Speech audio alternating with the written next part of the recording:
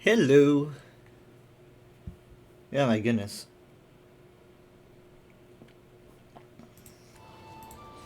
I'm really not as late as I thought I'd be. Sometimes, I mean, honestly, 11:30 is kind of a standard.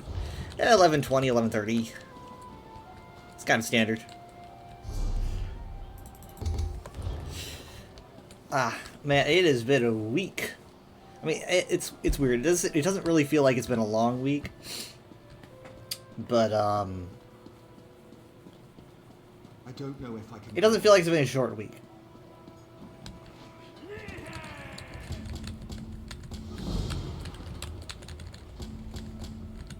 I mean, I had to work on Monday, you know. I feel like a lot of people who have to work on, like, you know, holidays, whenever that week is over, it does tend to feel longer because you're like, eh. A lot of people I know didn't have to work.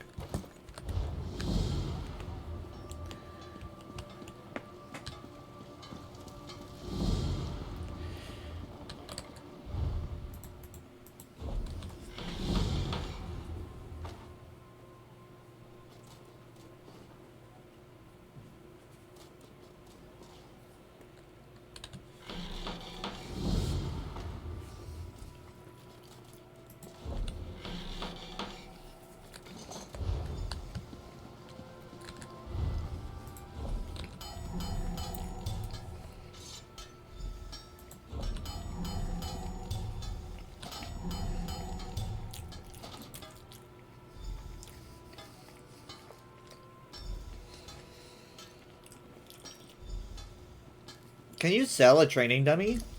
Is that a sellable item? How do you get that?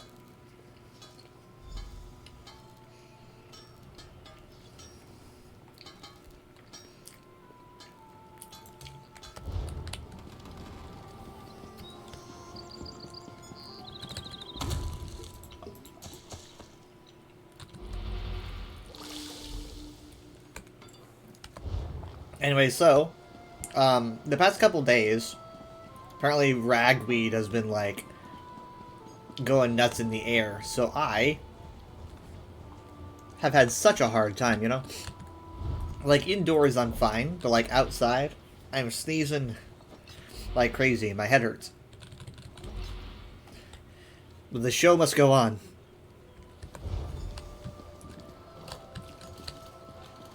I was actually thinking about going live on Tuesday as well. I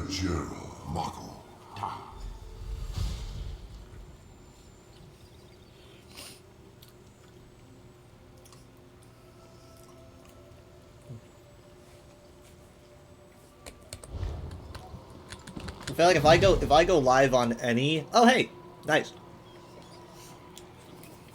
If I go live on at any time, that's not like the weekend. It's probably gonna be a Tuesday.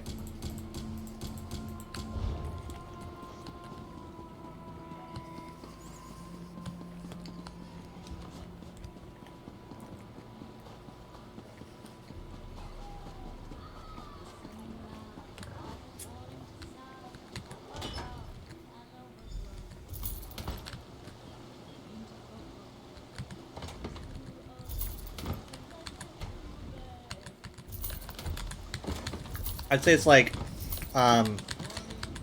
Monday and Wednesday are like the lowest chances of me streaming.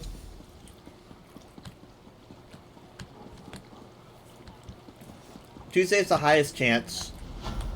Thursday's second highest, and obviously we're not counting Friday, Saturday, Sunday. I'm saying everything except for Friday, Saturday, Sunday.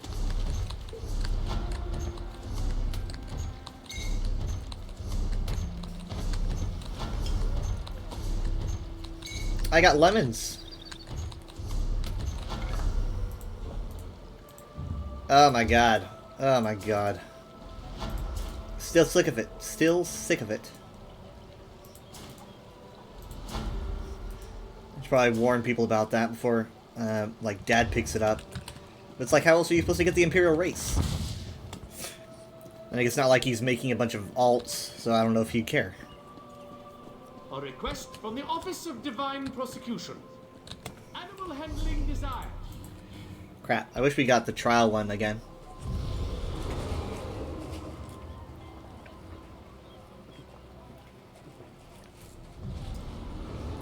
So, I was just listening to the Snug Pod's latest episode. I haven't finished, but I was listening to that, and they were covering a developer interview and some devs chatting about different things like how long they've been working for the game. And I noticed that they were really they were really chatty about the game lasting a very long time. They were talking about like 30 years. They were like, well, they said like it's probably a 30+ year game. I don't think they said they're not. I don't think they have plans for that. I just think that they see the potential in that. I don't even know if they have any inkling of if they could keep it going that long. But if they want to keep things happening for like 30 years, I mean, just to hear them want to do that is pretty much enough for me. It's very nice to hear.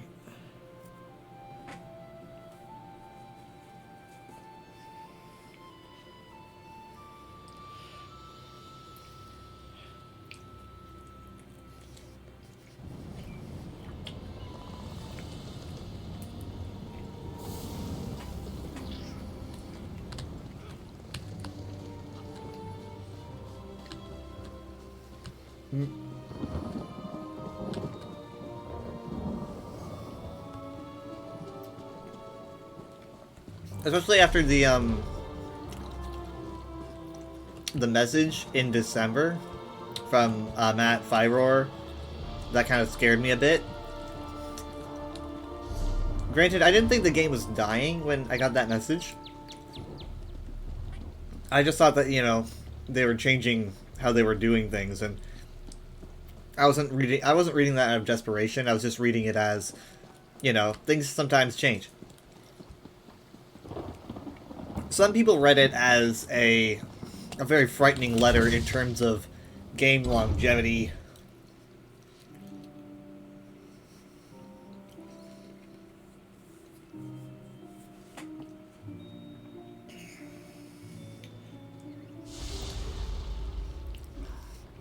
I mean,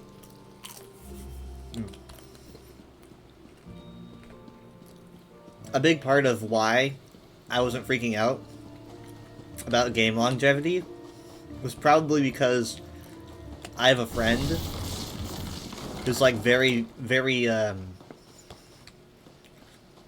no nonsense, cynical, and you know, and she did not seem phased. I mean, even she was like, "Nah, this is just what games do," and that kind of kept me calm a bit. And then I looked into it, and I was like, "Yeah." I was talking to my friend who plays Final Fantasy 14. So yeah, this is just kind of a thing that happens.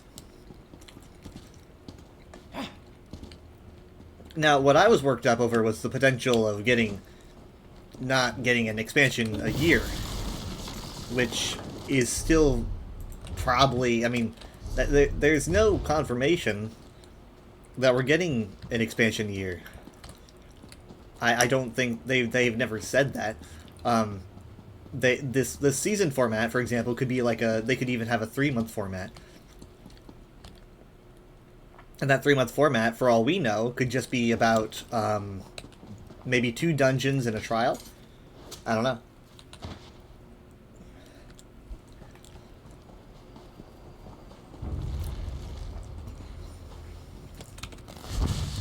The letter in December also seemed to focus a lot on the idea of a lot of game improvements for base game. That almost seemed like it was going to be what they were focusing on the entire year, judging by how they were talking about it. It was like, yeah, it seemed like that was their biggest thing. So I was thinking that's just where the game was going. It was like, okay, well, we're going to spend a year fixing stuff. But they said, don't think of this as a maintenance year, and I was like, it sure does sound like a maintenance year. But it turns out it was not a maintenance year. In fact, if you ask me, it's probably one of the best years that we've had in a while. It's kind of weird for me to say, because I really like Necrom. Like, Necrom's probably my favorite chapter. I don't know.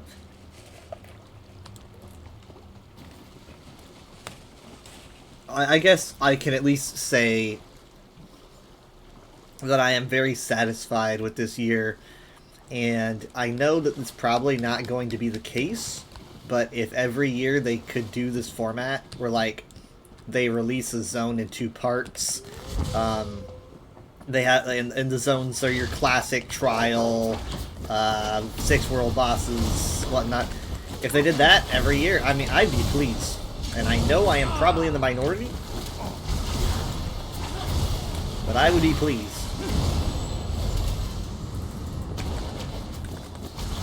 Because apparently it seems like, in my experience, what people want most of the time is they want, like, stuff that's already in the game to be polished. And I don't blame them, I guess, but to me, everything's not like, I'm not saying that I never notice any bugs, but to me it's like, okay, there's a bug, so what? That happens, right? That happens. I don't want a year being spent on fixing a bug. Ah, dang it. Rats. I took my sweet time. So yeah, for me, it's like, I don't particularly need new systems. I don't particularly need extensions of quests that already exist as much as I need a zone to dwell in and explore. That's what I need the most, personally. I mean, like, with a zone, you get all these things to see, you get all these people to talk to, you get delves and books. Nice.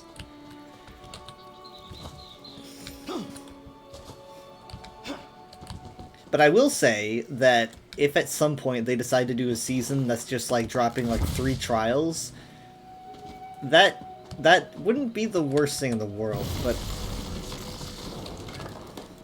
like having that as a year's content, I don't know, because like, yeah, but it would be pretty neat to get like a few trials dropped at once during a season.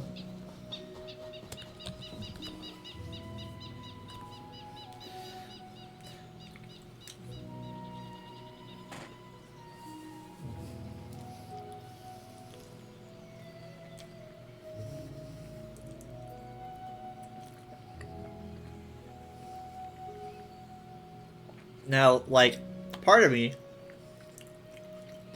wants to believe that, like, ZOS is thinking about expansions as, like, a 100%, it has to have a zone by default. Like, okay, well, like, seasons, right? Like, if the fundamental basis for a season is that it has to have at least some kind of zone, be it small, be it large, I'd be very, very comfortable with the future of the game. I would be like, yeah, I'm good. You know?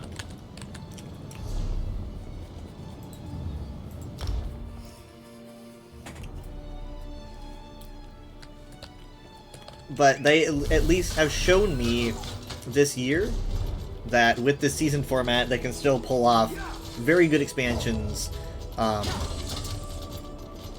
The things that everyone's already used to, that we know that ESO handles very well. You know, we've got cool world bosses, cool delves. So all that stuff is still very much doable with this format. Hello? Where's everyone else?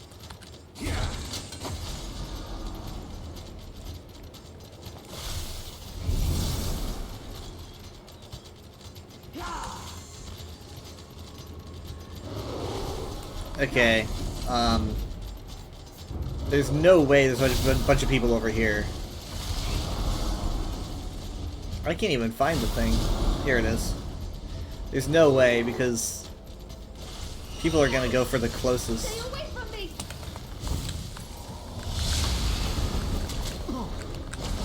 Despair? Are you from Miramore too?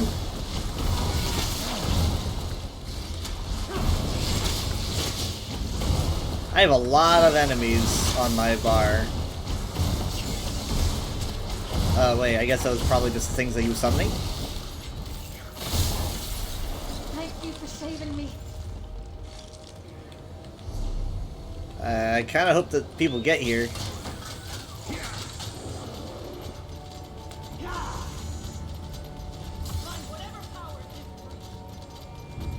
Here's somebody. Terran Jareth, hi!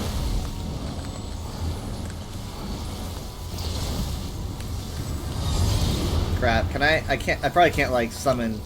Yeah... Okay, maybe I'll summon Sharp after we're done with this guy.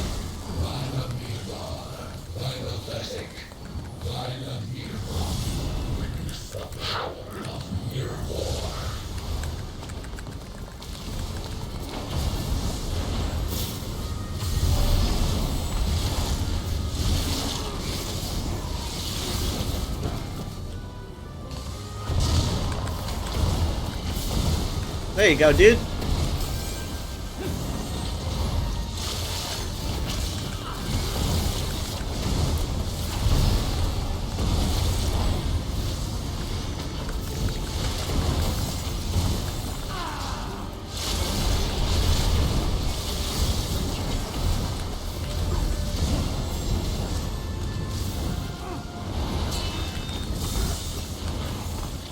Yeah.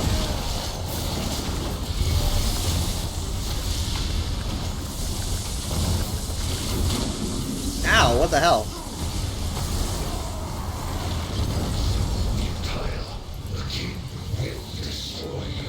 Okay, now I can get Sharp.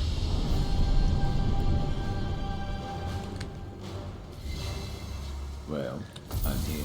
Alright, let's go.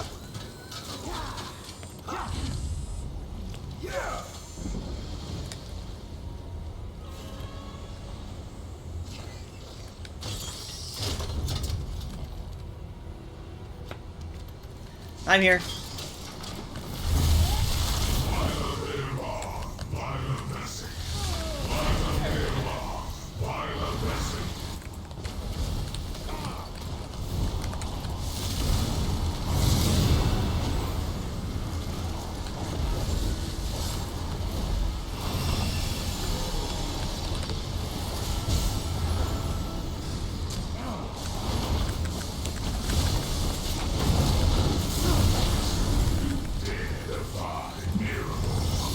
Not me. Oh, good. He's got a Tauntaun. Oh, Otis Ironbreaker is a tank for us. Hey, man. All right. Let's do this. We got a tank, a healer, and a DPS. Come on.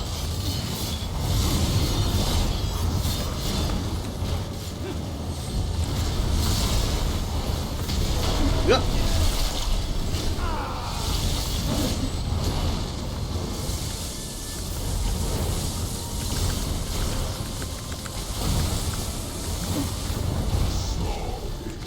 Alright, guys. We got this.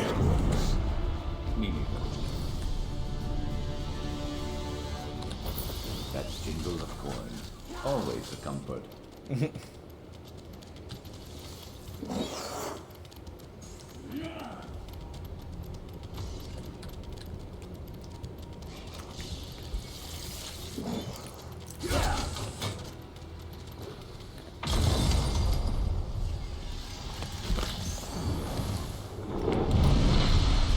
Oh wait, is it open?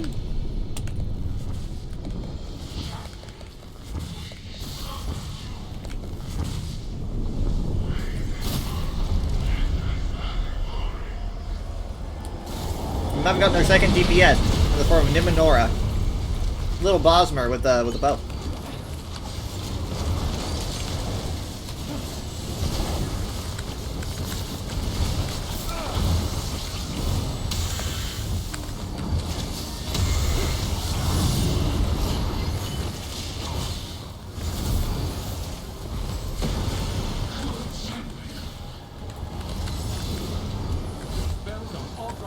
We have another person, Sion, Son of Warren.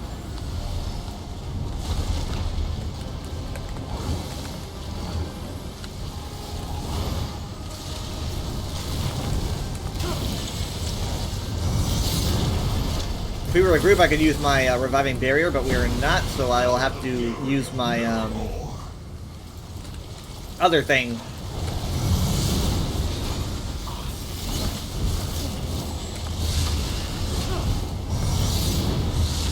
Get more people, Ivy Willow Blossom.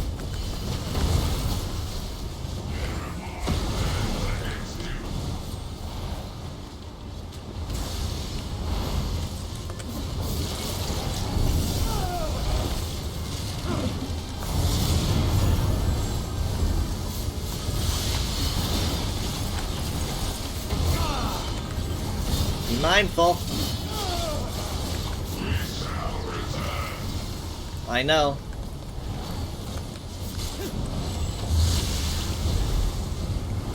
Why is someone asking which Miramore incursion is up? Check the map, check the map, check the map.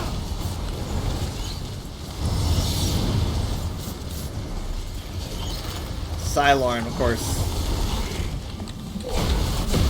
Cylorn!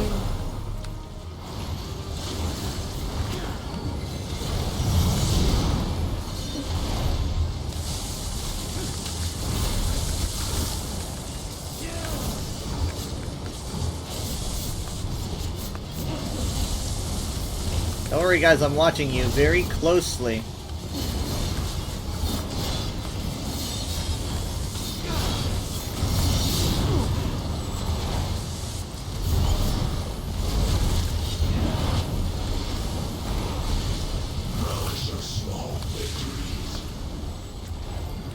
Okay, focus on main boss.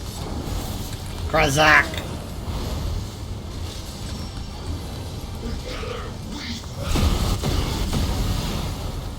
It's not really that hard of a word to spell, you. Ah, fuck! I used the wrong ult. It's okay. It's okay. It's okay. We're good. We're good. I used the wrong ult though.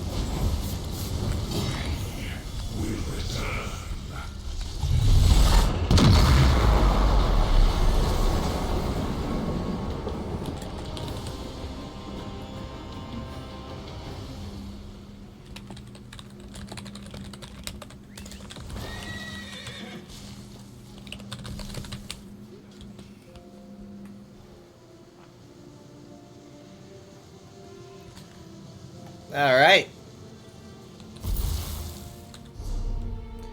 Was a skill shred? I've got a lot of those.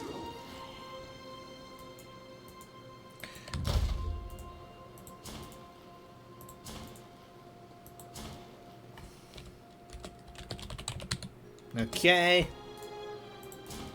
I got a lot of stuff. Oh, I was totally here to get resources, and everything just kind of got away from me.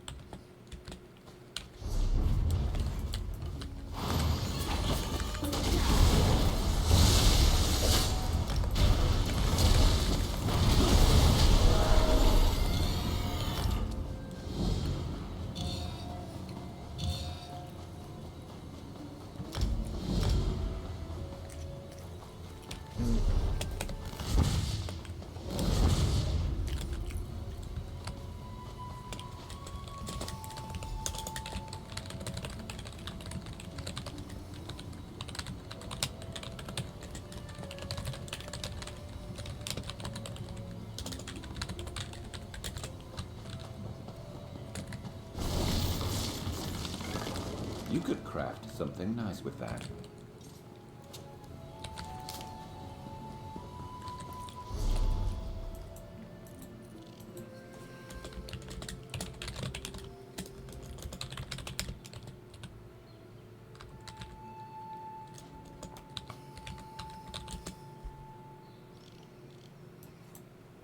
Okay, he's disbanding the group.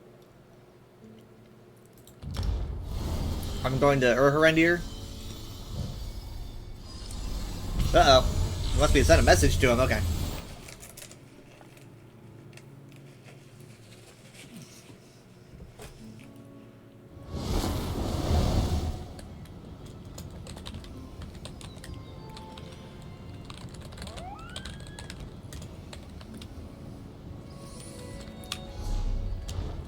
I mean, he didn't say that he was wanting to make a group, he just said he wanted help.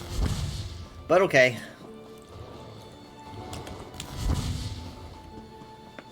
Fells Glade.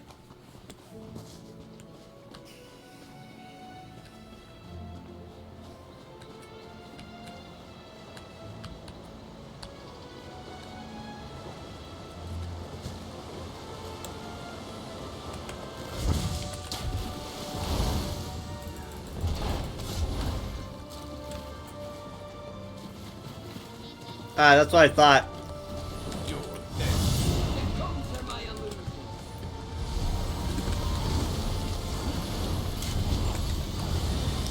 There's one and two more scraps.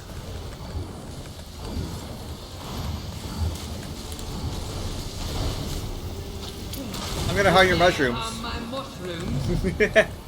Yeah.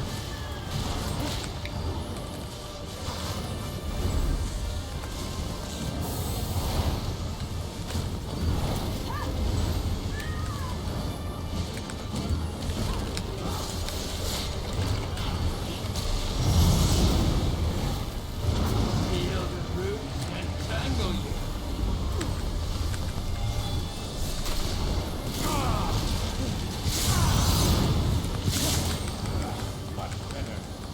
My illusions can't be broken so easily.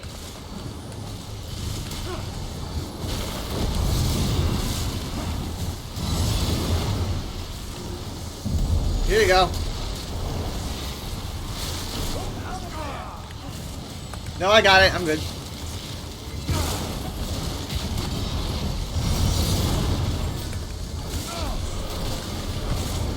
resisted my illusions. That's it? Yep. And we armed his mushrooms.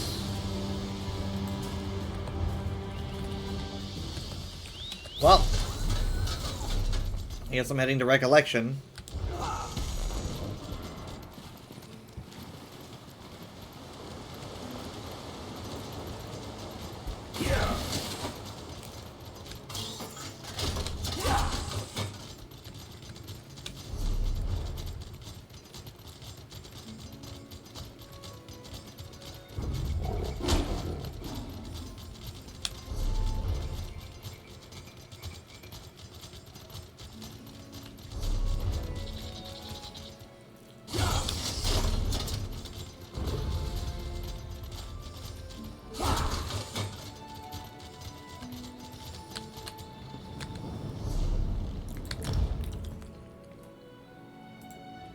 Recollection time.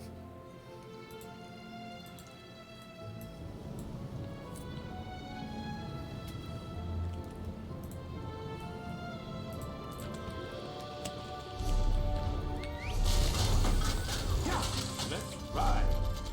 The powerful yield.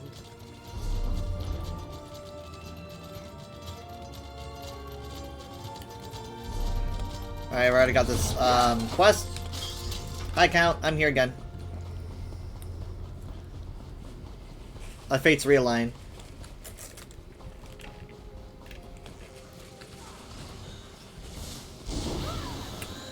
Either you're a vampire or you got a ring.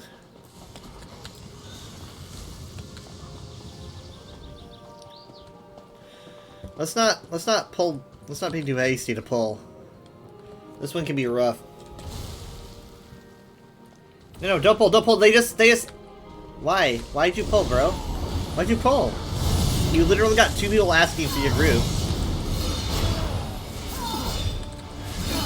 Ugh. Okay, well, you know what? I'll say X so I can see if he invited them and all that.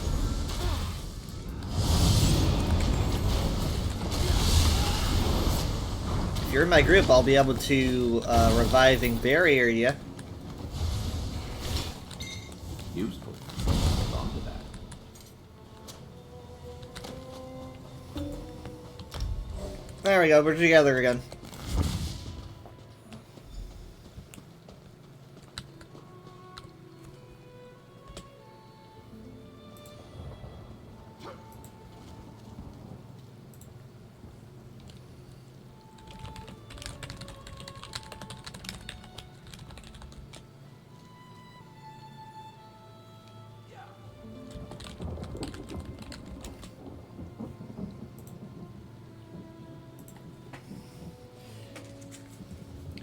Anyway, it's been storming like crazy. I mean, like it started pretty much around my at the very end of my last patrol.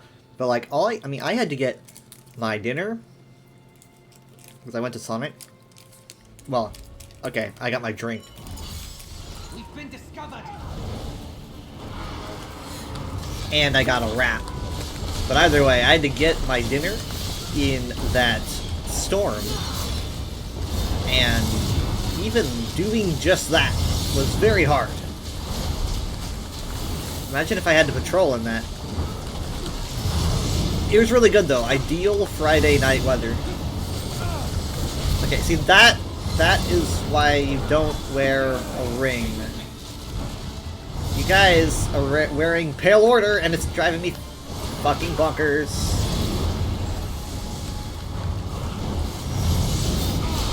For those that don't know, the Ring of the Pale Order is a mythic item that you can earn. And what it does, essentially, all the damage that you do gives you some healing, right? If you do damage, you're gonna be getting heals. But you cannot receive any healing from anyone else. So that means that healers are not able to heal you.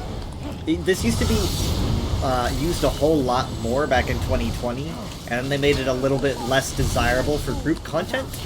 But people who are just by themselves use it a lot because it's good for self-sustain. And then at some point this year or last year, they changed the UI so that you can see if anyone's not able to be healed. You can see that their health bars are a darker blue than this other person here, because I can actually heal him. They can receive my shields though, so that's good. That helps a lot.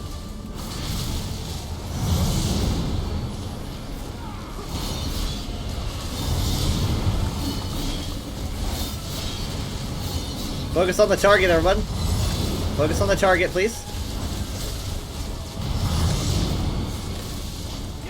Hey, Brains here.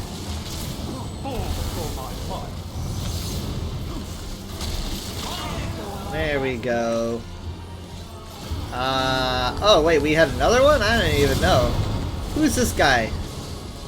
Who's this character? There we go. Okay. I'd be mad if I went out like that.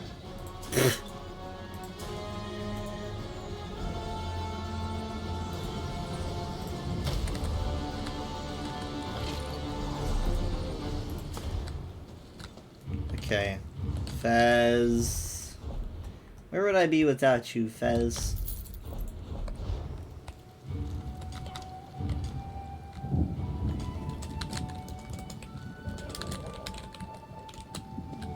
Let's take a trip off the main roads.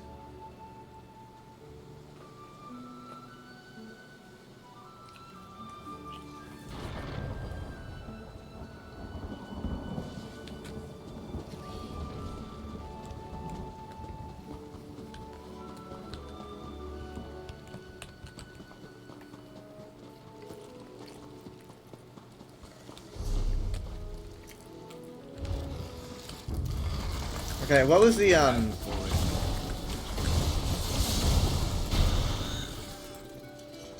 what was the delve I got? Oh, Theriker. That's gonna be Firelight.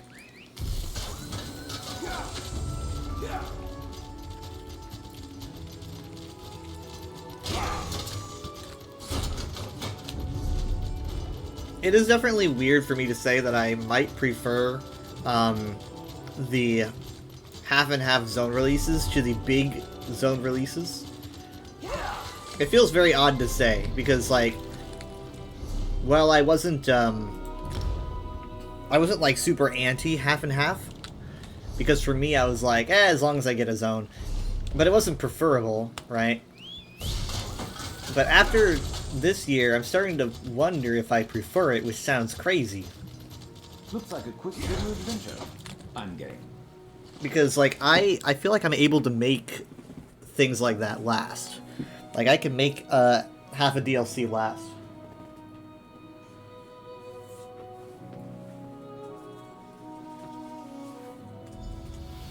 And then, it's like, Because, like, basically, we did the main quest, and obviously it wasn't, like, too terribly long because it was only a fragment of the full quest, because that's going to be out later this year.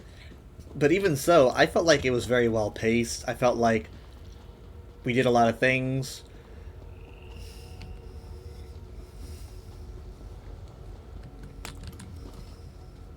That was only half of it. Hold on, sorry.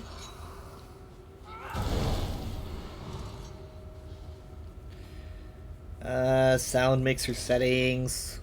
Wait, what the heck is that? What is that? My Discord overlay? What the sweet... Has that always been there? Or did that just show up? Why is that there? Why is that there?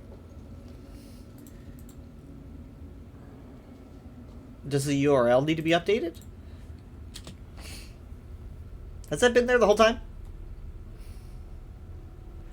What does that say? Oh, yeah, that's what I thought. Okay. Well, I'm not using that right now anyway. That'll be for Sunday, and I'll just update the URL for Sunday. No big. Actually, I'll probably end up just doing it after the stream, because I'll be using that for Saturday's stream and Sundays.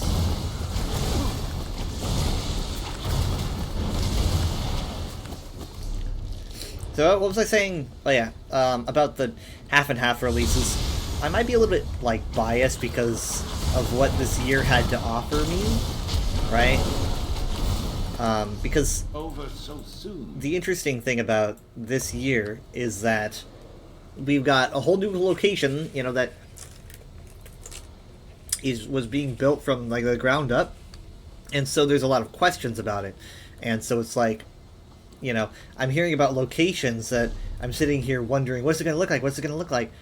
And there's some places where that will not work in future titles or future expansions. So if they do Winterhold and Windhelm, they could try to do that by releasing Whiterun, one of those W's. Who's better than us? Nobody.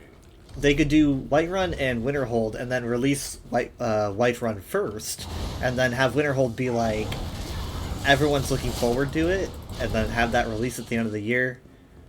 That could work, but they can't do it with everything, because some things we already know what they look like, and we already know the lore behind these things, and so for some things that won't work.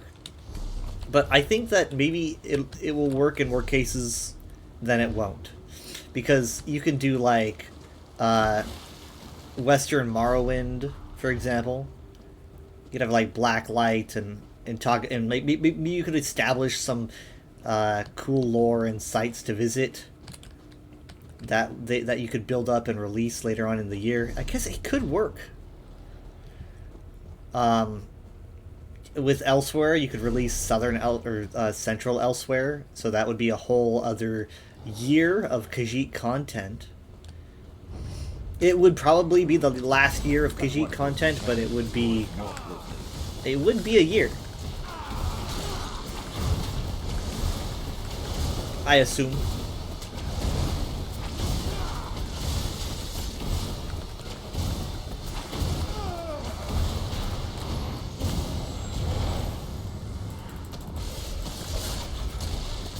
But I think a really big allure for me is the fact that you don't know everything when you start out, right? You don't know what everything looks like, and you only get, like, bits and pieces. So, for example, we're probably going to end up seeing Zorhist when we go to the other side of the island, and we don't know what that looks like. Granted, it's probably all, you know, corrupted, but even so... Zorhist, Mor Naril, these are places that I want to see, that I've only read about, right? And I've got an idea what they look like in my head, but I'm probably wrong. So, like, it's like, oh, was Mor Naril built by Aelids that visited the island at some point? Was Mor Naril built by Daedra? How'd they even get there? I don't know.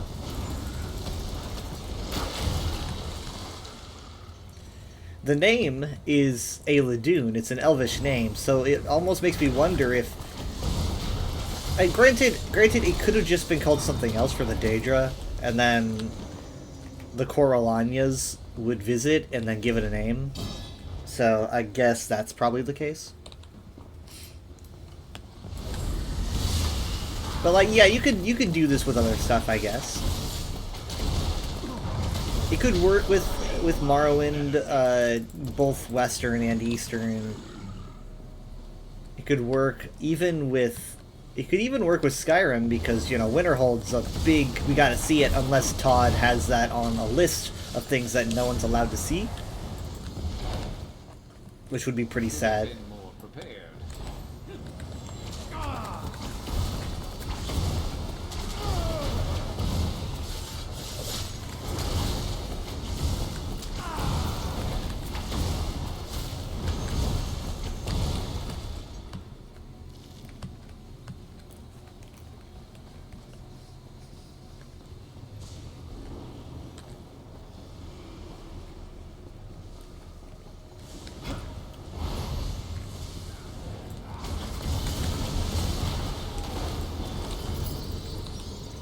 Skill issue.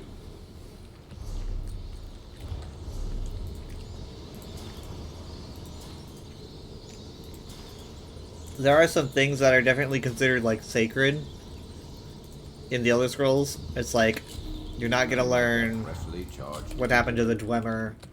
You're gonna have to, you know, come to your own conclusion for that.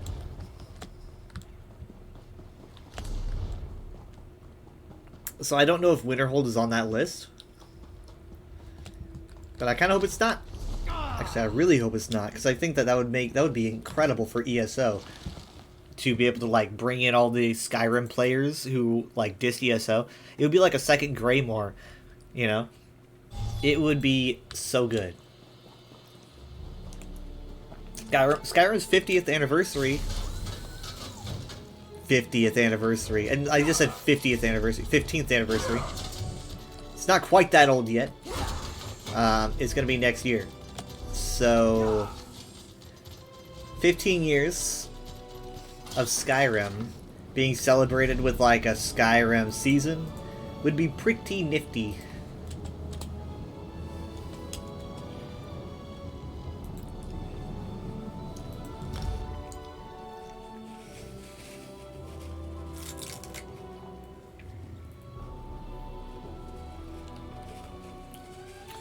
I don't know what the danger would be.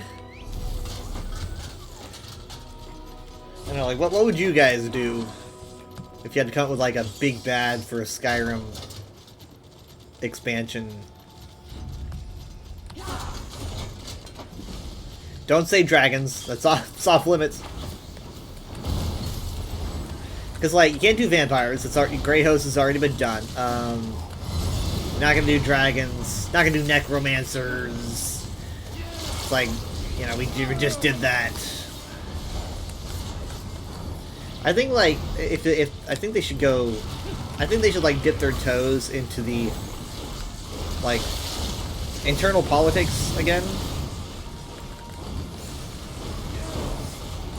They can be kind of, I think it needs to be polished. It needs to be something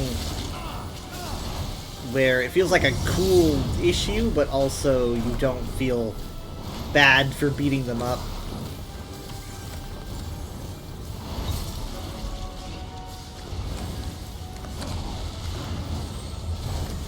Thin mint cookie.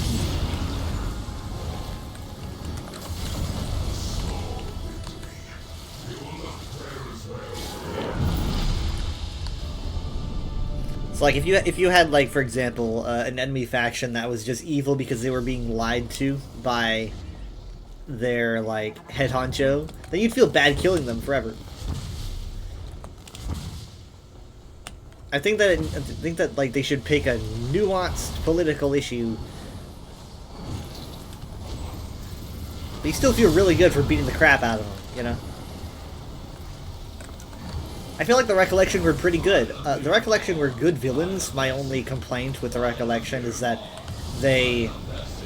there was really only so much Bosmer representation in the game, and to bring the Bosmer to the forefront just to make them bad guys kind of felt a little bit rough for Bosmer fans. But I felt like they were good villains. I felt like I think they're probably in my top 3 because they were pretty nuanced in the way that they had this big reclaim our heritage kind of a vibe to them. And I mean, like, people go nuts to reclaim their heritage. That's a that's a very real issue. It's like, you know, like, we deserve this. It's our right.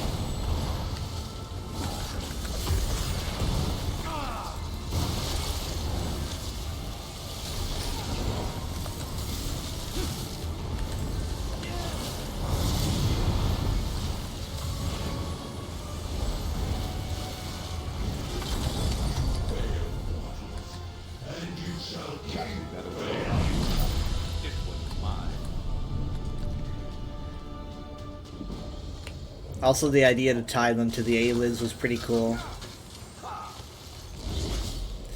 Still don't understand the Dawnway. Still don't understand it. I don't quite. I can't quite make sense of, like, okay, well, what's Dawnway and what's just not Green Pact, right?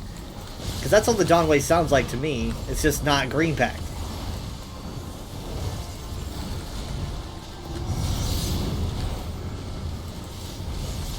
It's kind of like, you know, there's going on a diet, and then there's, like, if you had, like, a fancy name for going off your diet and eating, you know, just, like, without caring about what you're eating. So it was, like, a fancy term for that. It's like, no, that's just not dieting, bro.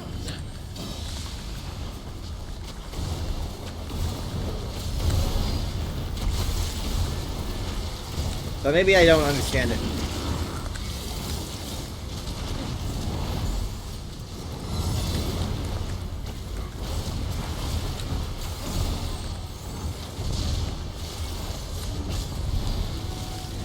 I guess maybe to the Bosmer who view the Green Pact as just the basis fundamental way of living life, that if you didn't have the Green Pact, you would have to have a name for it, I guess.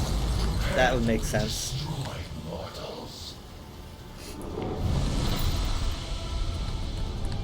It's like if dieting was the norm, right? If dieting was the norm and then you were, like, not dieting, you would have to have a name for that. Because it's like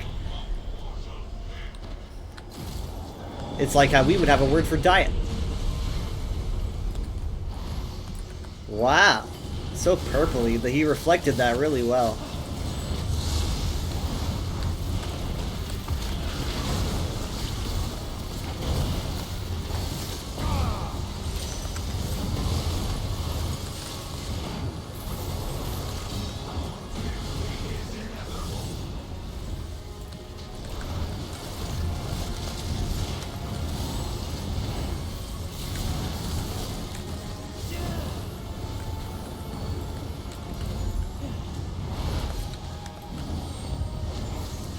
Do the violence, I'm back here supporting you.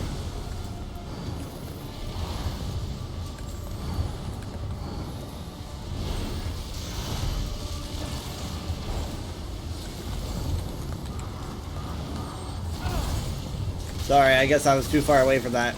Also kind of went from 100 to 0.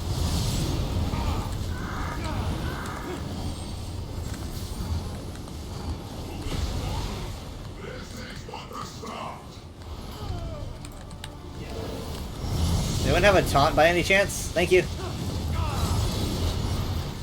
I'm actually really surprised that someone does. Like, first Otis and now whoever.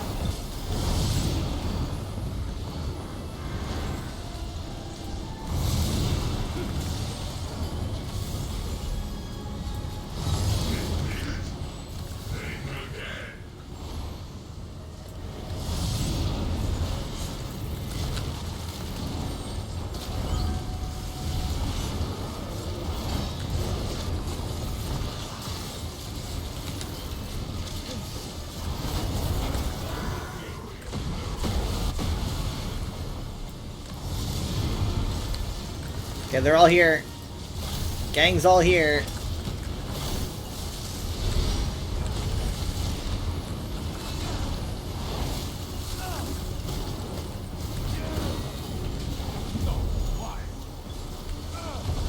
Going wild.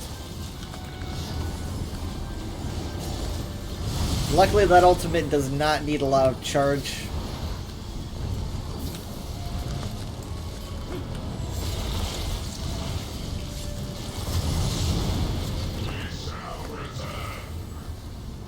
Please don't.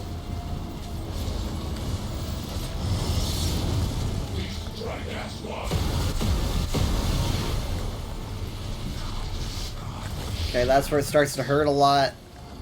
Especially for the companions. There we go. I like how sad he sounds. We failed.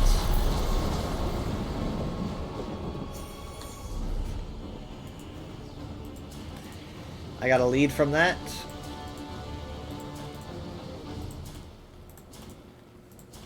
I don't... It's not popping up. Oh, bespoke mirror-etched base. Already found one, I guess. But why not?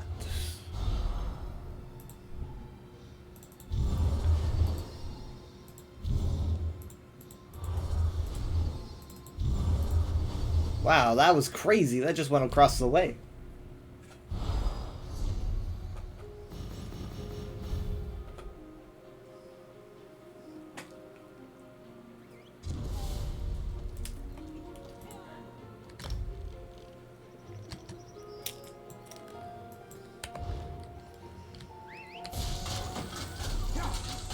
Ready.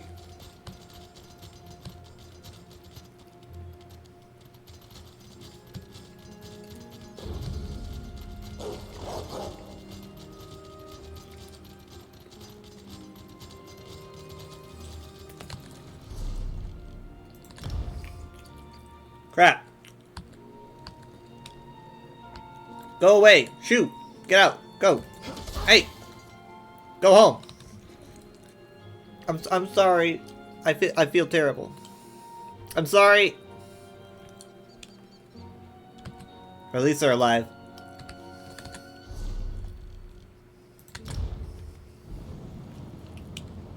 What a teleport.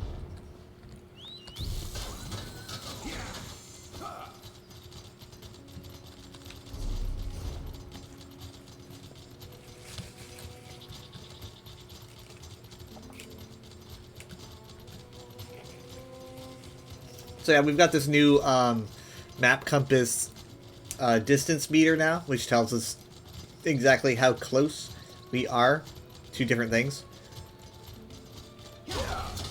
I am now 250 meters away. Oh,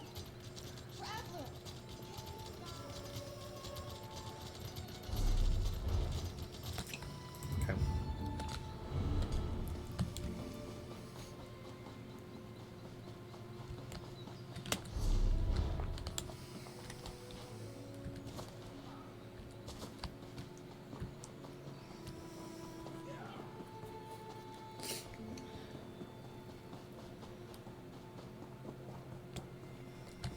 Huh. This place doesn't look familiar to me. Guess I'm never really over here.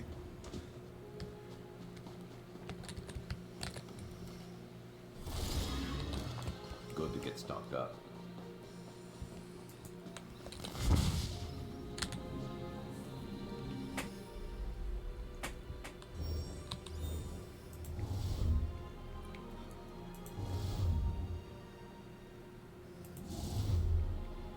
I don't know why I did that. I'm so out of practice.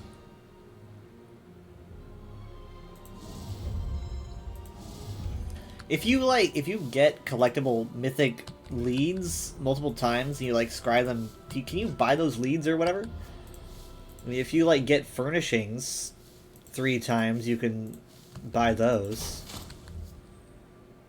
Are people just getting mythics like crazy as long as they get it 3 times?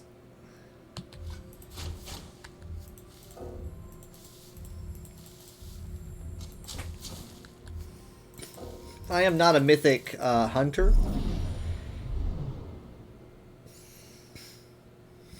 I have been on some occasions. Like, I mean, like, how would that even work if it even wasn't a mythic? Like, what if it was just a furnishing like this one? I'm pretty sure this is, like, for the music box or something. So how does that work? I don't know.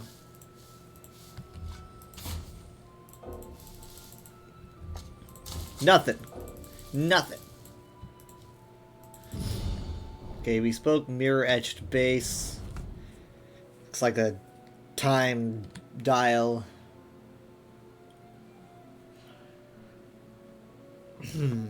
Amalian, I never seen Ugron so grumpy as when I noticed the tiny metal keys hidden beneath the gears. They're aligned for the gears to hit them. I'm not sure what will happen when they do. We're still missing something. Okay, this goes to the blacksmithing station. So this is going to be an Ayla device.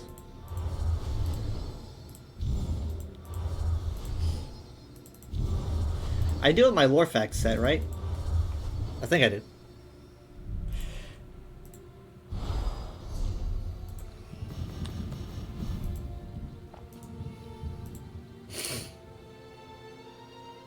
Okay, I do.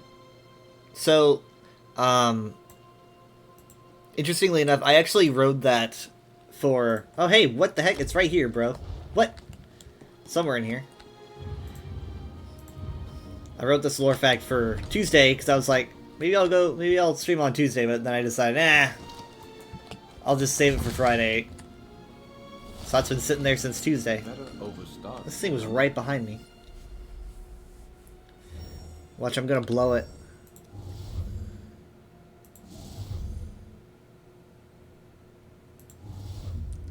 Okay, don't actually watch.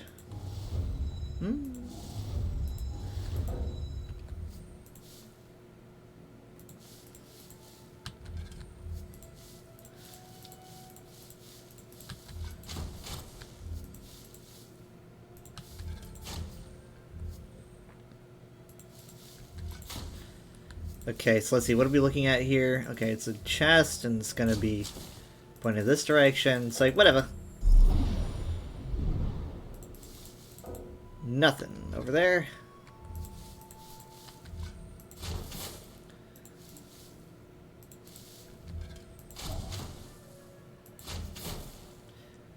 I haven't gotten a piece of treasure in a while.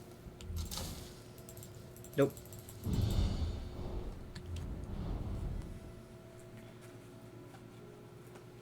Alien blacksmithing station.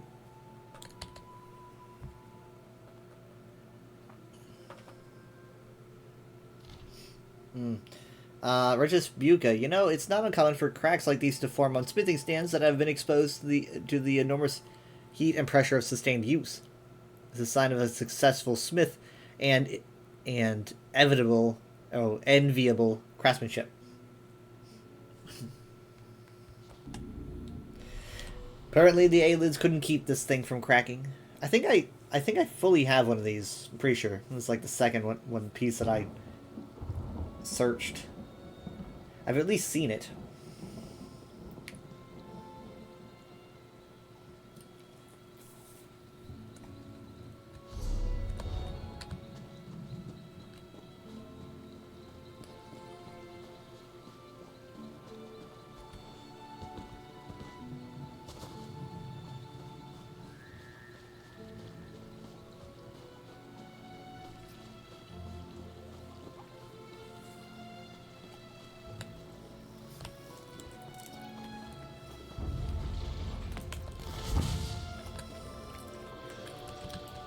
Bone Crusher.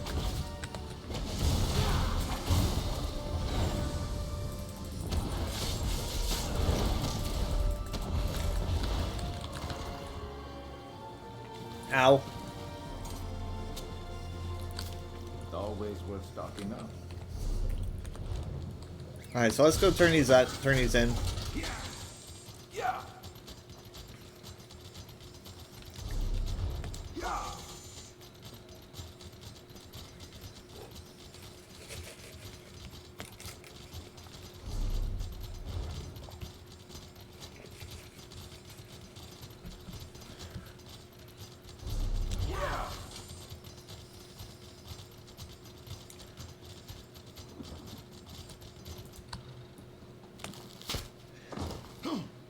Nice.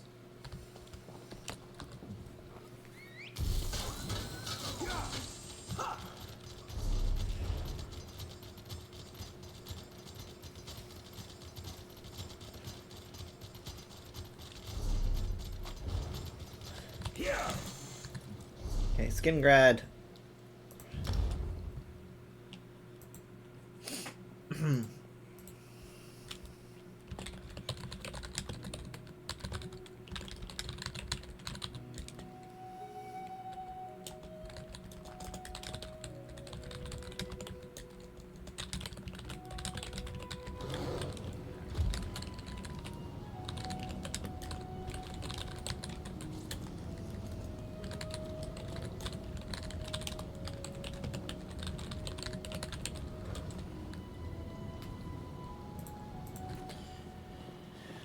Alright, so let's turn these in.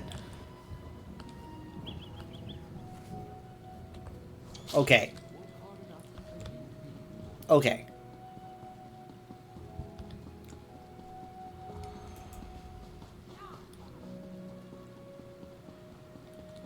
Alright, so let's turn these in.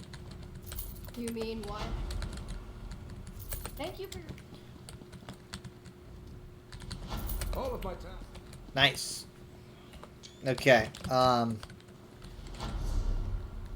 let's see if I get a style page in these, and if I do, I probably have it, but Shardborn Shoulders. So we scored one, and I do have it, but I might have all the Shardborn.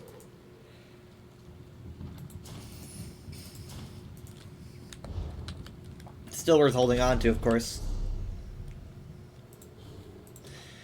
Oh my god. It's like they were screaming for me, just about.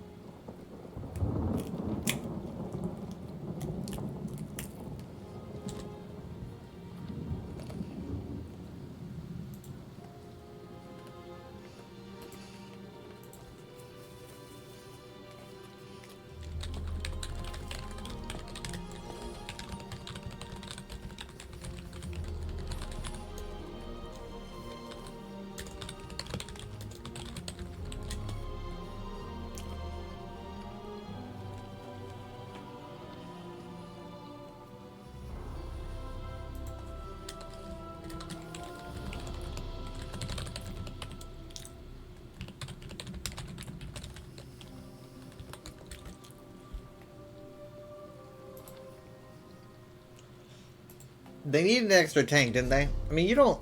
Well, I guess you do kind of have to have one, but it's normal.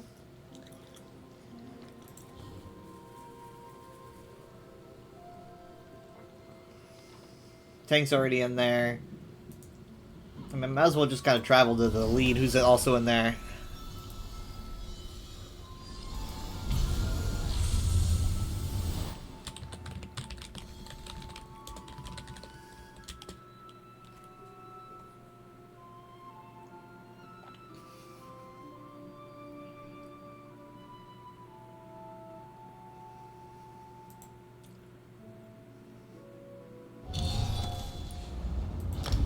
Boom.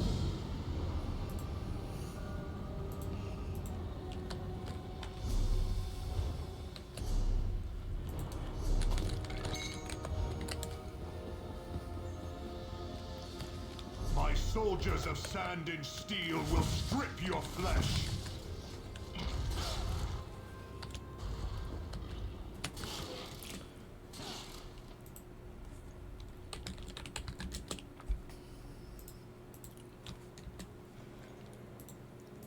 Okay. It's a nice time of day to do this at. I kind of like doing this like really in the mornings, so like the sun is shining. Actually, maybe like the noon might be best. It actually might be morning. I'm not sure. No, it's sunset, I think. Yeah, sunset.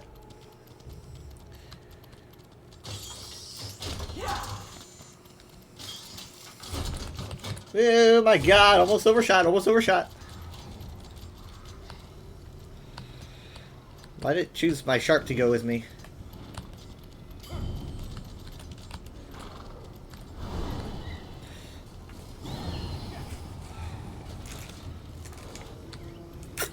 That.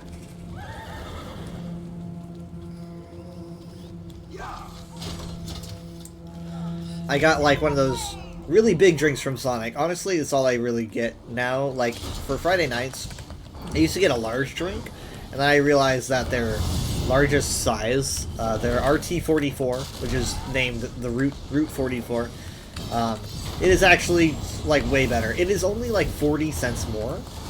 Not even half a dollar more, and it just feels way bigger. I never seem to run out like I did way too early when I had my large drink.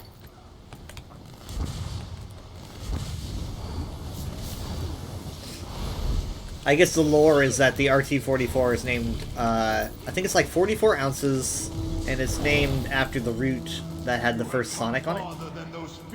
So that's why it's called the Route 44. Like 44 is like the theme.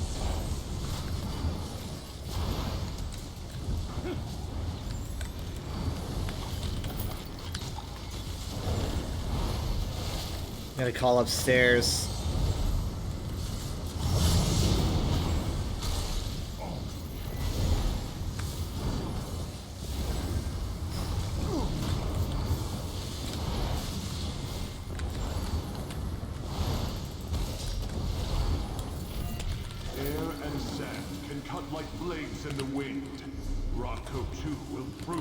Wait, Rocco 2, could you actually hold on a second?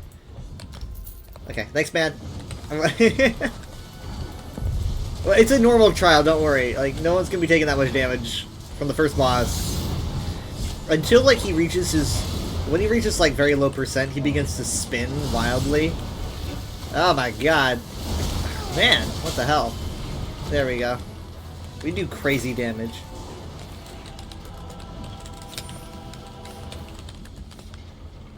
Okay, who's the other support? Other support is going to be Killer D Bear. So they're gonna go low, I'm gonna go up.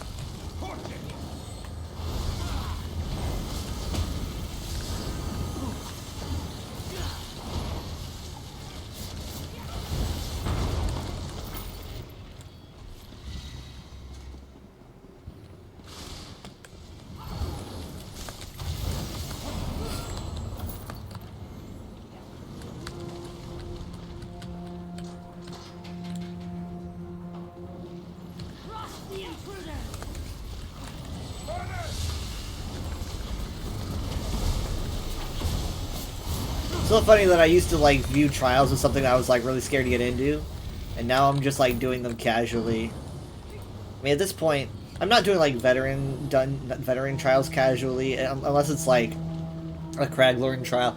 But I'm still doing them. Like, I'll just randomly pick up a trial run. It's kind of been that way ever since the group finder was established. Got way easier.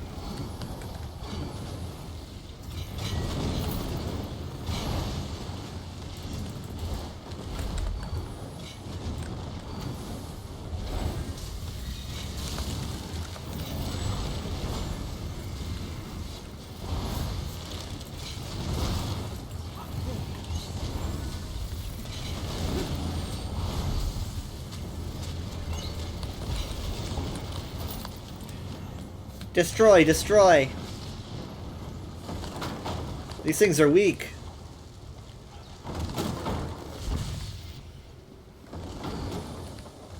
Oh god.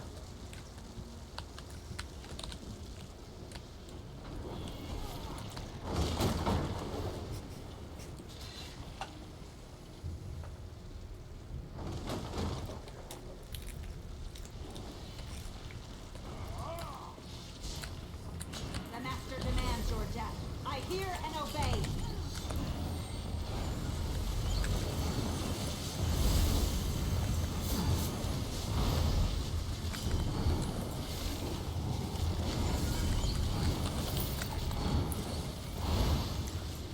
So on Friday, I tend to like prefer to make my I prefer to make my favorite Twitter post on Friday.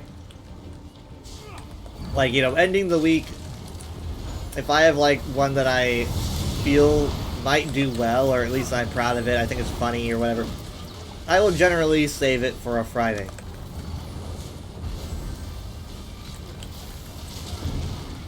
So this Friday, what I did, I had this idea to choose a relatively somewhat busy area, though I do wish it was busier because this was a Thursday night, not terribly busy. But I chose a somewhat busy area, and I sat down. I did /sit drink as an emote, and then I filmed myself for 10 minutes just sitting there drinking. Sorry, that's my Discord. I'm getting messages, so I sat there for 10 minutes drinking, just filming myself, and then I sped it up really, really fast and put the King of the Hill theme over it. And I wish I did it better. I really do wish I did it better, because like I didn't have any extra graphics or anything for the end. I didn't have there wasn't as much activity as I would have preferred there to be. There was still some. But even so, I think that it was okay. I don't know how it did on Twitter. I haven't checked since I came home. I'll have to check it out.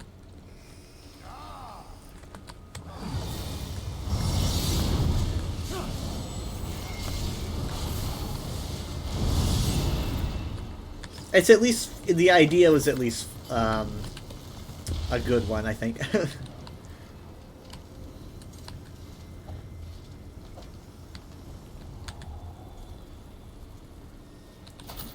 Oh, wait. I guess the sun... yeah. There it goes. Sun's gone. It's dark now. I didn't even notice. The sun went down.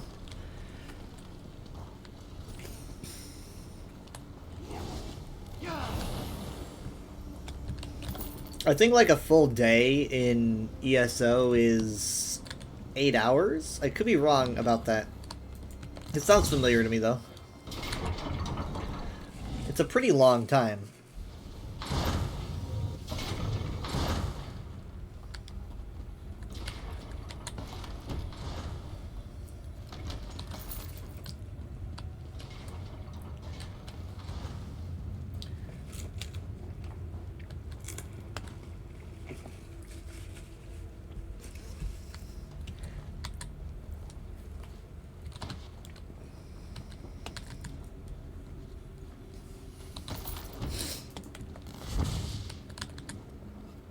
A lot of good stuff over here.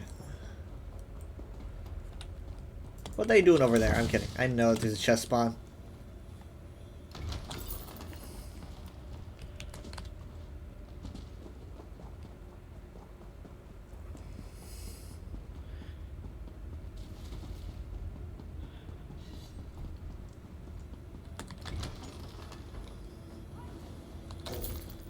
Crap. Don't pull, don't pull, don't pull, don't pull.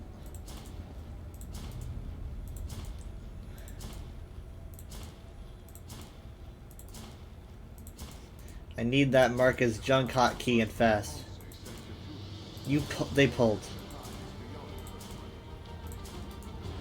Well, you know what you get for pulling before your support is ready?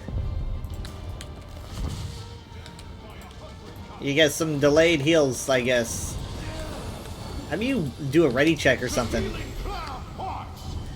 No, that's me. I just got here.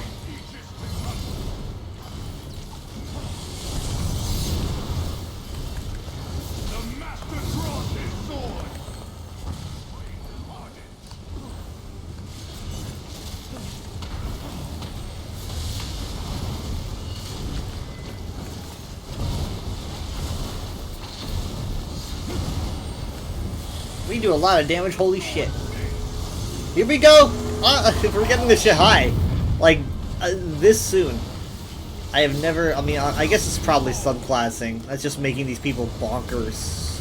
Because this is, Yeah, I've never had a warrior run that was that quick. That was My sword will claim his neck. Serpent unbelievable. has been confined to his apex stone. I literally cannot believe how insanely fast that was. Fall in line behind me. I will take charge from here. How gracious of you. We should depart. Okay, this person wants advancing Yokita, Eternal Yokita, Eternal Poisonous Serpent. I don't have any advancing Yokita. Is advancing a Yokita different?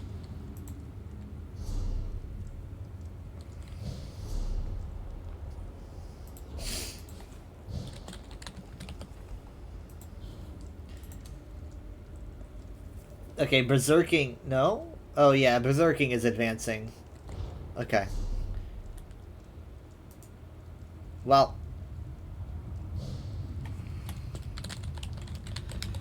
I don't have any Berserking.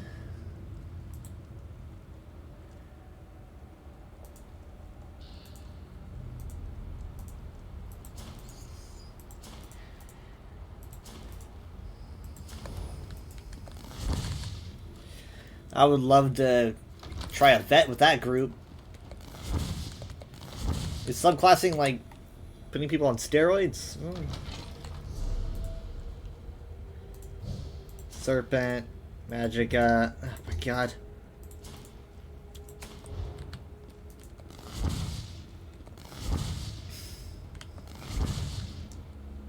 Oh my god, Fez!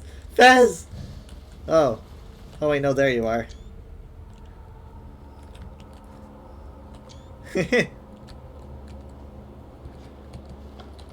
was less of the warrior. Okay, still no advancing Yokita.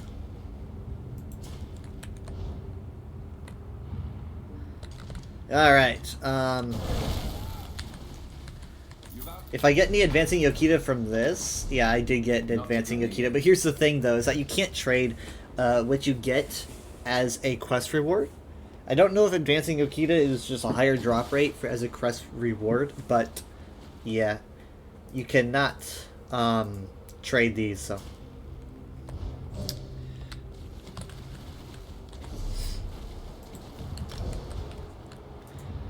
Good run though.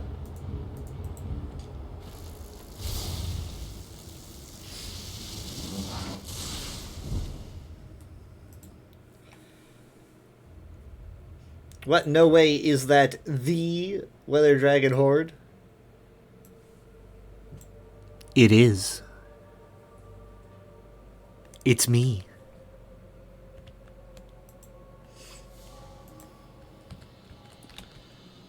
This guy looks awesome.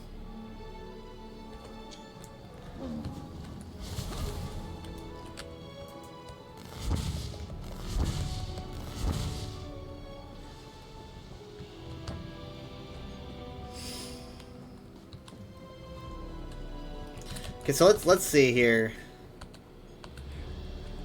Yes, it is true. I have a Twitch channel. Did you know that?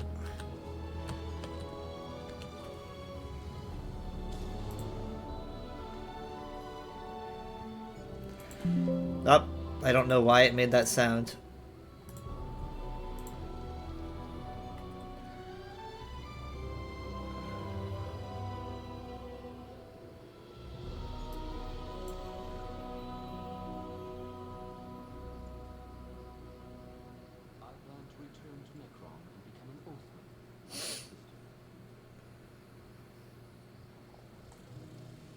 Okay, give me a moment. Let's see here. Oh my gosh.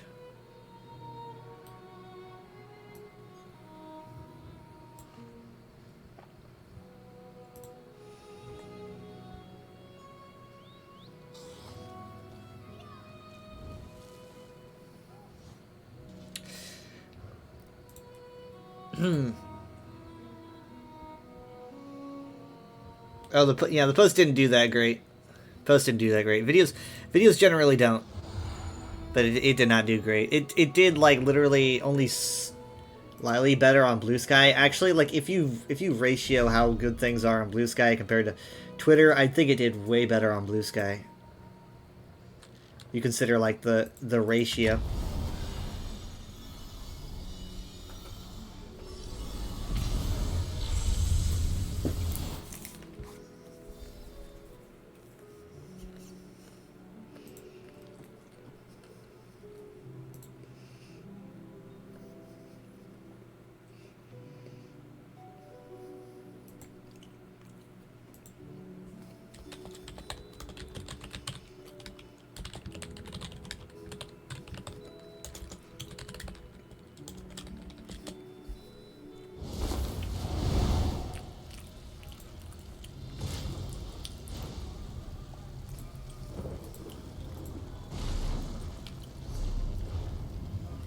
Okay.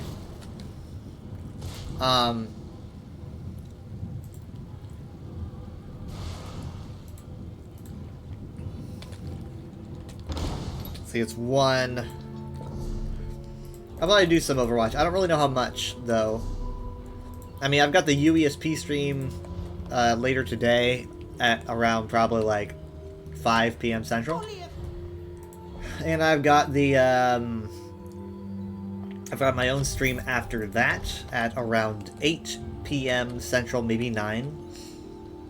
And then at 6 p.m. Central on Sunday will be also my stream. We're going to be going back to Minecraft Hardcore to start that out.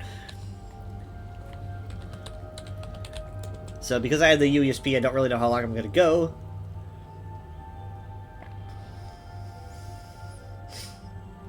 We don't have anything else to do this week, so... Yeah, I will be back after the break to do some Overwatch.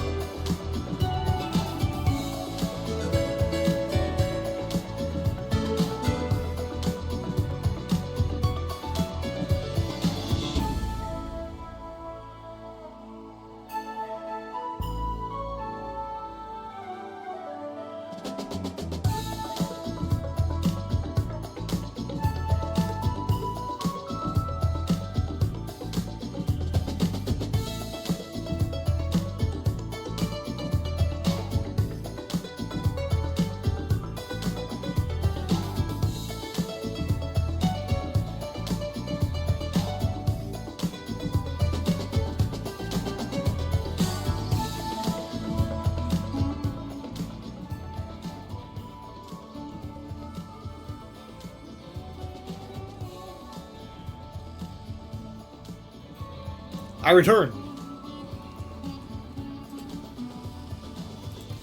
Hello.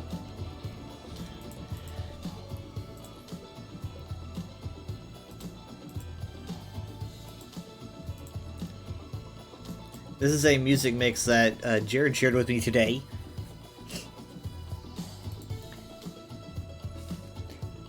He claims that he found his favorite aesthetic. It is called Utopian Scholastic.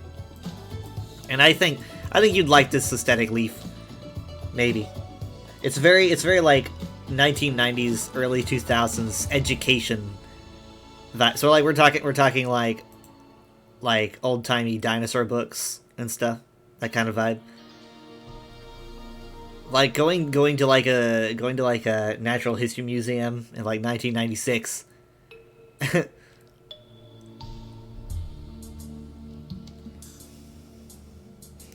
So yeah, he sent me like a music mix that like invokes that idea of like stuff you'd hear in like educational programs and museums and stuff.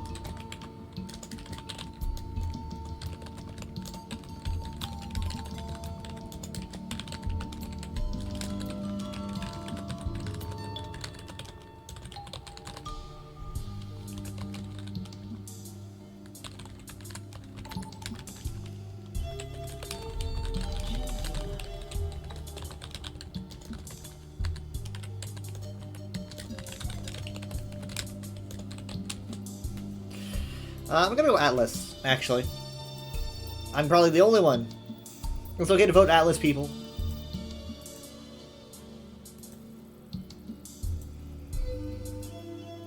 Oh my god, that was so close. It was so close.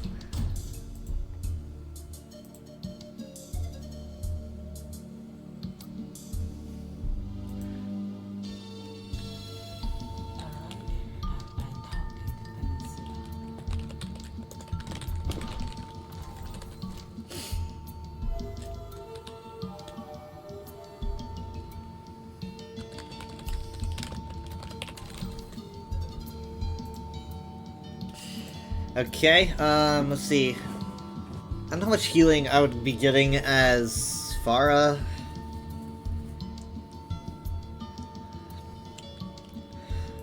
You know what? Cardboard boxes. Can't escape death.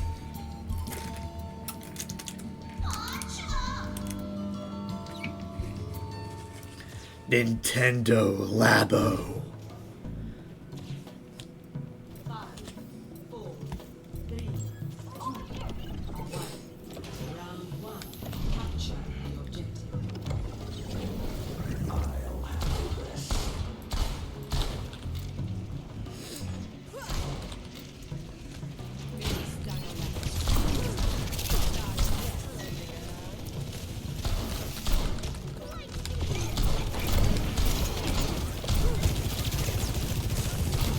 That Sojourn's gonna be a pain in the ass. Nothing personal, kid. Okay, this is not where I want to be, actually. Like, you don't want to be with a soldier and a Sojourn. Ah!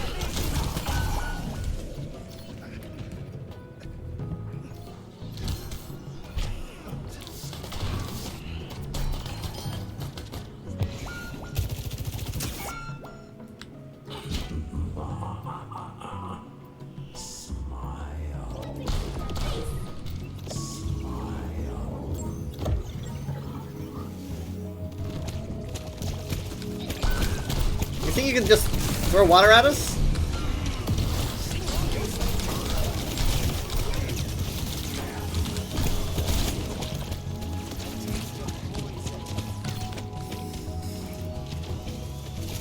Okay, I'm gonna have to flank, probably. I hope no one sees me. Oh my god, they saw me! Ah! Help! Help! Help! Fucking hell! I didn't. They were just. What are they doing? Just standing there? What gives? What's the point?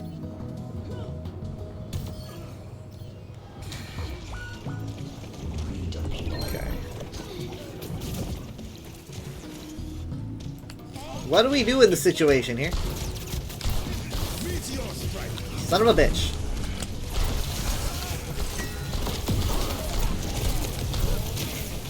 He's almost down, almost down. Finally, Jesus Christ. I hear a lot of splat.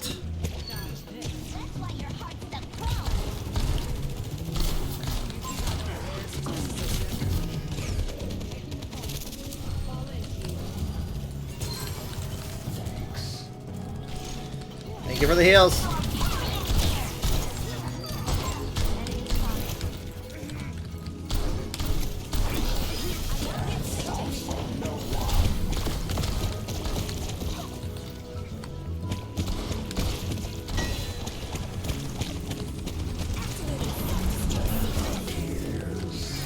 Oh my god, it's a quadruple! 4 kills! Team kill! Oh my god, what a bomb! What a bomb from the diva. Oh my god. Unbelievable right there. First Light actually looks really good. I've been seeing some stuff for it. I'm not like, I've never seen a Bond movie, but I'm glad that people are really liking it.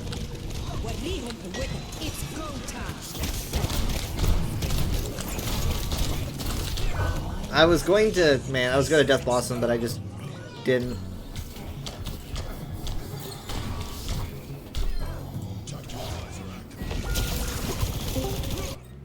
That was me. With a vengeance. They're taking the objective. System's pretty hot.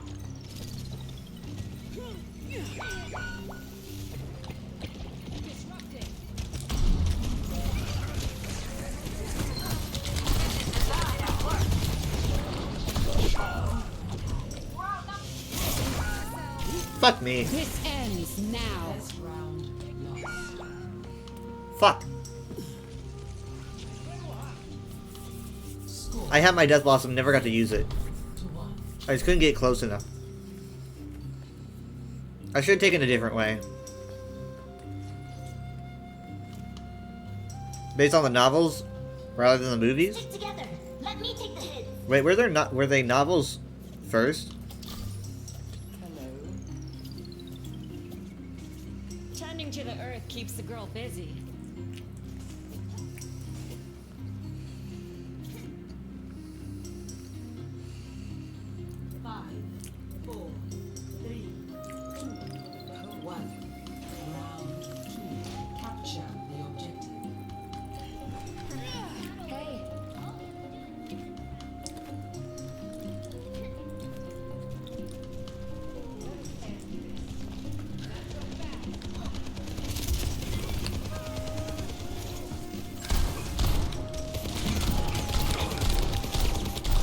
Bye. Is that like a Twitch name? Like, is this guy hiding his name because? They're on the objective. Push them out. What's his name? Necro Murloc? Nah, I don't think it is. It had Murloc in the name, and I thought it might be, but I don't think Necro Murloc sounds familiar to me.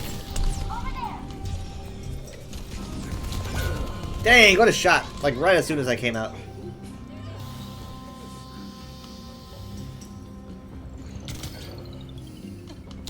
On the objective and ready for action.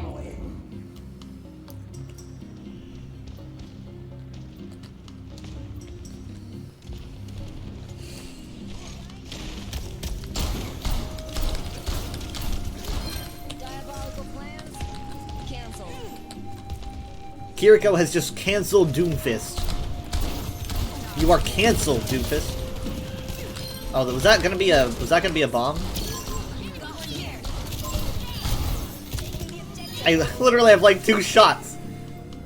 Shadow orb.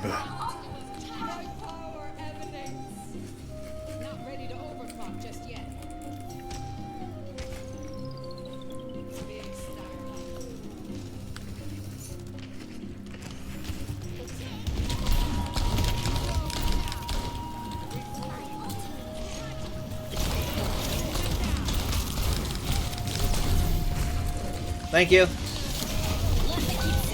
Fuck.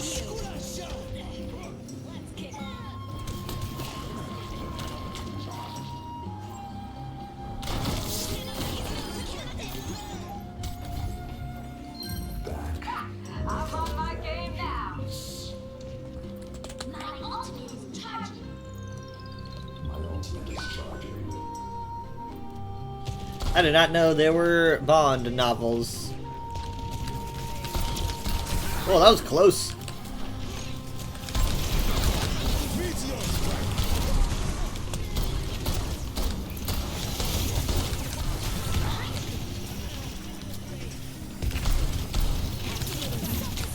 I want a front row seat for this. Over here, buddy. Hey, no, nope, over here. Dang it.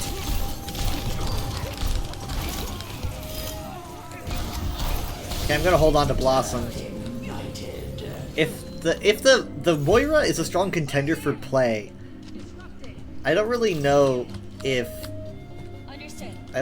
Moira's gonna get it, but it's at least a contender. She could get it. I'm on fire. This ends now. That Ana's gonna be watching me for sleep. Okay, yep, there, yep. Fucking hell. Shit.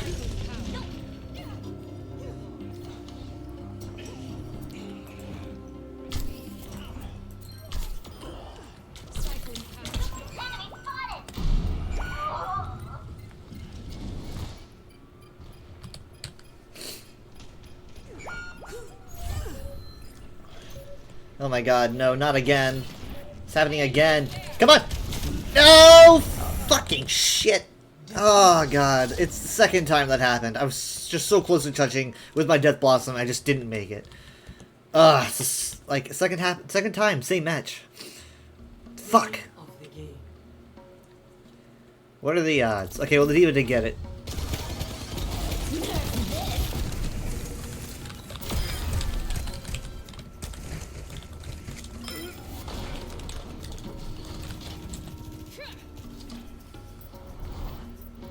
You don't see a Diva Bomb like that every day. That's a good Diva Bomb. And honestly, you shouldn't see a Diva Bomb like that every day. Because, like, then it would lose its excitement.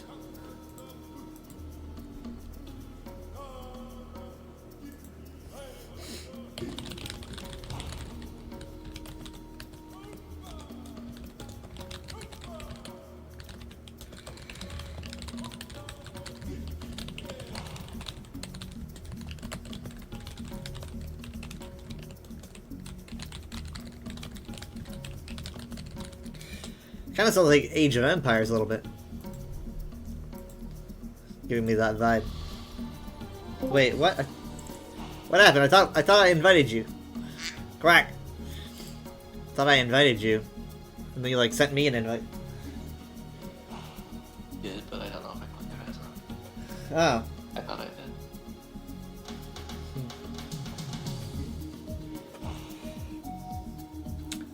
Well, you are the lead.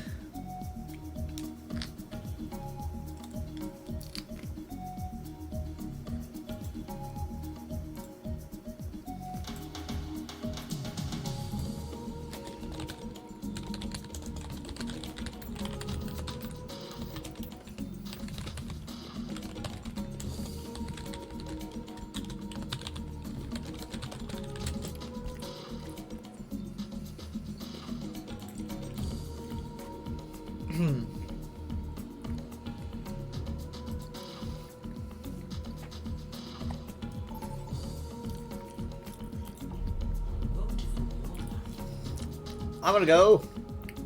Saravasa.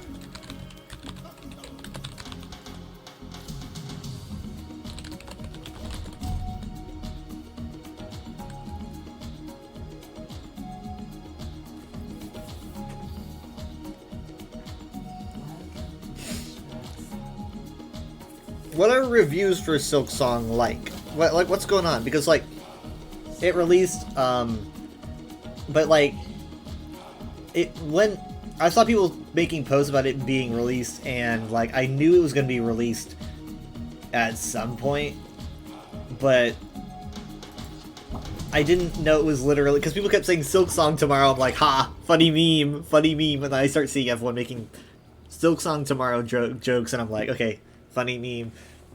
And then it really came out the next day, and I was like, oh shit, wait, what? Yeah, they announced it 2 weeks in advance. Crazy. But like all I'm hearing is about people saying, I want to play it, I'm gonna go play it, and you think people would be saying, this isn't worth it. I mean, because as an Elder Scrolls fan, I'm very interested. Well, that's good. Because like as an Elder Scrolls fan, I'm really scared about this phenomenon, you know? As expected, it like crashed a bunch of storefronts. Yeah. Like it crashed Steam and it crashed PSN and it crashed the eShop. Oh, it's easy to crash the PSN though.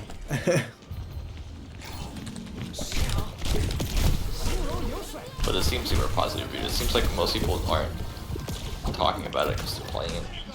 But there are a large amount of lots of reviews on Steam, so. It's always good, but it's like when you don't hear a lot of comments about how good your food is because people are too busy with their mouths full.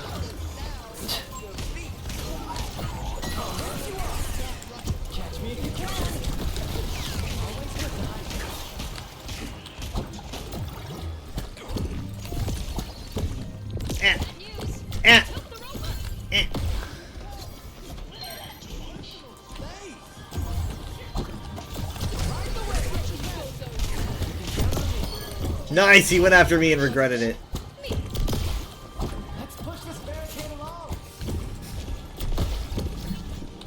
played a bit of Hollow Knight when Silk Song came out, so I consider it was that was part of things.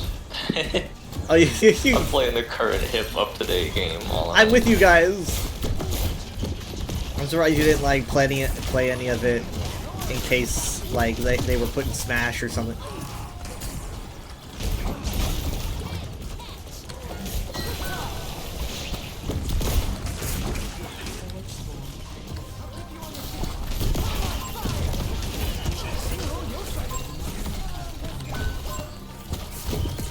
Dang it.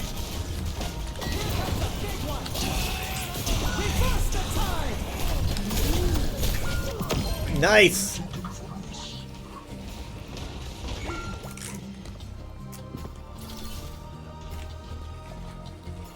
Undertale turns 10 in 10 days. Oh my god.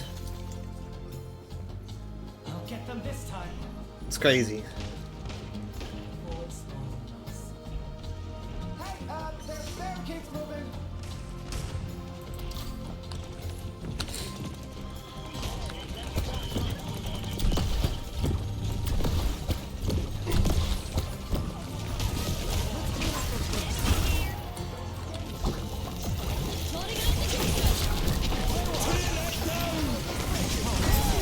So many stuff is coming down.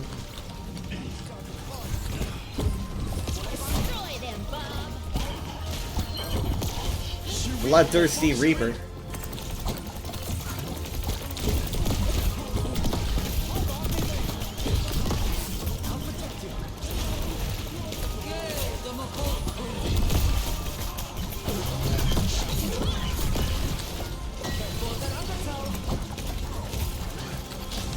Keeping Hog going. Oh my god.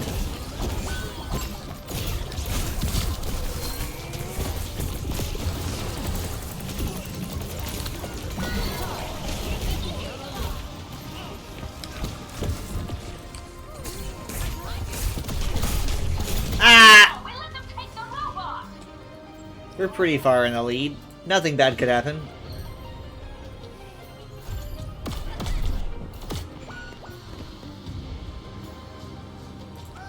No one learns without making mistakes, right? They're catching up to us.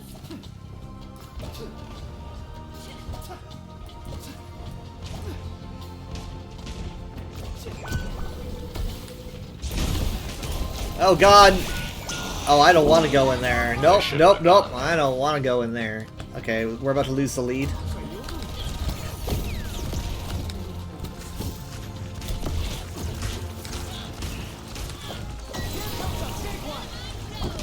Back up, back up!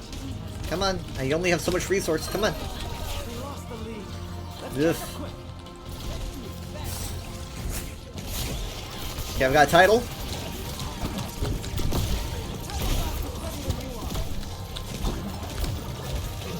Honestly, maybe I should give it to, like, Lucio, because Lucio's gonna be, like, all up in their faces.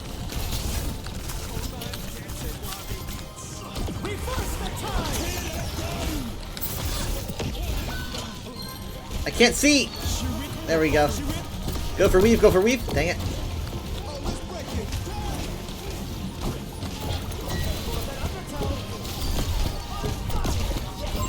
There's an enemy here.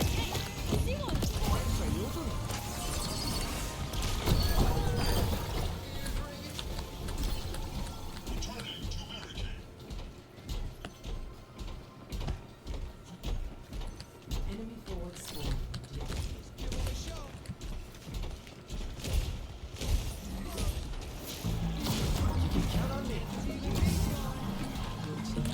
The lead's almost ours. Keep at it. What am I looking at?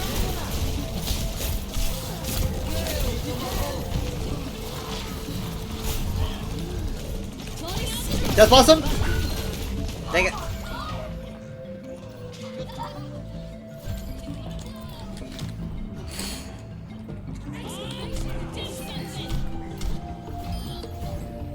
They took the robot. 2 minutes.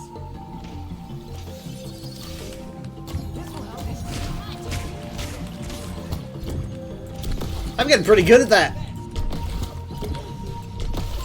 Let me on. Right the way. Enemy here.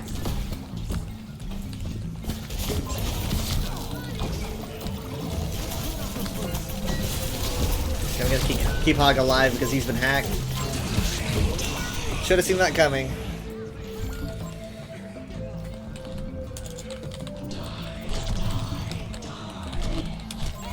That's our robot. I'm okay. I'm very well.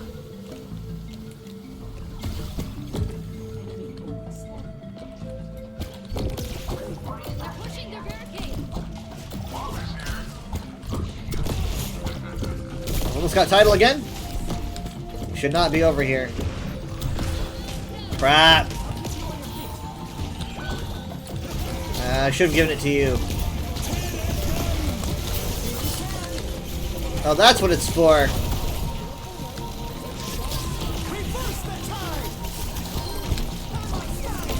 Great work from Lucio. I'm sorry to put that responsibility on you.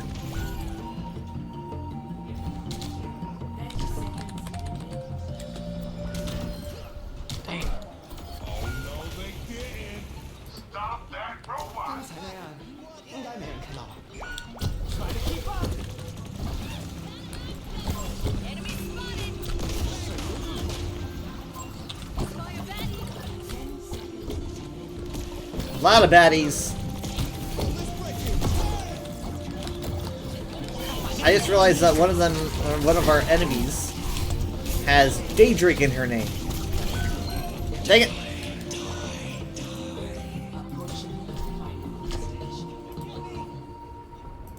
Oh, Light Weaver flew away.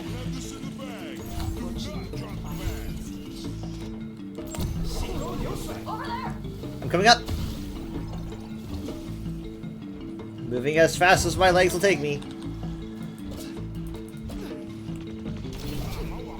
Can't handle the heat. Right the way. Get out of my way. Ah! Leave the robot behind.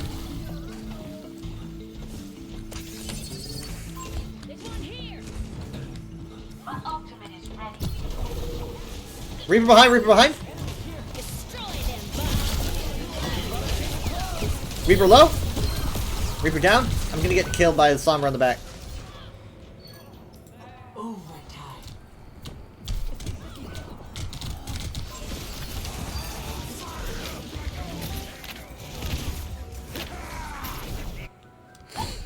I like Lucio's new skin. Yeah. Push, push, push. Burn it up.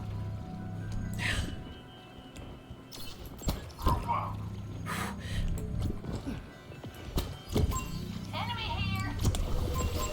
Oh, reverse mine again. Full 50 PSI. I'm coming up, I'm coming up. How far away we were.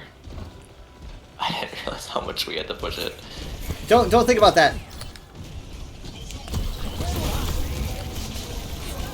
Okay, I'm actually gonna give Malaga a boost. He was hiding behind the wall.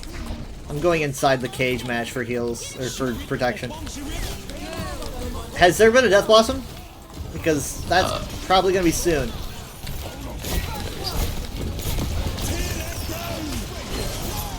Good sound barrier, but unfortunately Ashe was not on the receiving end of it. She was outside of the range. The barrier. Oh, hazard. It's so low. Go for Weave. Weave is up top. Reverse the time. I'm down.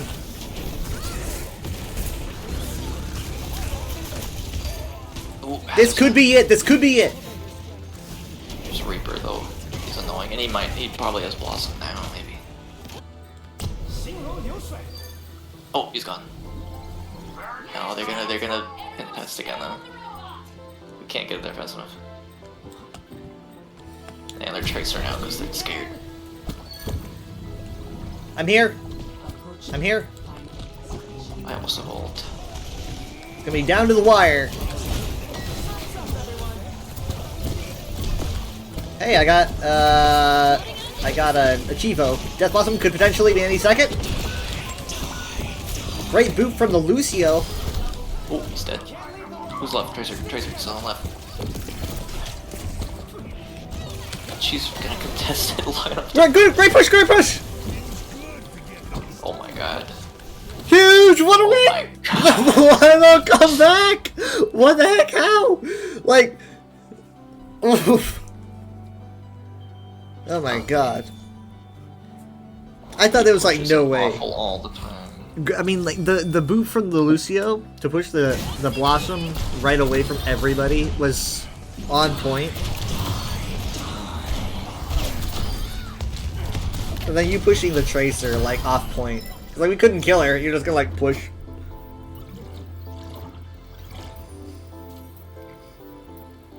I was like flailing around, having a hard time getting her. I'm like, where is she? Like every millisecond counts at that point.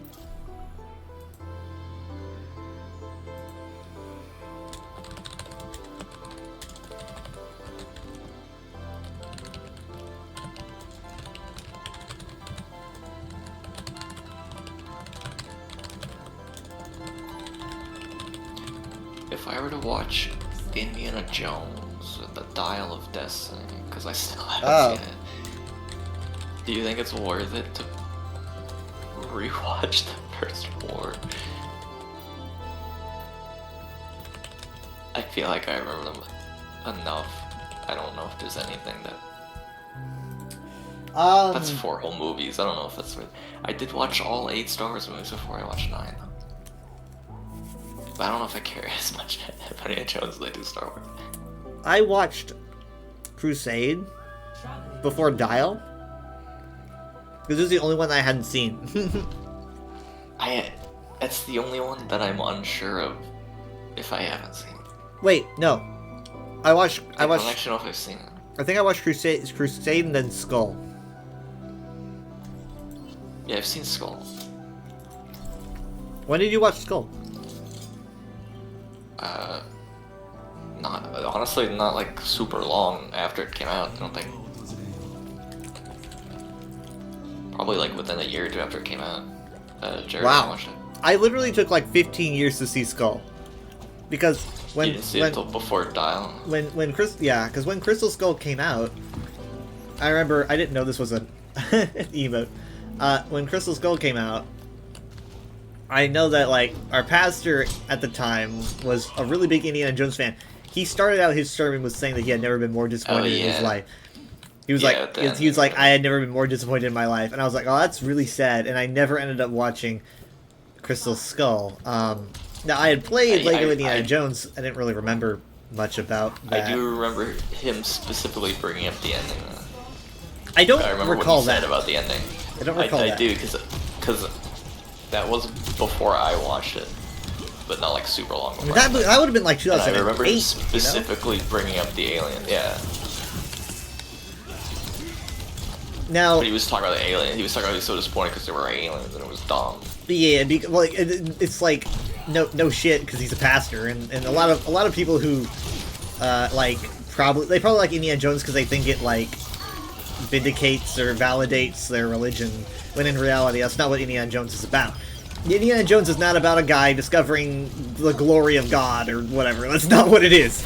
Indiana Jones is about a guy who's trying to stop people from screwing with powers they don't understand, all while discovering the wonders of the universe. And Crystal Skull was just another iteration of that. It was just like the wonders of the universe. In this case, it's like these interdimensional aliens that we just don't understand at all.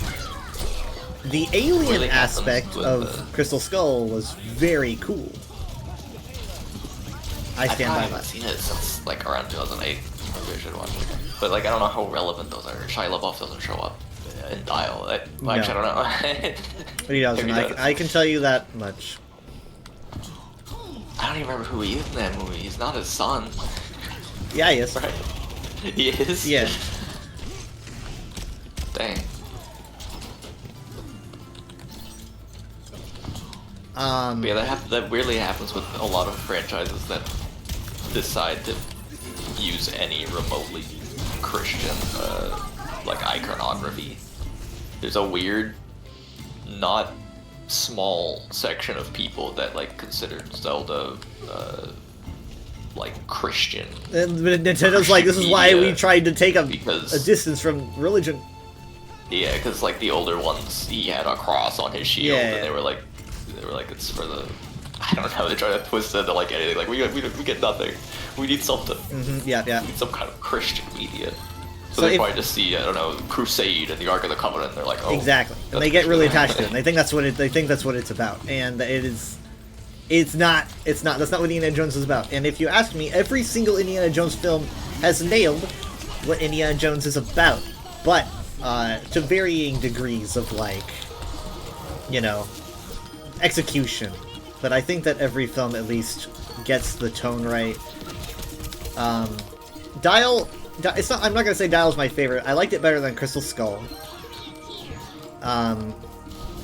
It's not like there's like nothing I would have changed in it, but I definitely enjoyed watching it a lot.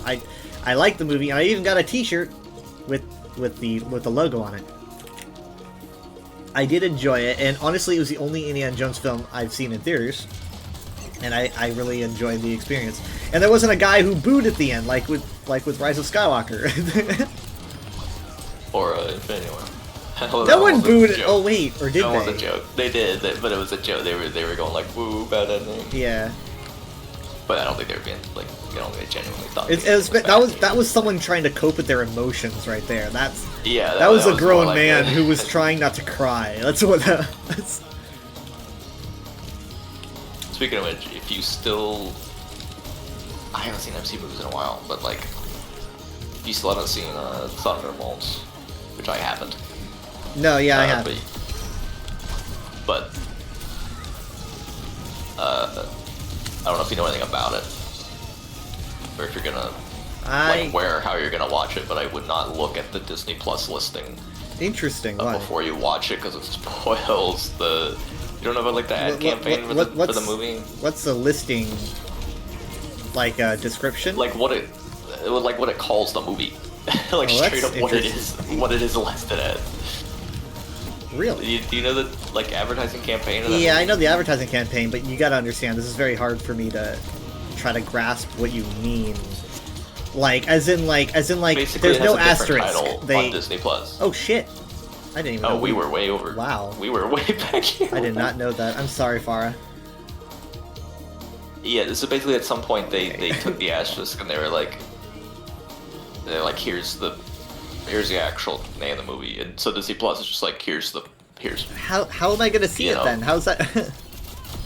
If you, that's a good point. How is that Someone's done? gonna have to get it spoiled, but if you watch it with the, I don't know, like with Jared and Michaela, you would just have them selected, I guess. But then I guess one of them has to see it. They would care. Jared, like last week, showed. I think it was last week. He showed interest in watching it. How would they not know though? I'm kind We of shocked made a- you don't. It's kind of like everywhere, Yeah. or not like everywhere, but like, you know, it is the movie's name essentially. It's kind of hard to avoid that. Interesting. Yeah, I don't know how you would. They fucking like time I gated think it's like the title of a movie. Yeah, I think it's like their punishment for like, you know, they're like, oh, you didn't watch it in theaters. This is what happens when you wait Yeah. for Disney Plus release. Exactly. It's like a time gate thing for a movie. Like I thought it was a cool FOMO. ad campaign until it's like, oh, you're just. I guess there was a time limit on that. Yeah, me too. I thought that like the ending of the movie might like clear up what it meant. Like the asterisk goes away and it shows. I was like, okay, that's kind of what I thought would happen. But I didn't think they would start plugging it on their You could like actual squint titles. really hard. Squint Maybe really hard. I've done. and I click did the that. right I one. did that with the Star Wars films when the trailers started coming out for like The Last Jedi and Rise of Skywalker. I would Oh, and you didn't want squint to see the so I names. couldn't see the name of the. And so I would be like, that was just one of the best decisions ever. I mean, this is the hype of watching those trailers and being like, what's the title gonna be? You know, so that's what I would do. That's just the best way to go about if a trailer comes out and you don't want to know the title. And don't wiggle the mouse. Do not wiggle that mouse. You know, just I mean, let I the would- trailer play through. I would recommend doing that soonish, I guess, just in case you see it. I don't know if it's like the biggest deal in the world, but like if you don't know it already, you should probably take advantage of that. No, the pizza. Schedule some time to watch it. I still haven't seen it. I just know that. I also want to watch Fantastic Four, but that's I thought to myself, going to be on there for a while. I'm like, when am I gonna watch these Marvel movies? And I thought to myself, like, is it gonna be that like Secret Wars starts to come out and then we Yeah, that's what I keep thinking, too. binge watch like we did I keep before thinking, like, Avengers? am I gonna have to catch up right before? I should probably start sooner and space them out. That's actually not a bad idea because I mean, like, that's what we did before Avengers. We binge watched a bunch of movies. It'd be nostalgic. Personally, though, so I should probably start seeing. I'm farther behind than you are by a lot. I haven't seen Shang-Chi. I haven't seen Guardians 3. Oh yeah, I guess you are. You saw I saw did see No Black Way Widow. Home with us. Yeah, Yeah. and I saw Black Widow.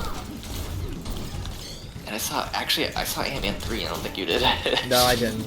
And I'm like a really big Ant-Man guy, but I just, especially when the drama started coming out, I was like less incentivized to watch it. Oh yeah, I saw Loki season 2 also. Speaking Yeah, of that drama. yeah. Actually, I think that's why I watched both of those. It's because I was not the drama, because for what you just said, I was like trying to get prepared for when there's another Avengers movie. I was like, what stuff's relevant, and apparently none of that's gonna be Nope. relevant anymore. Also, I don't even Apparently, it's not relevant. I don't fully even remember what the drama was. I can't keep track of these drama things with people. I think it was like domestic abuse or something. I don't entirely obviously know the legitimacy of them, but it was enough for them to fire him. Here's the thing. I remember an interview. What's his name? Jonathan Majors. I watched an interview, or it was like I got a glimpse of an interview with Jonathan Majors back in 2022, and I remember reading it and being very confused because he seemed to be oddly depressed, and like people were asking him like, "Are you gonna be doing this role for a long time?" And he responded by saying, I can't do it forever. Something's gonna get me.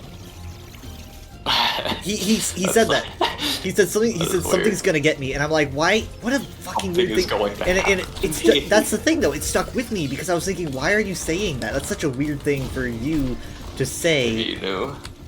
Maybe, and then it all makes sense to me now. It's like, I mean, I don't remember the order of events, so if that hadn't happened yet, that'd be even more ominous. But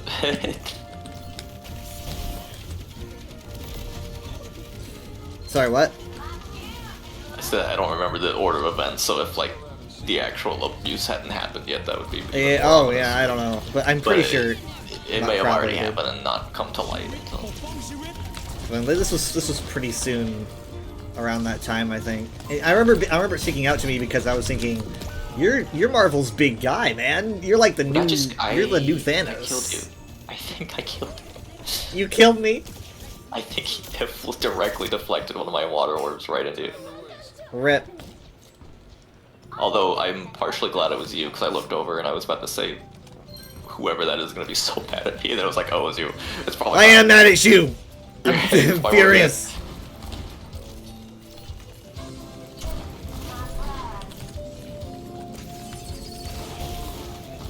Don't break that wall down. Oops, I literally did. Fine, she would have dropped it anyway. Good job. Sacrifice or something. Ow. And then I think you've seen a lot more of the shows than I have Yeah. too, outside of. I fell off outside at a of certain Loki point. season 2. I fell off at a certain point, not because of lack of interest, but because God. play the game. Kill everyone. I don't need to watch this. I'm gonna Because see it there's later. too many. There's too many, but that's not really why I fell off. I fell off because Michaela lost interest, and if Michaela lost interest, Jared lost interest, right? And then if Jared loses interest, we just don't watch it at all. And we would only watch things in groups. So as soon as Michaela was done, that was the first domino, and then we just Go watch it stopped. yourself. Yeah, but that's the thing though. I just don't watch shows myself. I just don't do it. It just does not happen. Dang. At least not often at all. So.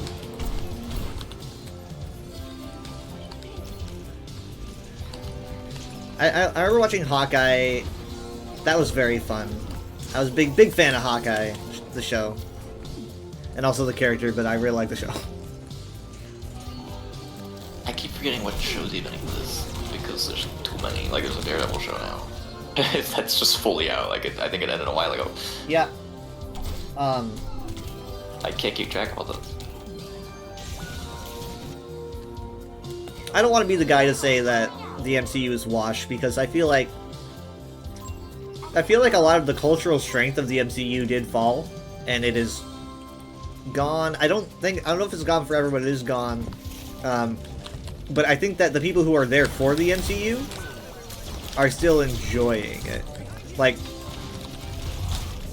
I feel like it lost its big cultural strength, but for what it is, I think fans are still enjoying it, and that's all. That's important for a franchise. I've seen a lot of people cynical of the next couple of Avengers movies. I mean, I'm sure they'll still make like billions of dollars, but Yeah, so, you know, quite a bit of cynicism, I guess, mostly stemming from Robert Downey Jr. Probably. I was thinking about that recently. Like, I'm trying to understand what the psychology is behind the Robert Downey Jr. decision, because I'm sitting here thinking, is this done on purpose to get people to kind of?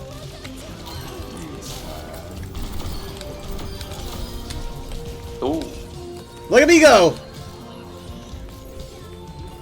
that I was like, is would've this? been play the game if the Genji didn't do Yeah. it. I don't know. I'm a contender. I'm kind of on point. I guess the Genji was too, but it's my highlight at least. Yeah, I don't know if the Robert Downey Jr. decision was done on purpose. Like, do they have like a really non-objectively or non-subjective incredible idea for Doom, or is this I really the most accidentally did it on desperate play in all of movie history? I can't tell which one it is. Like, are they really that desperate, or do they have something like up their sleeves that will be mind blowing like somehow? It's like you're watching. Leaning more towards desperate. It's like you're watching someone make a cake, right? They're baking a cake or something, and suddenly they bring out like this complete wild ingredient, and you're like, either this person doesn't know what the fuck they're doing at all, or this is going to be something insane. So I can't quite figure out what they're going for, because surely they know what everyone's thinking, and that this is insanely desperate looking. I'm just settling the school. Learn that one from you. I mean, I Feels wanted so desperate. I don't know what else they do with it besides, I you know, wanted- they're like, oh my gosh, he looks like, have all the protagonists be like, he looks like Iron Man. But like, how much farther do you go with that? I don't you go know. as far and be like, oh, it makes me sad. part of me wants to believe that, like, this is a dumb belief, but like, I think it'd be a cool way to end the MCU with the same person that started it, but I don't think they're gonna end the thing. Nah, I don't think they did it. I think they've already vaguely talked about plans for like post that stuff. But even then, like, I wanted to see Robert Downey Jr. back, but as Iron Man, obviously.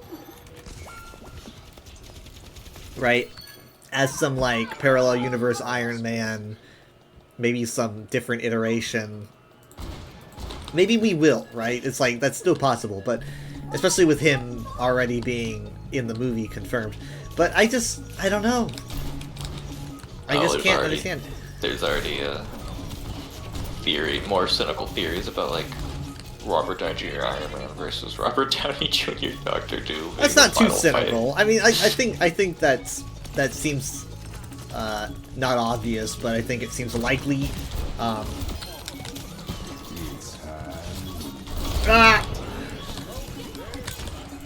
Honestly, I don't really hate that idea. Like, if you're gonna have Robert Downey Jr. as Doom, you might as well just do that. I'm getting Discord messages. I guess, but like it would just be another. Orisa? Shoot, we're gonna reset. I'm trying. Thank you. There we go. Someone did. It would just be like another Iron Man. Like it'd be a random other Iron Man. No one has any emotional connection Yeah, I to. know. So like, who cares? You could. It would be like when they brought Thanos back for Endgame, but it was like the one from 2014 that didn't know them. Go the I Loki didn't like route. that People part. still like Loki. Make a reason for people to like him. Yeah, Loki did it right, but I did not like it. They did it with Thanos. I said so. My biggest complaint with that entire movie is that the villain has no emotional weight to it at all. You have an entire. They said Infinity War was like his origin movie, like how every MCU hero has an origin movie. Like Infinity War is his, so they build him up, and then he's not in the follow-up. Is the different one. And it's like, what was the point? What was all the drama, all the emotion? Can you imagine if Iron Man, like, freaking Tony Stark gets like murdered in the first minute of Iron Man 2? And that's a different one. Yeah, just a different one. But yeah, I don't know. I don't really understand what the reasoning for that was, because you could definitely have kept the same Thanos, without messing everything up. Dang it!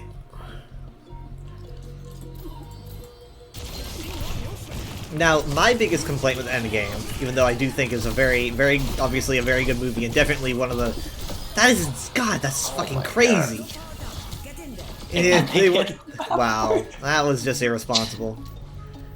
My biggest complaint with Endgame, and I remember thinking this in the theater, and it didn't like upset me or anything enough to ruin the moment. Definitely not. But I did find it an interesting decision. Is that, as far as I could tell, during like the big ultimate Avengers Assemble scene, iconic, they just played the Avengers theme. I was expecting like a choir Avengers theme, like stronger strings. Well, something. It was just the theme from like I've 2012. listened to that song a lot, and it's like there's a Wow. whole composition that like builds up to that. Like Yeah, it yeah. is the original composer that does the theme. Yeah. It's more so like a build up, and then it goes into the iconic. But I don't the know. thing it is, feels so I feel like the theme song. the like, build-up was it too feels- good to just play the standard Avengers theme. I feel like it should have been some kind of I like think- YouTuber. You know how you go on YouTube and you look up like Yeah, like epic choir, like a Samuel orchestral. K. epic choir Avengers theme or something, and you're like, this is awesome. I wanted something more along the lines of that, not something I feel like it overbearing, but something still. I feel like it was fitting that they just used the original. Maybe, I don't but know. I remember in the moment being like, I was forget- expecting something so overpowering. I'm pretty sure it's in Ultron somewhere. Probably plays in all too. Portals was definitely like the score that was pulling weight in that scene, I think. You know, Yeah, like it's like having that like a whole track play. build-up. Honestly, there's like almost the only memorable music in the MCU is like when they use old like 80s songs or when the Avengers The theme Avengers plays. theme, yeah. I don't know if Portals counts as an Avengers theme because it builds up to it, but I'm gonna say Portals. It's a whole different melody. Portals is something else. So I think that you should just count it as a different track, and therefore it's actually a track that the MCU made memorable. That's something that they made.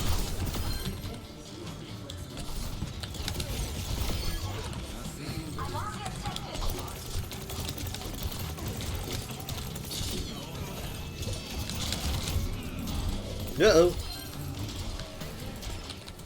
I think that, like, I mean, it's hard to, you can't beat the original Avengers, like Infinity Saga. There's just, you don't beat that. Even at this point, if they pulled off Secret Wars, like, and they brought in, you know, the X-Men and everything, if they brought into every Spider-Man, I do not really care. I don't think that they could still bring out the passion that was in the Infinity Saga, because the Infinity Saga was a well-constructed series of films that didn't feel super cluttered. It felt more connected. It was more connected, more planned, and also it was way easier to follow because you weren't following like a bunch of heroes that were poking into each other's movies necessarily, unless it was like an Avengers film or maybe a Captain America film, I guess. And I don't want to be that guy that's like, this will never be as good as this. I hate being that guy, but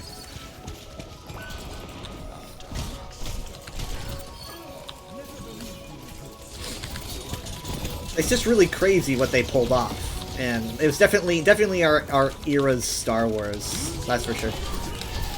I know it sounds weird because we have Star Wars movies, but whatever. Do we though? Yeah, we do. We It's do. been like 6 years. Well, okay, I mean, like, They keep saying there's gonna be more, but I'll believe them when I see them. They keep getting canceled. canceled. I'm pretty sure Mandalorian and Grogu was that this one. It seems like it's gone way farther in development than anyone. I think it's done filming. I saw obviously farther than. that shot of Rada that's online. Jared showed it to me. There's a picture. That sounds familiar, but I don't know. Well, I think it just came out because Jared showed me like the other day. And I was like, I haven't seen this guy since 2008. No, that's what I meant. Who's Rada? Oh, Rada the Hutt. Yeah. Stinky. Yeah. I mean, almost stinky. I don't think anyone's gonna call him that. So I would actually not be shocked if Ahsoka does. I did not think about that. But, like, I don't as know how I haven't thought about as that. like a joke, because I'm pretty sure she's confirmed me in the movie. I don't know But why I might didn't think see about him. that. Yeah. I'm sure it'll be Oh like yeah, as a totally. joke. They've gotta meet. Like It's gotta happen. She'll like say it as a, you know, not. I don't think she'll be consistently called it, but like a nickname or something maybe. He'll be like, I don't remember you at all. Played by the guy who stars in The Bear or something, the cook. Yes. And I haven't seen whatever picture you're talking about.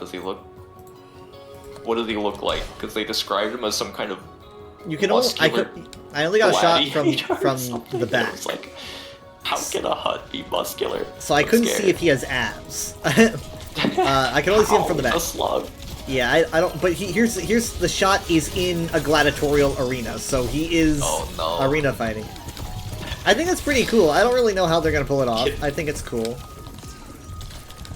I haven't seen Hutts like move like that. Yeah, me neither. But How do they that's fight? the thing. It's definitely supposed to be ironic, and therefore I think it's gonna be pretty interesting to see how they pull it off. they don't have legs, right? Unless No. the legs are like hidden under their slug bodies. Chopper just gets up and starts walking. Maybe he just tanks everything. He just like tanks everything they throw at him, and then he just eventually kills his I opponent. mean, I guess don't this know. is, they do have guns. Maybe it's like Gladiator, maybe he's got blasters. I don't know. It kind of defeats the purpose of him being swole, Yeah, I guess. if he is swole.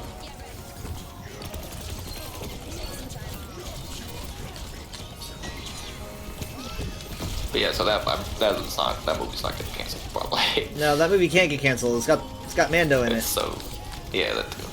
But it's also just like so far in development. The other one's like, oh, did I block some of that?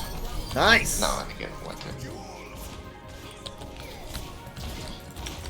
At first I didn't like the name Mandalorian and Grogu. I still wish it had a better name, but also now that I'm thinking about it, they could have called it Mandalorian and the Child. And I always hate when people call him the Child because I'm like, he's got a fucking name. So I like it when they actually give characters names. Should have called him Mandalorian and Baby Yoda. And Baby Yoda. Yeah, definitely. Confuse people further.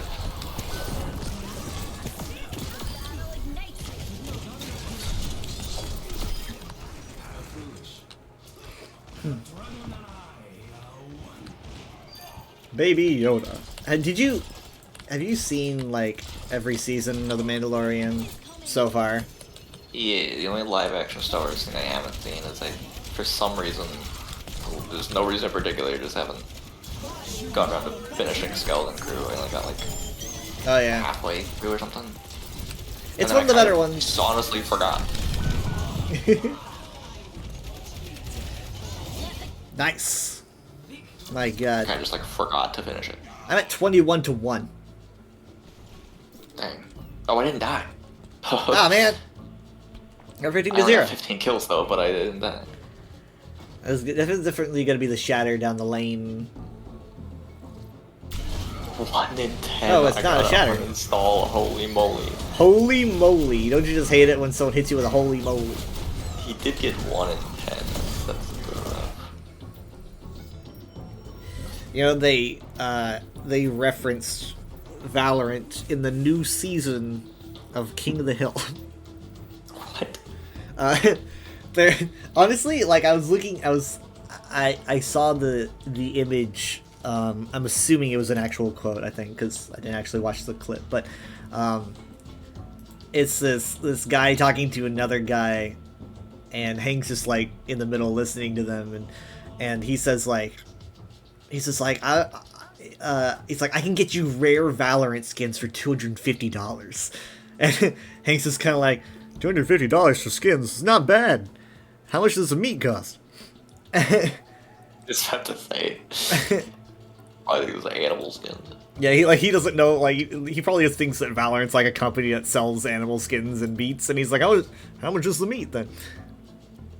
And I sat there as I was reading that, and I was like, okay, well that's actually a pretty decent way to make a reference without being like forced. It's like you get an actual legit funny joke out of it. I think it was pretty nice. I haven't actually watched the show. I'm just getting so many clips from the show, like any season.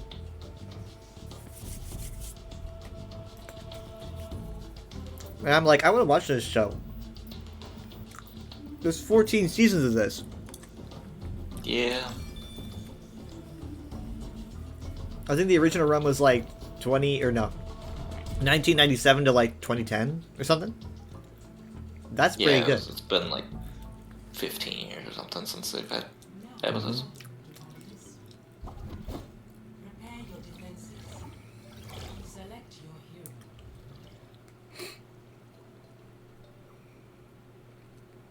I don't know why it never Do you got wanna be suggested for Wu-Yang? family night. Oh no, you can be Wu Yang. I think I was Wu Yang last time. No, you were. You can still be Wu Yang. I will go. Honestly, we have a ball. think- It's gonna be so hard to keep up with. Mom said that she and Dad watch it like every Yeah, they do. weekend anyway, That so might they be probably why. Wouldn't, they Yeah. probably wouldn't want to. I don't know. Maybe they'd restart it. It's a I think pretty it's funny slightly- show. It might be slightly more adult than Simpsons. A little bit, yeah. But I don't know. I mean, like, it's not like, I mean, I know annoyingly adult shows. There are some shows that like make their entire existence on being adult, and I hate that. Yeah. Like, I just cannot stand that. Like, it's like, okay, I get it. It's almost like it has the vibe of like a kid that wasn't allowed to swear or something, and now the only word they know are swear words, and it's like, okay, we get it. You want to say the word. Like, I'm already fed up with this. But like watching like Dorkly skits. yeah, like a Dorkly skit. I hate Dorkly skits. I swear to God. Just learned what shrooms were. I was like, wait a minute. Oh that my video God. game plumber grabs mushrooms. And also, it's like a fantasy land. We could do something with this a lot, over and over and over.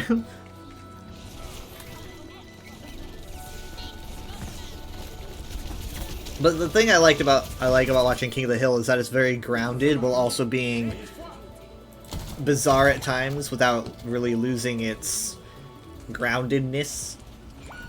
Some things are pretty crazy, but also, I mean, like there's an episode where there's this restaurant that closes down called like Don Quixote, and this restaurant has like a big suit of armor that they have in there because, you know, it's called Don Quixote, and it closes down, and Dale ends up buying the suit of armor, and he just wears it everywhere. And he just does not stop. And he's wearing the suit of armor everywhere, and he's like making fun of people, and they can't hurt him because he's in a big ass suit of armor. And he's like testing people. He's like, check it out! Hit me as hard as you can with a golf club, and they're like bonking him on the head, and it's just not doing anything.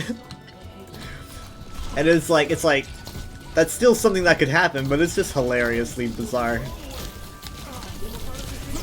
Shit.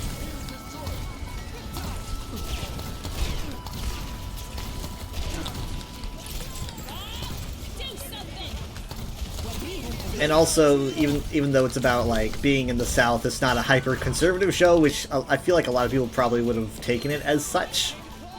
Like, oh, finally, a comedy for us, you know, like country folk. Oh man, Play the Game by Drunk Rat. But like, Hank Hill doesn't care about your race, your sexuality. He just cares about how you cook your meat. That's what he cares about. Both jump into that dynamite. They were very excited to do it. Yeah. Do I look like I know what a JPEG is? Do I look like I know what a JPEG is? Get in! Get in! Ah! Blah. I don't think we're one of those. Don't be so negative. Esperanza didn't look great either.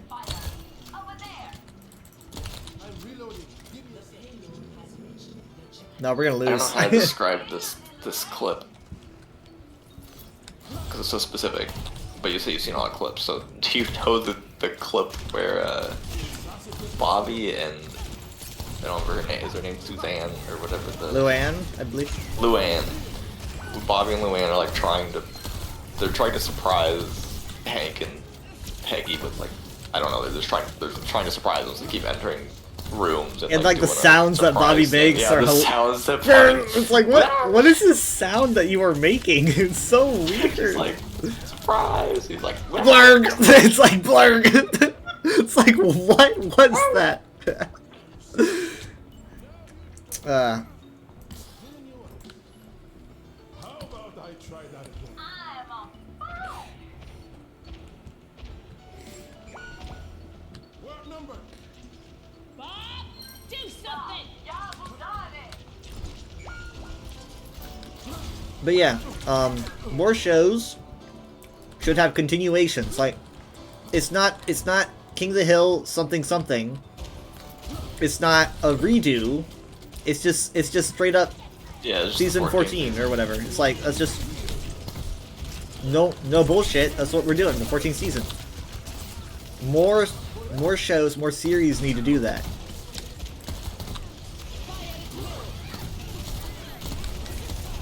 Though if you 100% think like this needs to be something else, then okay. Like Steven Universe Future, for example, I feel That's like exactly what I was I feel gonna like that's bring up. okay It was like- to do, but That pretty much just is the next season. Well, I guess it makes sense because it was like way shorter, and I don't know. That one just feels like it made more sense. I guess. Steven Universe Future had like Or a like- whole like a arc. miniseries. It had a Yeah. had like a reoccurring theme. It had a thing of all its own. I feel like that might be excusable. Or maybe I'm a hypocrite. I don't know. But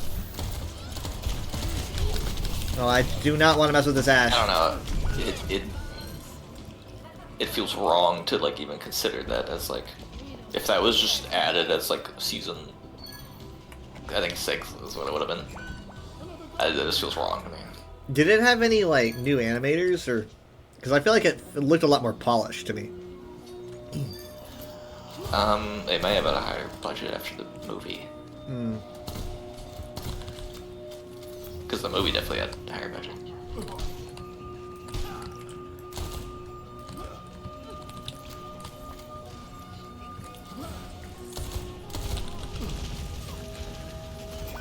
No.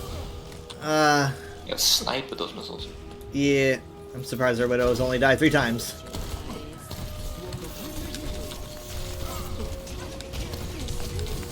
Oh my god, they're flanking us! What?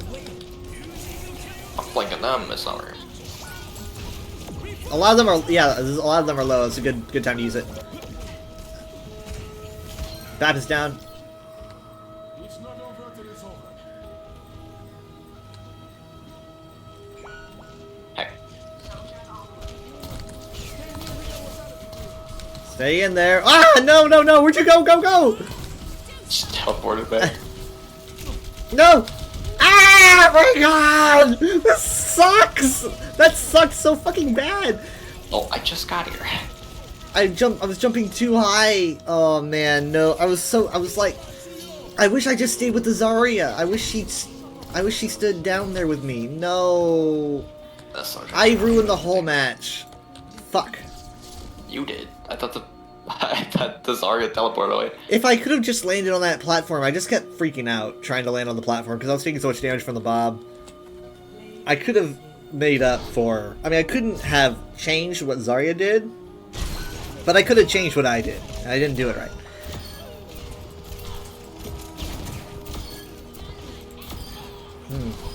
Yeah.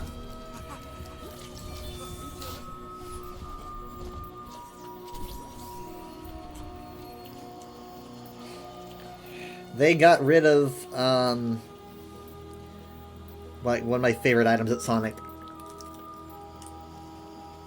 What was it? They opened this, like, $2 menu, which is, I've been praising because it's really good. But they keep swapping stuff out way too early. But, like, it was like this chicken chipotle sandwich. It was really good, decent size for just $2. It was good patty, good sauce. It was incredible. And they cycled it out. I cannot believe it. Every single person voted King Zero except me. Oh, it would have been hilarious if I would have pointed out who did it. They'll tackle you. Every single person. I just saw the picture of Rada. He is muscular. Did you look for it? Because I saw it on my phone, I think. I didn't see it, like... Yeah, I just googled Rada the Hutt. I woke up, and I think Jared sent it to me when I woke up, so I was looking, like, through blurry eyes. Or Is it something. a leak or... Oh, it's Star Wars Celebration. I guess. Come on, where is it? Oh, Zeb. Oh yeah, I guess Zeb is gonna be the one.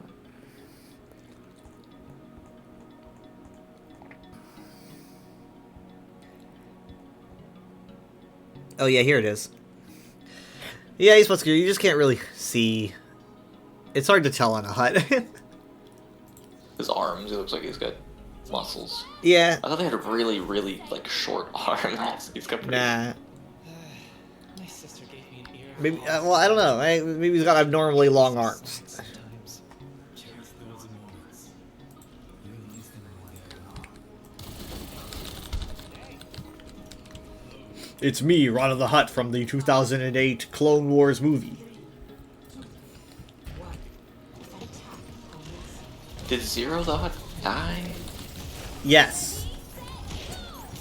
I don't remember how he died. Zero the Hutt was murdered by his girlfriend, who was not actually his girl. She just wanted him for something, I forgot what, but she like shot him. Ice Noodles killed him? Yeah. If I recall correctly. I recall correctly, she like shot him. She wasn't framed or something? I can't believe Ice Noodles would do that. I recall like watching it. I recall watching her shoot him, but I could be wrong. She would never. She would She's never. afraid. She didn't even wait. No, yeah, she was in Return of the Jedi. I was trying to remember if she didn't even exist until the special editions, or she definitely was in the original, I think. It's just in the special editions they gave her all that goofy CG. Wow, his full name is Zero Desiligic Tior is his full name. His Hutt? lore name, yeah. Is he not a... Okay. Well, he is a Hutt, I guess, but like his full name is Zero Desiligic Tior.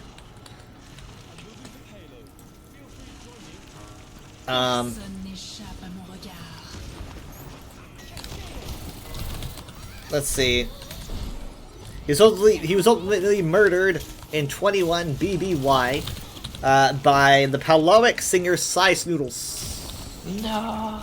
Cy Snoodles fucking murdered him. I fucking love this game. I whipped my pulse bomb in front of the Widow. The Widow was watching me as I tossed my pulse bomb, and I completely whiffed it. It just landed on the brick, and it got no one. And the Widow just looks at me, and instead of shooting me in the face, she goes, "I'm sorry." And then she didn't even kill me. She knew that leaving me to wallow in my grief would be worse than death. It was awful and hilarious.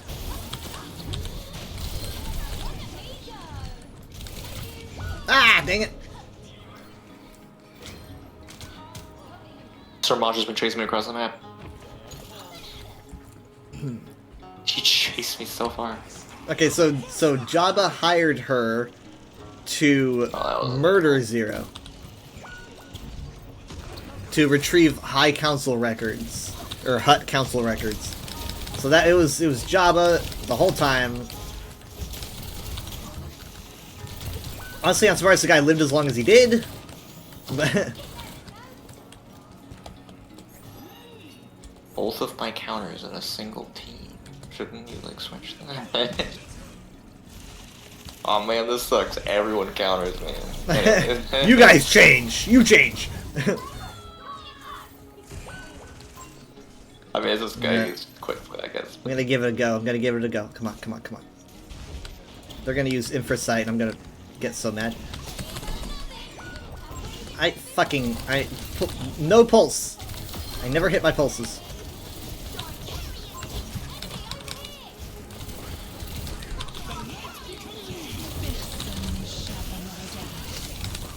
There's the Infrasight.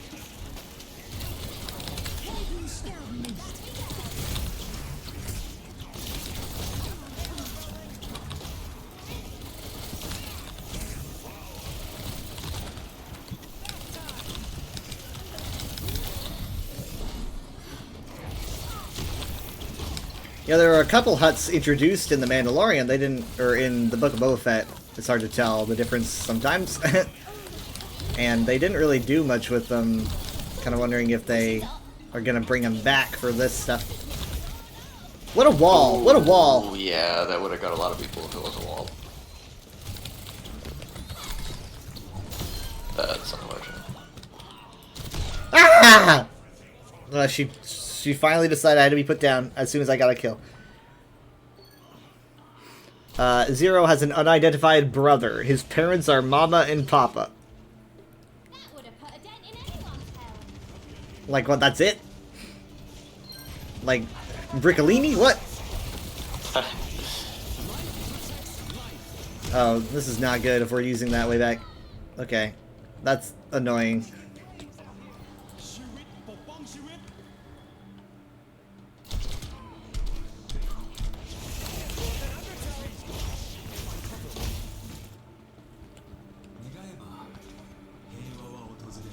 Helden sterben nicht. No, no, no, no. I was gonna ult. Oh, no. Oh, then she does that. Which is annoying. Oh. Dang it! It's not going well.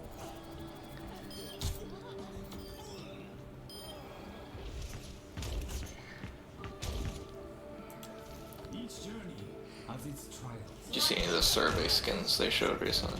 Yeah, do those ever make it, by the way? Because I'm like... I think a couple of them have, but they more so just frustrate me with. Yeah, they always look so good. It's Why like are they- it's like I want those. Why do they use these? Why would you They show have- that to me if I can't have They it? have before, but they should more often. Especially when they're for the heroes that don't even get skins. Like here's a bunch of Hazard Ramatra adventure skins. It's like, can we have them? No. Oh shit. What the fuck? Wait, what the fuck? What the fuck? Why did my computer suddenly like slow down a lot? Okay, I think I'm fine. I don't know why that happened.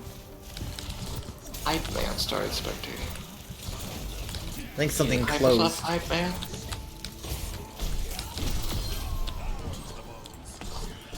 Hype us up, hype man!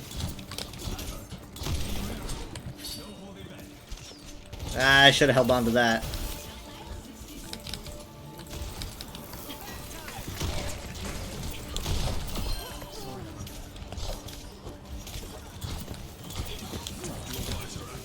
I feel like Wu Yang's melee should do slightly more because he's literally using a staff. What? Hey, I cut off the blizzard, by the way. Hey, I mean, you think, what about, my melee is literally a freaking blade.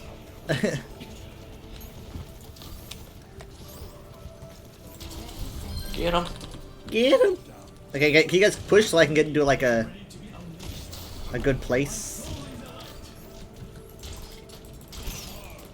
Make sure that you're on the payload.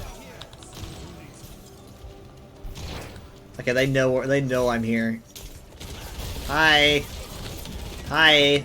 Look at me on my target! Oh crap, she's not falling for it. Alright then, I guess I'm pulling out the big blade!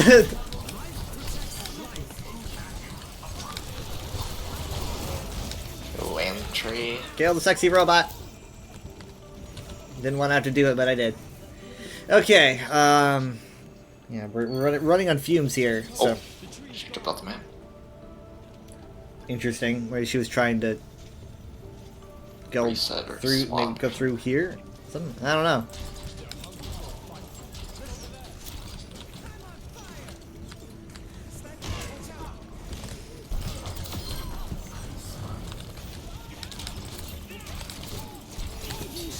Crap.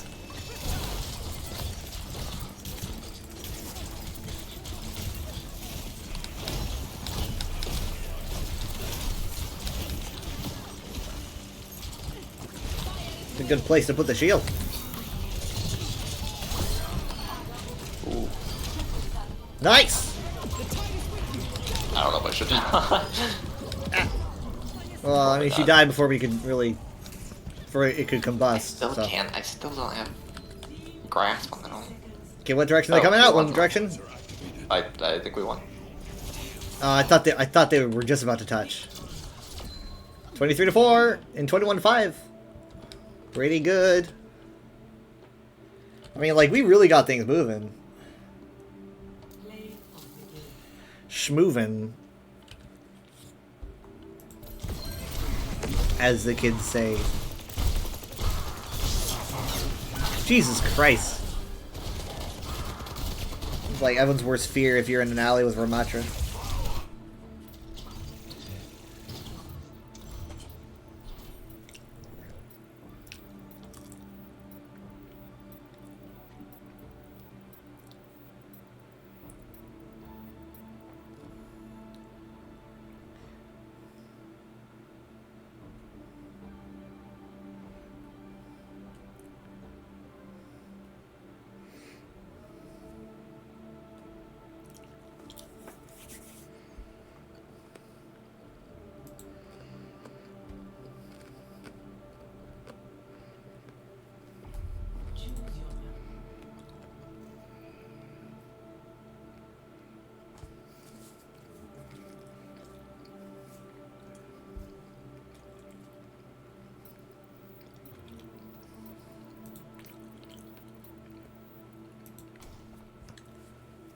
Did you hear that Trump is innocent because he was actually an FBI informant the whole time, and that's why he was so close with Epstein?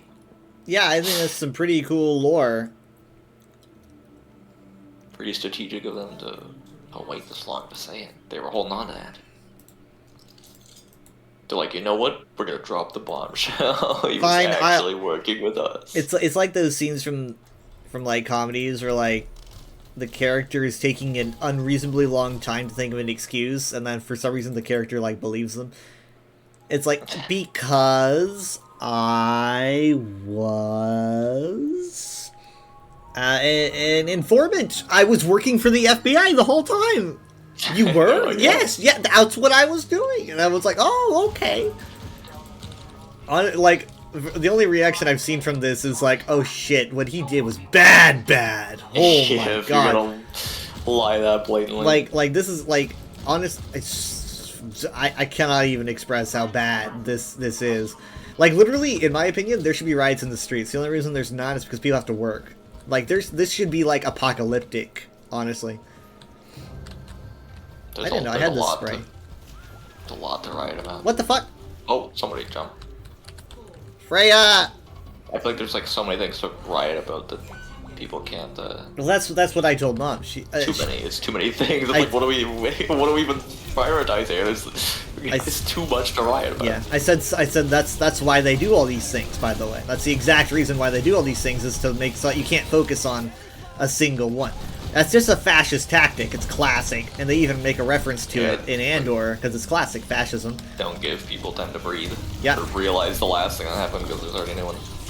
But as I mentioned, shit, this Genji's gonna kick my ass. As I mentioned before, like, these people are going up against like 80 years of media warning everyone about the evils of fascism. It's just, it's not. It might have worked if we didn't have all that media that we all grew up with. I saw someone make they had posted a picture. I don't remember what department, but some government department posted a picture. Probably the Department of Defense or War, or whatever they call themselves these days. They posted a picture of like a banner of Trump hanging from a building wall, and it's like America first or something. And this guy made a tweet, and he said, "Hi, I haven't played a video game before. Is having the leader's face on a big tarp hanging from a building a good thing?" And I was like, yeah, this is what I'm trying to tell people. You're going against like 70, 80 years of anti-fascist media. It's just, it's too late. The zeitgeist cannot be undone. They're trying so hard, but you how do you undo that? I mean, it's still sad how much it is working on how many people. It's like, it shouldn't be, like, that just shouldn't happen. Maybe. At all, like, with that long, it's like, what the heck? But also, we didn't get here. Nice bola. We didn't get here because people fell for a bunch of fascist techniques. We got here because people were like, I don't want to spend so much on gas. I mean, that's kind of how it starts. But people weren't voting for Trump en masse because they liked they liked his charisma or whatever. Like, look at his fucking rallies. They were empty as shit, to the point where when he won, everyone was like, what the fuck happened? I'll tell you what happened. The people who voted for him, they're not his fans. They don't care. They just want to live. They're not MAGA. They don't go to his rallies. His rallies were empty as fuck because really he's not that super popular. The people who wanted him, they just want money. That was an awful ultimate. Oh my god. I'm not used to playing Bastion. But that's just kind of how fascism starts. A lot of people don't believe so, but that is how it begins. You have someone telling you that, you know, like, I am the answer to all your problems and no one else. Now, granted, that's just classic politician. Politicians are going to be like, you need to vote for me, I will save your lives. But with Trump, it was essentially like, it was too aggressive to be a normal politician. That's why people liked him. A lot of people liked him because he was aggressive. But whereas you had people going, oh yeah, I love him because he's aggressive, you had other people who were saying, like, okay, he's aggressive, but, you know, oh my god, blah, thank you. I killed him at the same time he died. I lost Did that have duel, health on though. you. Yeah, I was even buffed.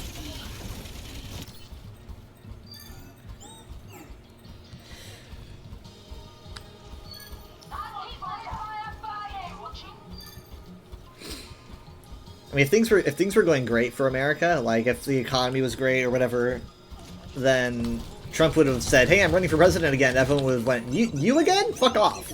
That's literally what would have happened. But unfortunately, oh man, this guy hates me.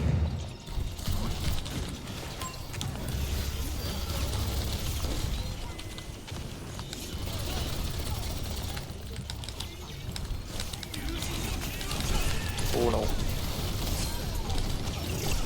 Blah! Oh, the Juno got me. What?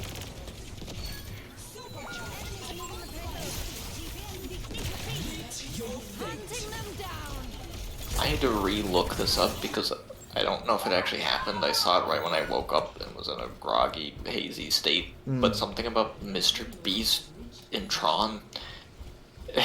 I need to look that up and make sure. I've heard nothing about Mr. Beast in Tron. I'm hoping I was asleep when I saw this.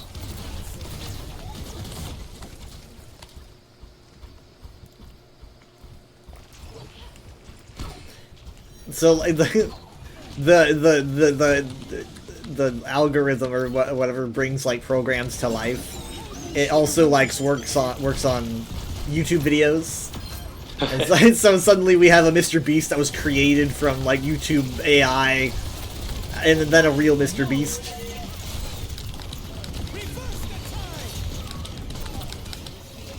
Big, huge. Ooh, I got an achievement too. Nice. Is that everyone? Yeah. I did read an interview that was specifically about Tron Legacy and this new one, and it was kind of what I expected, where they were like, oh, we're not decanonizing it, and some of the original plot threads that were going to be in the original really old Tron 3 they had planned years ago. Like, we're using some of that, and we're not decanonizing anything, but we're also not continuing that story. I was like, why though? I'm pretty sure both actors said they would be willing to do it, and they just weren't called in. Like, Sure, this is like a Spider-Man situation? I'm pretty sure. Can I hit this Juno? What the heck? Can I hit her? She's so slippery. New Tron 3 ad features Mr. Beast, and folks, I am so tired. New Tron? What? That's what this article says. New Tron 3 ad New Tron. Oh, New Tron 3 New Tron ad. 3 ad. I should just say Tron Ares, but that's not. It was like a Neutron ad. Neutron. A new promo for advertise the a upcoming Neutron Tron Ares features Mr. Beast in it, and Yeah, sigh, I saw I'm some- going to lay down for a moment, I'm very tired. Is that the whole headline? Why must Tron fans suffer? It's a question I've thought about a lot. New Tron movies are rare. So it did say promo, which makes me think he's only in the promo and not. Yeah, but I want to read about this. I'm interested. Okay, that doesn't mean he's in the movie. I don't know if the movie has much hope either way. I'm willing to watch it, but it doesn't look. I want to give it a try. It looks like it could be decent. Why must Tron fans suffer? It's a question I've thought about a lot. New Tron movies are rare. Tron games are often good, but nowhere near as plentiful as those for Star Wars or other brands. For years at a time, it will seem like Disney has forgotten its own franchise. Then it returns for a bit before going back into hibernation once more. I should, as a big Tron sicko, be excited for Tron Ares, but and I was at one point, but not anymore. On September 5th, Disney released a new look at Tron Ares, but before anyone could get to the new footage featuring everyone's favorite person, Jared Leto, we had to get a Mr. Beast jump scare. Apparently, Disney thinks Mr. Beast jump scare. Holy shit! Oh, I lost connection to Sir. Oh, did you? You can't watch this incredible Genji play? And then put me back. Oh, now I'm on the menu. Weird.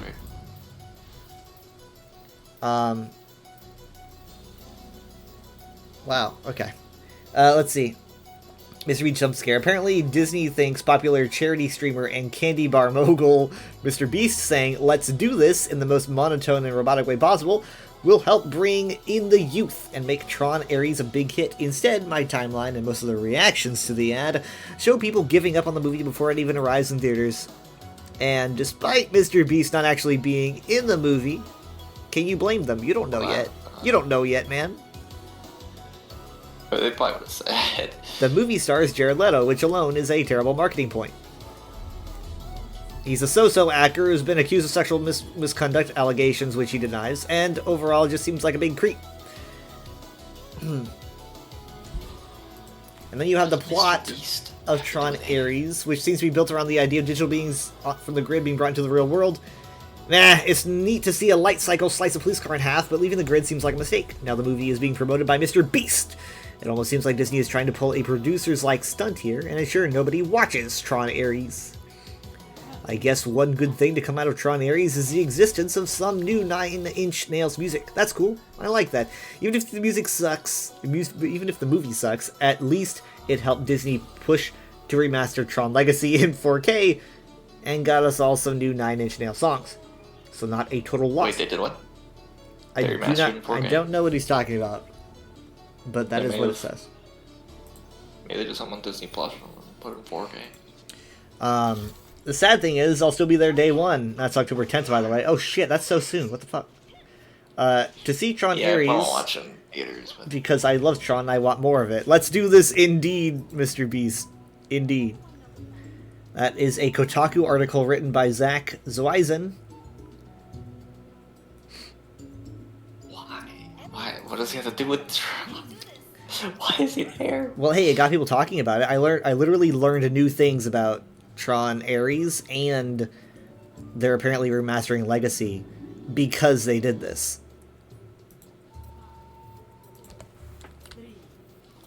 I mean, that's the thing about the internet. People just don't seem to focus on that. It literally, like, any news can be good news in some ways.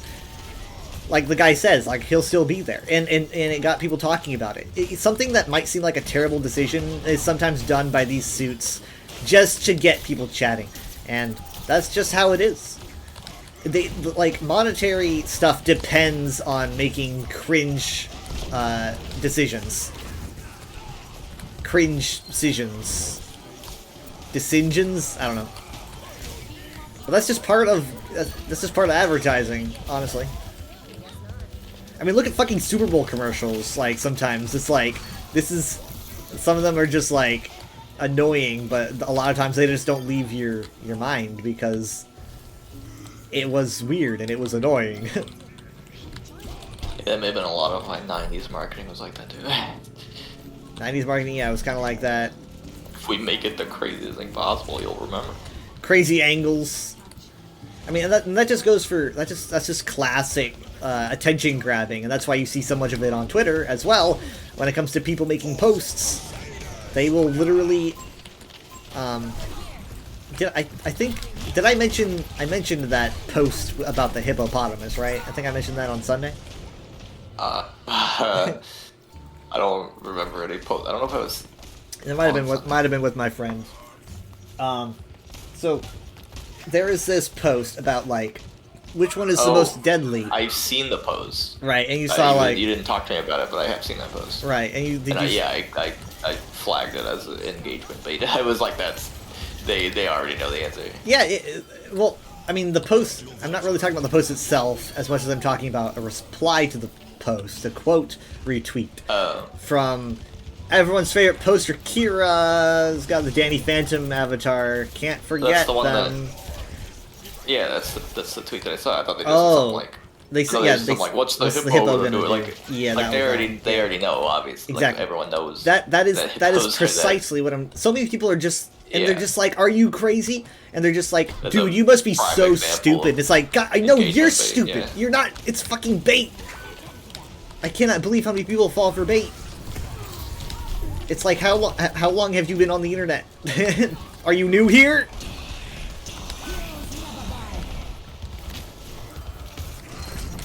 Oh crap, I don't have a res. Oh, I didn't know you were the Mercy. Yeah, I don't play Mercy much, but here I am. This is probably the 10th time I've ever played Mercy. At least on purpose, I don't know. But yeah, if more people like realize, like if people had like a new like spidey sense to detect when something is bait, we would literally solve so many actual real world problems. Like we would, like right-wing fascism would be significantly weaker if people were just more aware of what's actually being squeezed out of them. Yep. Because so many people are just used for views. What's bait? Maybe, but like so many people just aren't. They're just most people aren't. It's crazy how many people are. It's always better to err on the side of caution and assume something's bait. It's very rarely. Ooh, oh my god! I went flying. Very rarely do I like assume something's bait and then find out it's legitimate. It's way more common that someone's gonna fall for something. Like I usually just err on the side of caution, and I've almost never been wrong about like finding out someone was actually genuine. But that's probably not something to brag about because it probably just means I've been online too much. I mean, like this culture, this baiting culture, has extended into like actual real world politics, and yeah, it made the world. It's crazy. Worse. Like people are dead now because of this. That's just the real world fact. And actual people are dead. A large chunk of it is obviously Musk because of the whole blue tick engagement. You just need to get paid for it now. Twitter. That happened, that was one of the most shocking things I've ever. I don't know. I just remember the exact because I was just such a shock when that was announced because I was like, you are literally like people already do this for free often all the time, and you're now paying them like the internet is. It made the world so much worse. It's a huge deal. I mean, like people used to do it for free all the time. Like you don't need any motivation to do that. Now you just pay them for it. And that is a big reason also why fascism is just so crazy. Literally, like Trump would be in a way worse place if it wasn't for that. And I think he did it on purpose. It was all probably just intentional because at this point, rage culture. Still feeding off it. Yeah. Yeah. At this point, like the shit that you see on Twitter now is just unbelievable. It's just baffling. There was a whole like Trump like Gaza like he's gonna buy like I don't think that's actually a thing he ever considered. The whole AI video of like. It's the thing that he did mention that verbally. He mentioned it, but I think that might just also be elaborate, like engagement. Like would he? I don't know. Maybe I just have too much like. Maybe I'm too optimistic, but that doesn't. He does just kind of say shit. That doesn't seem like something that would ever happen. Yeah, it seems like something he is saying for. He's like, oh, you guys don't like the people from Gaza, right? Well, you don't like. Oh, what a Suzu! Enrage people, but I don't know. Maybe, but It just doesn't. It doesn't feel real. It feels way too absurd. But I guess a lot of things have been too absurd. I think he was probably just trying to score points with people because they don't like Gaza. He's like, hey, you don't like Gaza? I like building buildings. We can combine that shit. That's the thing about the right wing, is that I've been thinking about this recently. It's super ham-fisted. Like, they think of like these really primal ham-fisted ideas, and they believe they are new and efficient, and it is hilarious. They're like, well, there's bad guys, let's just hit them really fucking hard. Like, hit them really, really hard, and kill them, and make them die. And if they are dead, they cannot do a thing anymore. That's how it works. And they're so... The American way. They're so fucking stupid. They think that that's how the world works. It's like in DC, they talked about, well, what if we try to figure out where the crime is coming from if you're so obsessed with this very real crime? And they responded and said, we don't care why it happens, we just want it to stop happening. And that's just the right wing. They're not smart, they're fucking stupid. They don't want to understand why things happen. They're just like, it happened, make it stop happen. And that's why they're also often very abusive people. I mean, it's just so easy to understand. I don't get why people are missing. It's such a simple human nature to follow.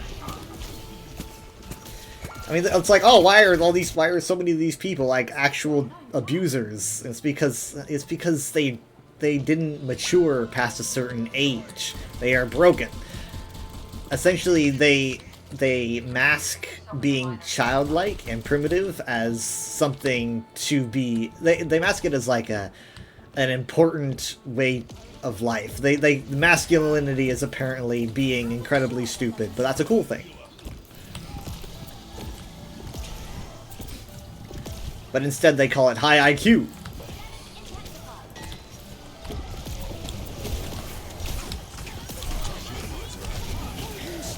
Holy shit.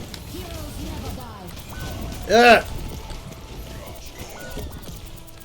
One of the worst examples is like the White House Twitter and whatever the Department of, I don't know, but all the serve your country by helping ICE kind of posts that they keep posting, or like we need to return, like they're just posting like the pretty blatant. Yeah, I said they might as well have just spelled out return with a V, you know. They might as well just start doing that. Whose decision that was to like rebrand? Stephen Miller, they hired to do those, but like. But the thing is, though, again, going back to rage culture, the more people are against it, the more they're going to do it, and they that might come with some instant gratification, but in the end, that's not really serving them very well, because that's not how propaganda works. I've mentioned this many times, and I said, like, if they want to be fascists, they're not doing it right. They're being way too blunt about cliche. It. Yeah, it's too blunt, too cliche. I think they're following a checklist on. I don't like to be that guy. I don't want to be like. It's kind of like when if someone commits a crime and you can't help but think, you would have gotten away with it if you did this. And it's like, it's not that I want to commit the crime. It's just that I can't help but notice that you're really dumb, you know? And that's how I feel. It's just like, you guys would get away with your fascism a lot more if you were just smarter about it. But instead, you're just way too ham-fisted about the whole thing. Crap. I feel like I did pretty good. Was it 10K? I think I'm pretty sure I made this post. I either made this post or I had planned out this post and never made it. But I thought That's not me. that's not me. I thought of a post about I said Republicans when they're forced to stand trial, in 2029, and I posted that clip of Mr. Krabs from the health inspector episode when the policeman's gonna go and get some ice from the freezer, and Mr. Krabs just runs up and covers it up. He goes, "Ice? There's never been any ice. Ice is just a myth." when they're on trial, there's never been any ice. Ice is just a myth. The Nuremberg trials. Essentially, I mean, like that's. I mean, do you think that's gonna happen at some point, or do you think they're just gonna I shake have hands? heard people talking about that. I don't know what's gonna happen. I mean, hopefully things correct enough to a point where that could be a possibility, because they should be on trial. But like, do you think that like the American people are gonna stand for like these trials happening in front of them? People are gonna go nuts. They're gonna be thinking you're trying your political opponents. It's all just politicizing.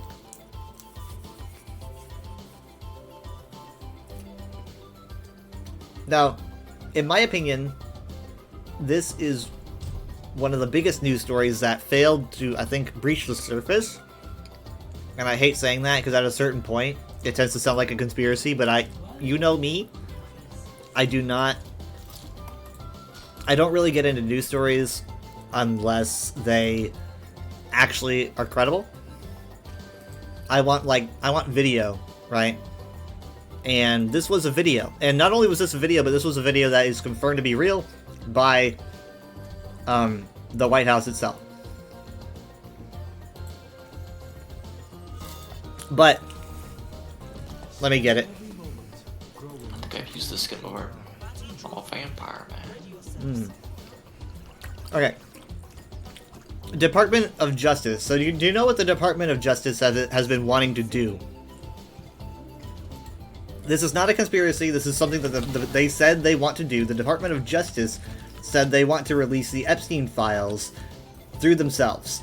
A lot of both Republicans and Democrats have been saying that they want the Epstein files released just straight up, and the Department of Justice says no, you want it released by us. And a lot of Republicans have said no, we want it released by just straight up, and not by you guys, because you're just gonna fudge the files. Yeah. And the White House literally said, like, they called anyone that doesn't want it released by the department, they said, you know, you're traitorous. You're going to be looking at corrupted files if you don't listen to us. That is what the Department of Justice said. That is a legitimate thing. That is not up for debate. It is a fact. And that is not the news story that I wanted to talk about, but that is something that you should keep in mind when I mention this. My God, they're just... but this is what I wanted to mention. The deputy chief of the Department of Justice, his name is Joseph Schnitt, and he recently went on a date with someone, and the person that he went on a date with, legit, I'm not lying, was a fucking, like, spy. She had a secret camera set up and was just engaging him in conversation, and he legitimately says to her about the Epstein files. He says there's thousands of documents, and he says they'll redact every Republican or conservative person on the files and leave all liberal and democratic people in the files. That is what he says. I heard it, I watched it, it is on video. She's wearing a hidden camera on her outfit, and he legit says that in front of the entire American public. First date? Or is this like a? I don't know if it's the first date, but at some point I guess she gained his trust. It is insane.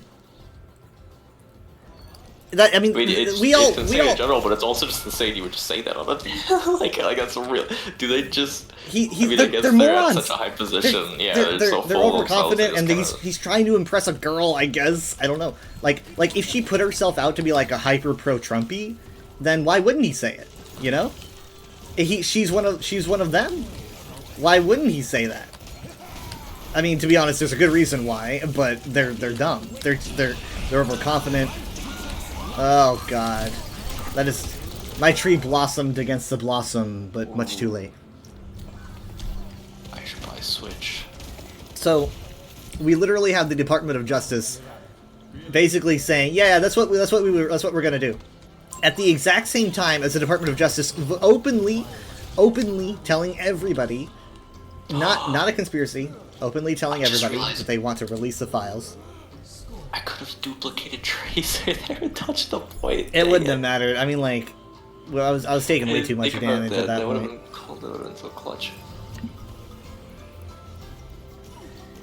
Anyway, so much of the stuff is happening that just we can't do anything about it. Like, no one has any faith in the system. That's why, that's a lot of people wonder, like, why was MAGA more active about pushing these files than even the liberals were? And the answer is because MAGA was the only group that was fucking delusional enough to believe that they could change a corrupt system. Like, everyone else has completely lost faith. I have no faith in the rich being held accustomed for their crimes, but you know who did have faith? The MAGA, like, delusional weirdos, because they're the ones that believe that these impossible things can happen. Ironically, they are now being responsible for all this damage being done to the Republicans because they actually believe that these people could be held accountable. It's really wild when you think about it. The only reason we're here is because these people had faith that we could challenge the system. Because that's something that liberals just don't have. Liberals are... we're defeated all the time because we just don't believe that the system can be changed, a lot of us. I mean, if you ask me, like, I would just been like, yeah, there's files and we just can't do anything about it. But because of this all this drama, we might actually be able to see something come from this. And ironically, MAGA's gonna end up stabbing the very person that they put into office. And it's all just pretty crazy lore, to be fair. But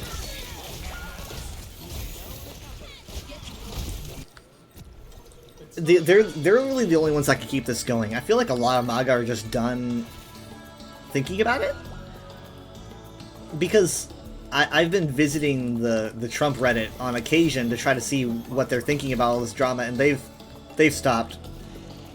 They've stopped. And they're not talking about it anymore. I think a lot of them either left or they just stopped talking about it. I don't know which. It got very hard because as I watch the situation on the Trump Reddit devolve, a lot of people who spoke out against the corruption they believe is happening, they were labeled as terrible things by the moderators. And by terrible things, I mean they were called freedom-hating socialists and stuff by the moderators. Like, that was their tag that they would wear. Because you can put tags on people on Reddit, I guess. And so these people would be forced to make posts under the label of freedom-hating socialist, and I think that they probably decided just to start leaving because they were fed up with that environment. But it was crazy to watch, because I'm just silently watching this over the course of weeks. But as of now, they've stopped. Even people on the Epstein Files thread have said, hey, it's really quiet here, and then someone replies like, so? Or whatever, and it's because, like, the people who cared left. It's like when a YouTuber, like, goes, like, crazy right, and then the people who don't want to hang out with them anymore leave. All that's left are just the dredges, the crumbs.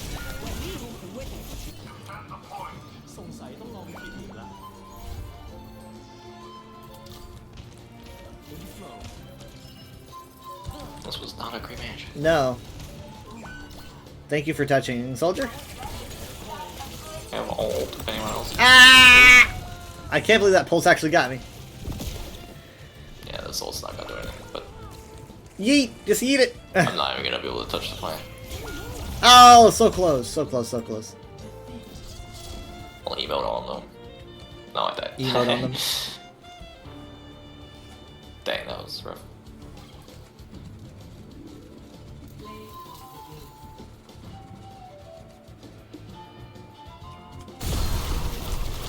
Cheap characters.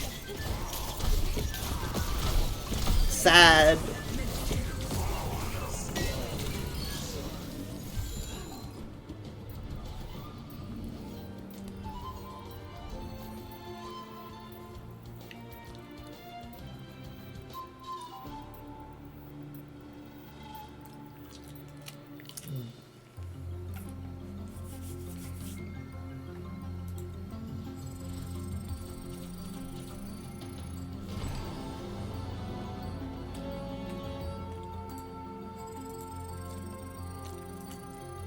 I haven't brought it up because I don't want to be annoying.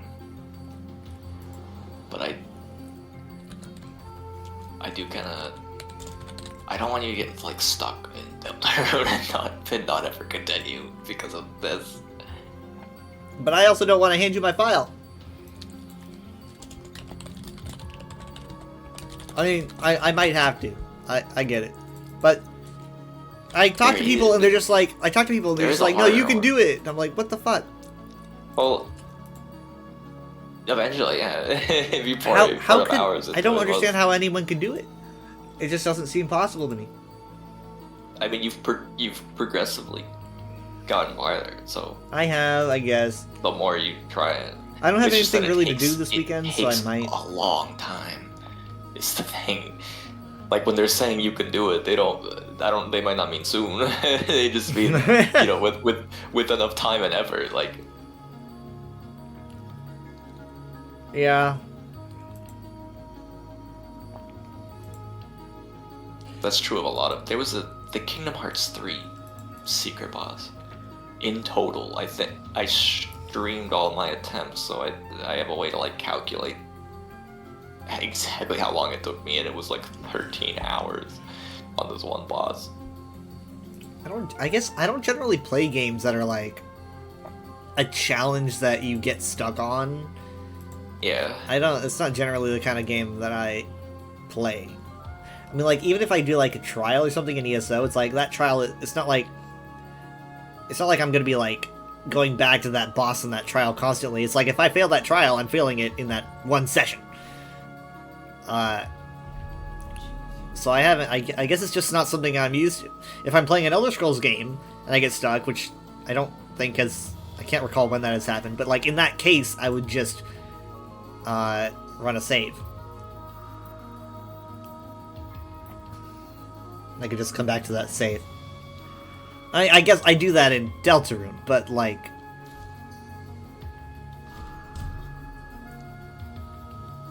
I can't recall anything being that hard. And the fight takes a while, too. It's like there's no...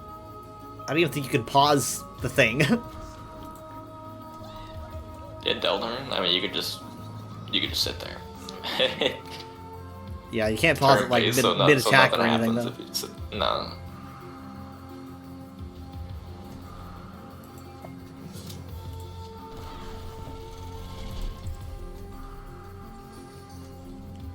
There's a worse one. Yeah, I know, but like I'd at least like to get there. I would definitely feel a lot more like motivated if it was like new, I think. Let's make history. All right, then. Test me.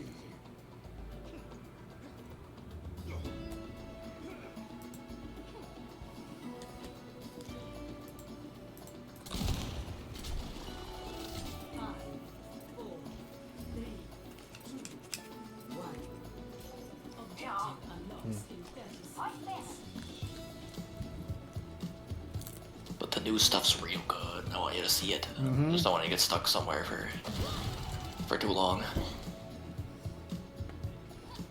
Or for forever. I get really like overwhelmed at bullet hells, I think. I mean, there's a point where like, you know, even like ESO, I don't know how to play that very well. You know, I don't even play ESO well. Because at a certain point, like, I start button mashing when I should do a rotation or something, but I just get way too overwhelmed. Like, if I'm doing a bullet hell and he does that one attack, it's like, and I mess up, I start taking a lot of damage. My brain is not thinking, oh, I can recover from this if I move this way or whatever. I'm fucked.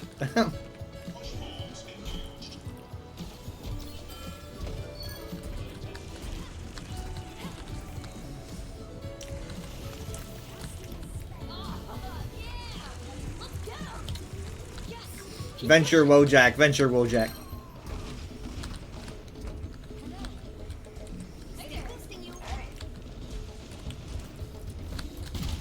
It's like still boosting you.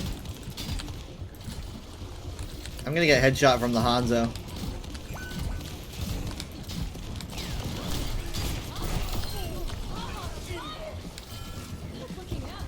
I was looking through like Good Mythical Morning clips and stuff, and I saw one that this like took me by surprise. It was all these little like short clips on Facebook, and I saw the preview for one of them, and I was like, "Holy shit! Is that Matt Mercer?"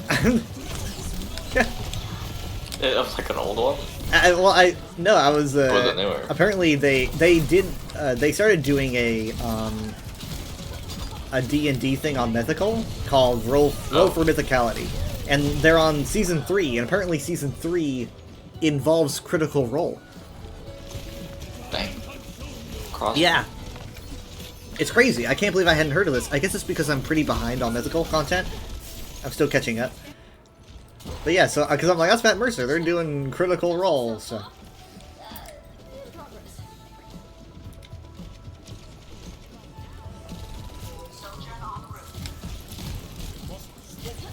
Excavation initiation. No, that's not what I wanted to do. There we go. Shoot. I think it's really cool that like Matt Mercer and everyone else, they're doing the voices for these Overwatch characters even now. I mean, they're getting paid, but it's still cool to have these voices still around doing new voices Almost and stuff. 10 years. Almost 10 years. And it's like we still got our Cassidy lines, our Tracer lines. God, I just wish we had like PvE, more PvE dialogue with them. They keep teasing more and more. I don't know if you saw the recent Aaron Keller comments. I've heard his comments about like a potential series.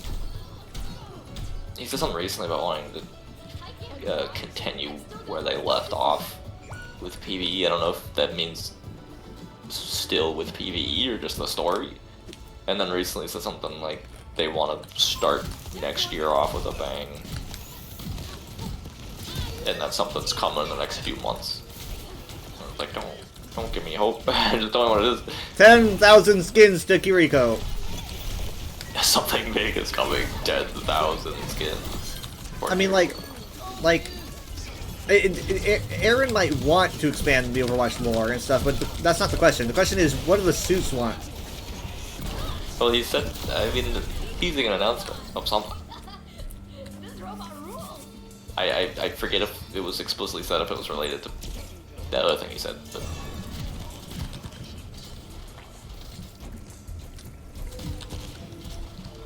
I think that, like, what I noticed about Overwatch is that despite crap, I can't believe that got me.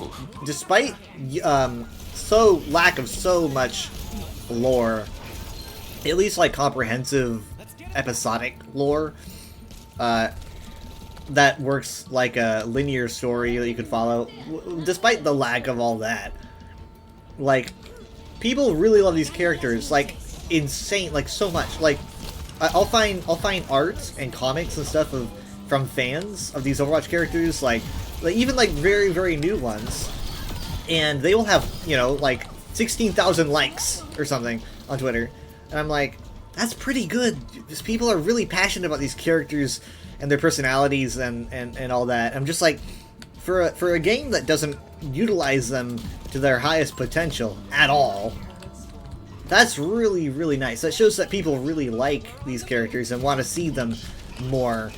And I think it's like, I think that PvE would do really, really well if they would just do it in a way that they could sustain. It would do incredible.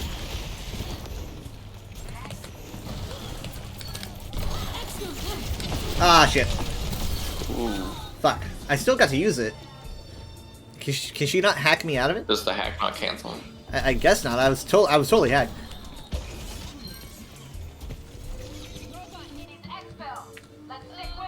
Let's try that one more time. Approaching the final destination.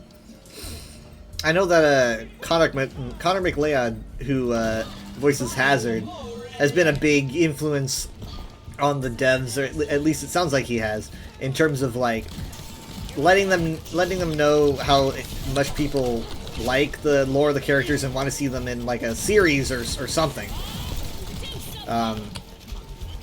because Connor's very, very, very, very involved in the community. He's playing. He likes to play a lot, and he chats with pretty much anyone that talks to him, and he likes being part of this community a lot. And so he's been kind of a great representative, but between the fandom and the devs. I just hope that they're chatting about stuff. But I mean, in the end, it's just about what they think will sell well. Even if there's a massive outcry, even if there's like a petition or something, it doesn't matter. All that matters is like if the suits think it's gonna sell well.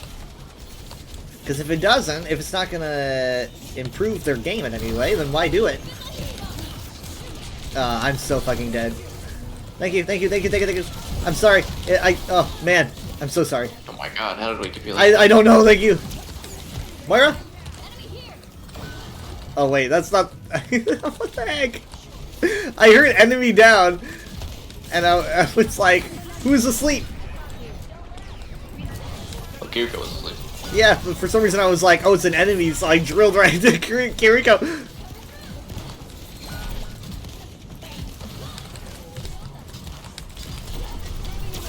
Shit. Crap. I wish that radius was bigger of the burst. I feel like it should be larger.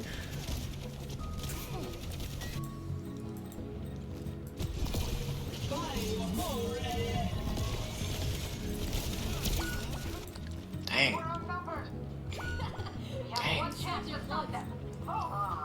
Oh, I didn't see how far they got it though. We have plenty of room. Unless they do a Esperanza on us. Be a crazy reverse sweep if they made it. So Jared shared with me what he claims to be his favorite aesthetic, he said. It's my favorite aesthetic. He said he just found it. It's a cool... Cyberpunk. It's called Steampunk. So, no, it's kidding. It's called, hold on, I want to say it correctly. I don't want to get it wrong. I wonder if I might know what you're talking about. It's hard to pronounce. It's not that it's hard to pronounce. I know at least half of it. I don't remember. Oh, it's called let's see. I've got it open here. Utopian Scholastic. Oh, that's not what I was thinking of. No, I just couldn't remember the words. So, Utopian Scholastic, he says, it's the aesthetic of late 90s and early 2000s educational material. So it is literally Scholastic. That's not a coincidence. Yeah. So it's like we're talking like really child-friendly, eager to get into science vibes, right? So we're talking like zoo books, DK books, going to museums and zoos and stuff will give you this aesthetic. I don't know if it has to be retro, because I get this vibe whenever I go to a museum or a zoo. I don't care what year it is. But it's this very child-friendly aesthetic. I just put it into Google Images, and that's exactly what I was expecting. Yeah. Like old library. He says it's his favorite, and I let me tell you, I've had somewhere to take us in VR, because I'm gonna try to do an hour today. I don't know if it has this vibe, but it's definitely a sciencey vibe. And I've been literally holding on to it since like Monday or Tuesday or something. I am eager to share. But it is not very big, or rather it is, but it's also not.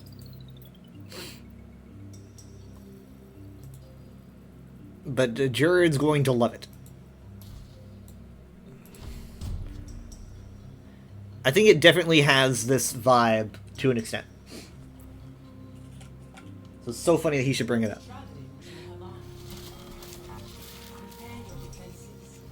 Oh, a week or two ago, I was so close to messaging you about this because I couldn't find it. It's strangely difficult to find the name of. And eventually I did find it, and now I've already forgotten what it was.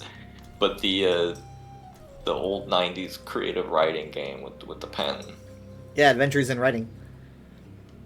I don't think that's what it's called. Adventures. It's called like I don't think the it's got Writing I don't Center. think it's got adventure in it. Oh my goodness. That's ragweed. Do you know how hard it is to find? Have you not And been now able to I find can't. it?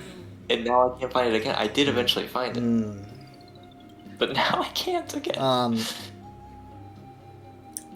It's like Creative Writing Center or something, but like. Yes. And if you look it up and look up like you find a bunch of Reddit posts of people with the exact same looking for the exact same thing. On the cover of the game there was a picture of a pen woman. She was a pen with a red-haired ponytail that hosted the game. Like there's several posts of people going like, I remember the pen woman, but what is this game? And then Like, all the it replies was a pen are woman. people She was a giving- woman, but she was a pen. You gotta believe me, man. all the replies are giving the wrong games. Look up. Just look up. I am a satellite. I did find. I wonder if I could probably find it in like my YouTube history. I might go back for it. That was a week or two ago. I could have sworn it was like creative writing workstation. It's something center. I think it's something center, like something writing center. God, why couldn't they just have a catchy name? You know what else is really hard to find? The typing teaches typing game. Oh yeah, It's I don't. pretty easy to find. Is it just called like but, Typing Island or something? Yeah, that's easy to find, but it's all like some newer version with different graphics. It's essentially the same game, but like I can't find the old one. The old with the weird CG. Yeah, that was a good way to The learn only one I typing. can That was find, fun. it's like yeah, it's a pretty good game. It might be why I can type so fast. I can type fast because I typed when I wanted to. Like I literally learned through sheer desire to write things instead of like actually paying attention during courses. It was just out of wanting to type words to other people really bad.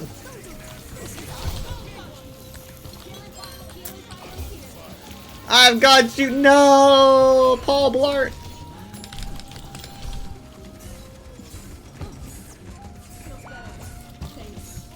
Back up.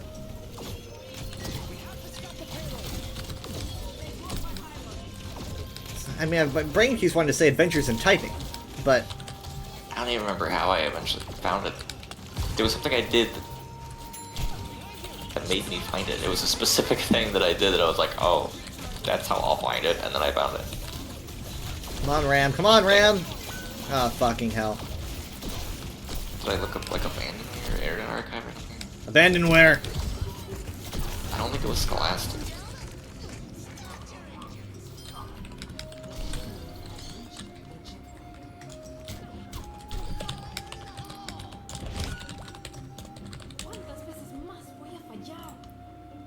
Dang it. Search. You can search through your YouTube watch history, right? I think. I don't know. I think so, yeah. I literally typed in, I'm a satellite, I work both day and night, and nothing. At least, so far, nothing. Yeah, it's apparently more obscure of a thing than I thought it was.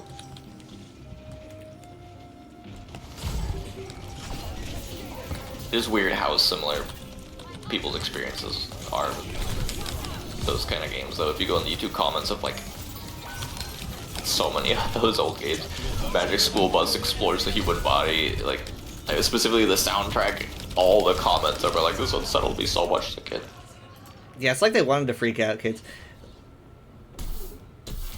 You know, like, what's really interesting is that I think it was I recently revisited Magic School Bus, the space one, and in that one, they had a little mini game that literally did not teach you anything, and it was one of my favorites. but essentially, it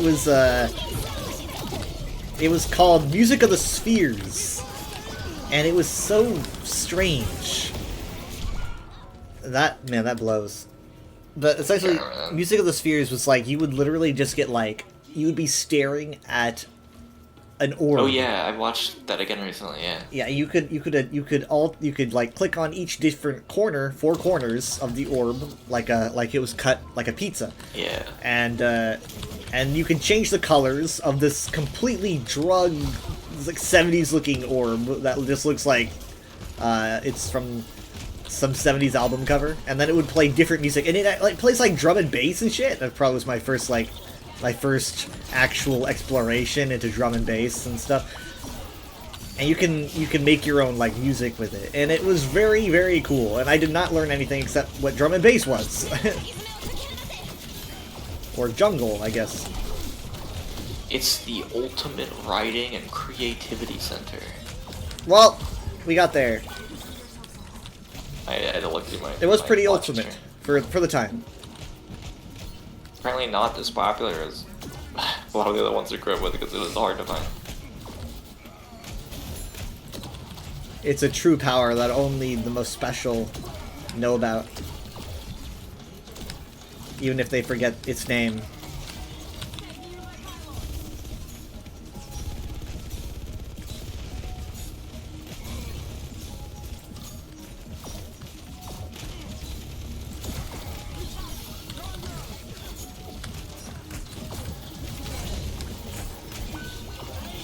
Shit.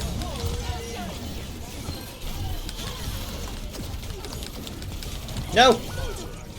Dang it. Also abandoned by my tank. I didn't look at the time that we have left. I don't think we're winning. I'm so close to the Captain Sun, though.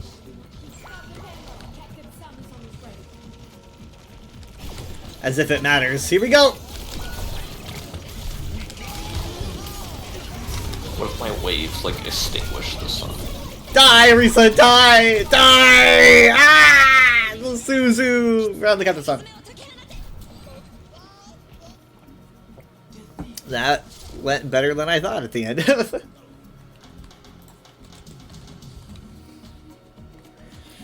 The flex.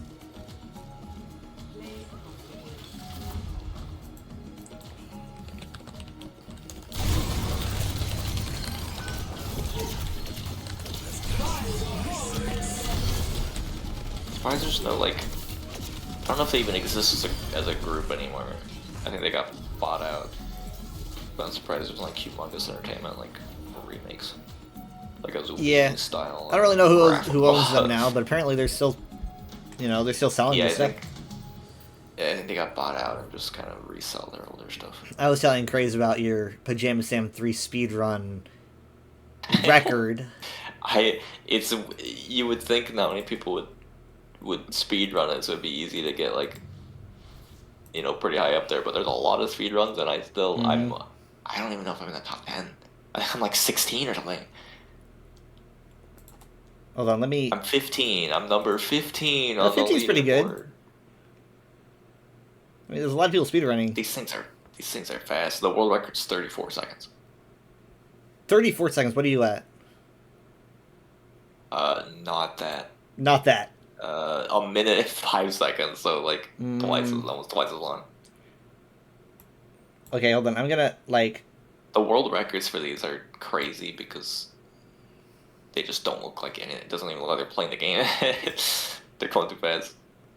I found the music of the spheres, all loops, posted 10 years ago. This game's from 1994. But yeah, literally, you just learn nothing from this. It's got like this... I think there were a lot of jungle games in there that didn't like teach you. Yeah, I guess it kept me occupied. It's so random. I don't understand what the idea behind it was. That's weird. I got a message. Oh, is that from you? I just sent you the world record. Oh. But like these tracks are just like embedded in my brain. Even though this graphic isn't changing, like the actual game changes, but. Is that Magic School Bus that explores the solar system, or was it Mars? Solar system. Mars was way later, I think. It was like one that was specifically Mars. Specifically Mars. Solar system was like one of their first, I think. A lot lesser scale. The whole solar system, or just Mars? Just Mars. It's so like there's like this voice, this is the music of the spheres. It's very trippy. There's so much about the early Magic School Bus games that are just trippy.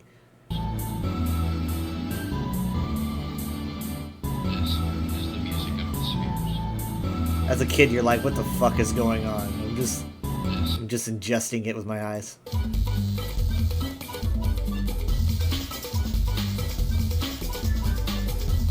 There, on speedrun.com, there is only one run ever made for Magic School Bus Explores the Solar System. I bet they have the record. 56 seconds. Yeah, I could easily get second place. If I just At least played the game. If I just uploaded literally any video of me playing the game, it could be a 10-hour video and I'd get second place. Hold on, let me pull up this. Let me pull up the speed run, by Plank 5 years ago. Playing Pajama Sam 34 seconds. I think Plank has the record in like a bunch of Humongous Entertainment. It says, the game sucks, so the hardest part of the run is within the first 2 seconds. 4-second world record. Okay, so let me see this really quick, because I mean yours looked crazy fast. How could you get faster?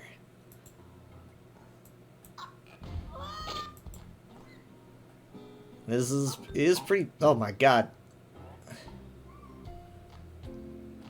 How the fuck? Yeah, I think Plank's on a lot of the world records for these. Something about their mouse movement must be like crazy. I think the hardest reflexes. The hardest part is probably the jokes. I would assume. Would you say like Yeah. that? That's the hardest part? Yeah, having to swap all the cards. Although I think they're always the same pattern, so you just have to memorize the Wow. right pattern. 34. You also have to be constantly mashing escape to skip the cutscenes. I wonder if he has some kind of like key logger, key extension. I don't know, something like automatically mashes the escape key. It just Wouldn't skips that be? everything. Wouldn't that be like a tool assisted? Would that? Yeah, I guess that'd be cheating. It depends on the game, but some games allow, like for Pajama Sam 3 speedruns, since like the delegates you have to rescue are like randomized, everyone just uses the same. You go into the game settings and you use the same pattern just so that everyone's on like the same page. Otherwise, it would be randomized. So certain games have like certain rules that you can. I was watching a video about a speedrun recently that was. I can't remember the game. I feel like it was a Zelda game. Or maybe Mario Sunshine, actually. Where, like, the intro cutscene is, like, 2 or 3 minutes long. And for, like, a decade or so, it was just part of the speedrun that anyone who did a speedrun had to sit there and watch the 3-minute long cutscene at the beginning. And it took, like, 10 years for them to just be like, okay, we've changed the rules. You could just start it after the cutscene because it's worthless. It's the exact same amount of time. Everyone, it's just all. I'm sure there's no way it's the only game where that happens, right? Yeah, it's happened a lot. Where eventually at some point, like, wait, this is dumb. I think one of my favorite things about Pajama Sam 3 is how you get like stuff that feels like an analogy all the time. It's like, oh, this is an analogy for this organ or whatnot, and then like other random times it's like, yeah, here's some neurons and here's a giant fucking heart. it's like some of it's just like really on the nose, huh? I find it funny. It's like you think that they would be really committed to doing stuff like, and this is a tree that looks like a neuron, but no, there's just literally like these neurons zapping around. It's pretty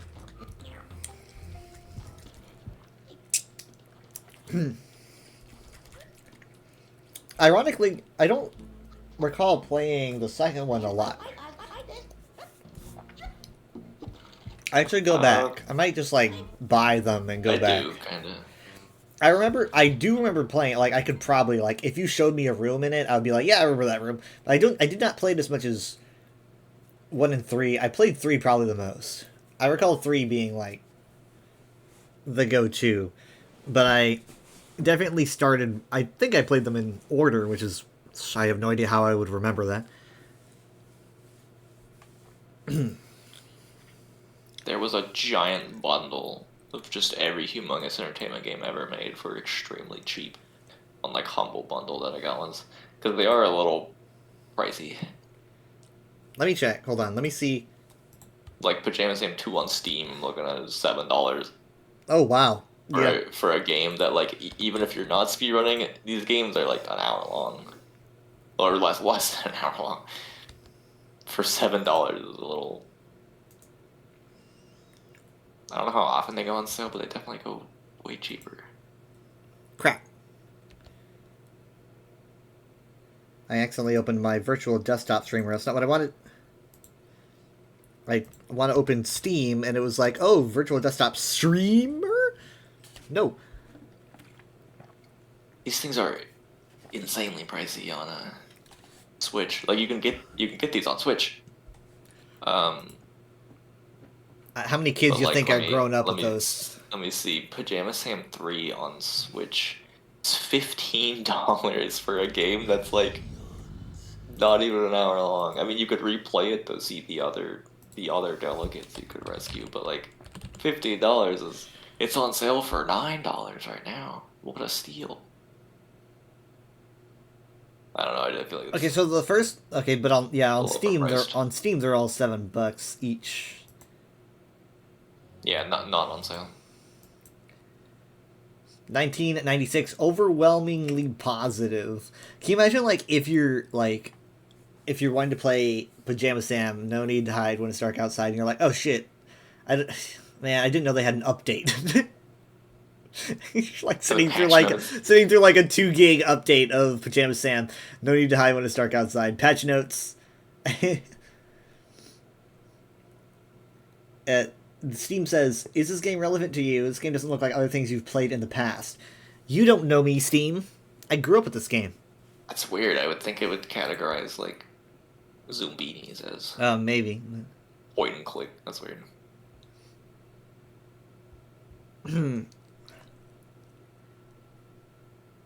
I've only played like 4 hours of it on PC, but I re-got because it was so cheap.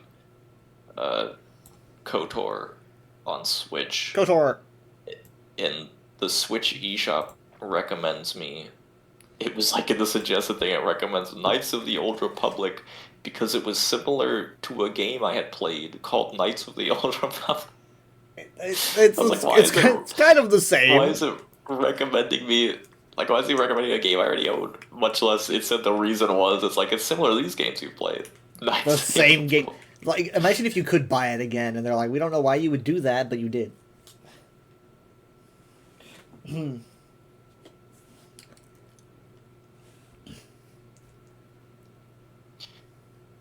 Well, Humble Bundle's got almost every Lego game of the past 15 years for $15.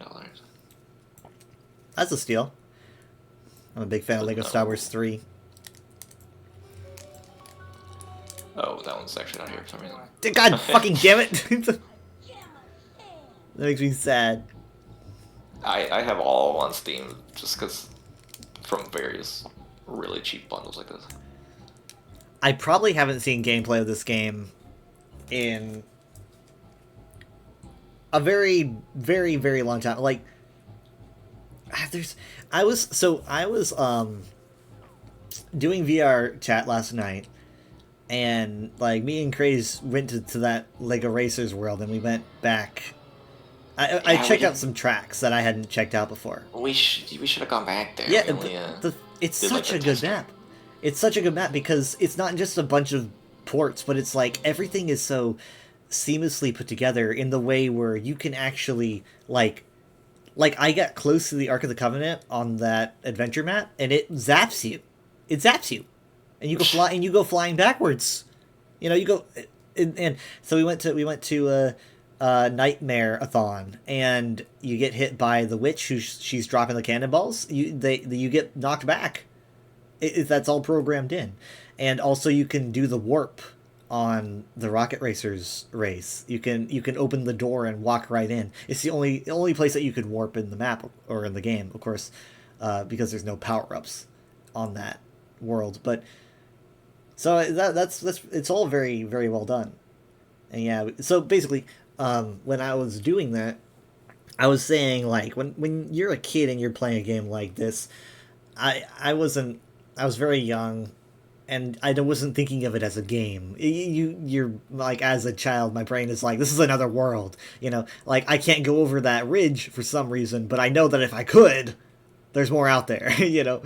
And so it's weird to explore it in VR and be like, it kind of tickles that part of my childhood where it's like, yeah, this is a real place. This is a real living, breathing world with a bunch of stuff going on.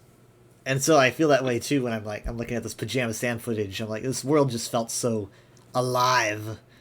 There's a lot going on in it.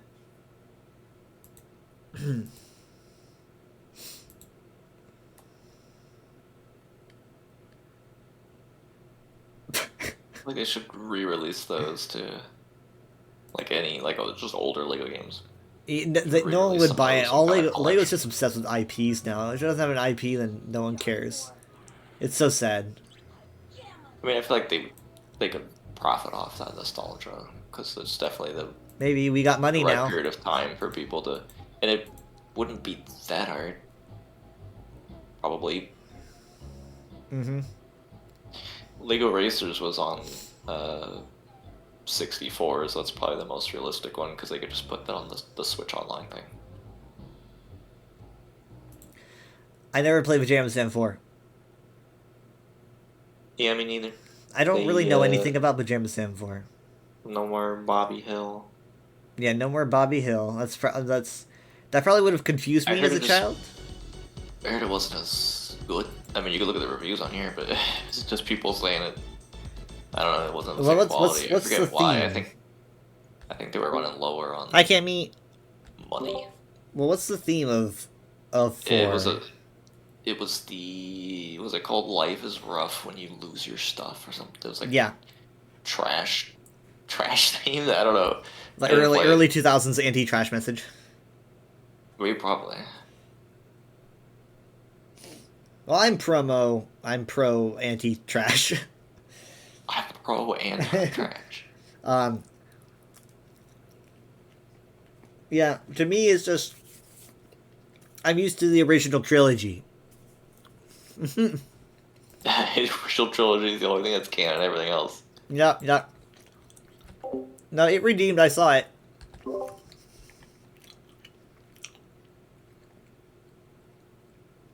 It's just that you own it. Crazed owns it, because we were talking about this game as well. Yeah, it was a bundle of, like, everything Humongous Entertainment's ever made, which means I have freaking Buzzy Goes to the Airport or whatever, and in kindergarten, I don't know what they're called. It's literally everything they made. It was a really cheap bundle of just, like, everything. Their entire library. Okay, let's see. Thunder and Lightning Aren't So Frightening came out in 1998. I was 3 years old. I had no idea what age I played it. But yeah, I like the aesthetic of this one. I don't think I liked it as much as a kid, but like nowadays, it's very interesting. This like clean industrial vibe is pretty cool. I just wonder what would it be like if I played these games again after like probably around 20 years maybe. What would it be like? How much would I remember? I wish the Humble Bundle things weren't so like short and limited, because I don't know when they'll ever do that again. But it was $15 for every single thing they ever made, which is like the price of 2 of these, and I got everything they ever made. Not that I'll probably touch the vast majority of them, because I don't even know most of them. Yeah.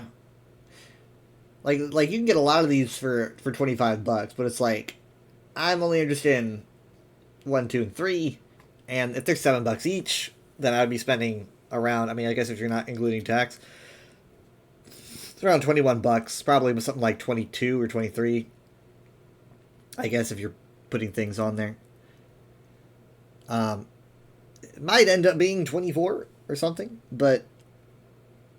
So it's like maybe I might as well just grab the bundle because I might be spending around the same amount of money. That's expensive than Silksong. Oh yeah, that's right. How about what, like, let's look at putt games. Okay, putt games are the same. Putt games are also $7 each. So wait, I'm sorry. What? Wait. Okay, wait. What is Pep's birthday surprise? Because apparently, every single putt game seems to have positive reviews except for Pep's birthday surprise, which is I think it was one of reviews. those like. I thought it was one of those like minigame collection things. Maybe not. It's like the only Either mixed that or it may have, reviews. oh wait, that may have been their last one actually. It does That might look have been the pretty. last It does game. look modernish. That been the last game Humongous Entertainment ever made before they I played blew up, I played so like maybe it all of wasn't these. quality. I don't recall Circus. I don't think I played Circus. I do not recall that one. Obviously Saves the Zoo, Travels Through Time. I'm pretty sure I remember Race. I don't remember it being so crisp though, so I don't know. Parade? Yeah, Parade I definitely did, and Moon. Parade and Moon were like the first ones. I think Moon's. Oh wait, yeah, Parade might have been the first one. Moon might have been the second one. I mean, look how 1993. Look how crazy retro this thing is.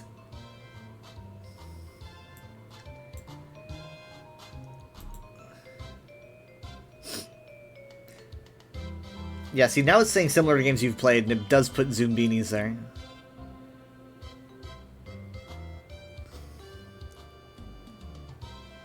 It's crazy how, like, all these visuals do so much to my brain that, like, anyone else is watching probably they don't feel it. It's such a weird thing. It's like... Yeah, I think about that sometimes, or when I'm showing other people this, and it's like, you don't know what I'm looking at here. Yeah, you don't know what I'm seeing. It's so specific. The vibes are so... It's like, I wish I could communicate the vibes to you. You know? But you just can't do that. I do know where to get these not on Steam. Abandonware! But now Abandonware is illegal. So if you go to pages like this on Abandonware, they'll link you to Steam. Basically, if it's monetarily available, they'll just link you to where you can buy it. Oh, interesting. But I know places where you don't have to buy it. But I monetarily supported them anyway. It was also a charity bundle, so... Oh, nice. But I do know places to get things. Maybe I shouldn't say that out loud. Like, yeah, Parade was first. Parade was 92. It says January 1st, 1992. And, man, it's just... The sound chip they use, like the sound font, I don't know exactly how to explain that, is so... It resonates with me. Saves the Zoo is my favorite. Yeah, I think that's a classic. I like Saves the Zoo and probably Travels Through Time might be my faves. And then maybe Moon. Oh yeah, Parade's the first because he gets pet in this game. Continuity! I feel like most people probably know these from YouTube. Those like PBG and Brutal Moves and stuff. Oh yeah, Those yeah. have a lot probably. of views. They got a lot of views. You see like the comments and they're like, wow, I just didn't know, I'd never seen this game before, and it's like, this is my childhood. This is what I started with. What are kids starting with now? Fortnite? Valorant? They're gonna put putt in Fortnite. Oh god.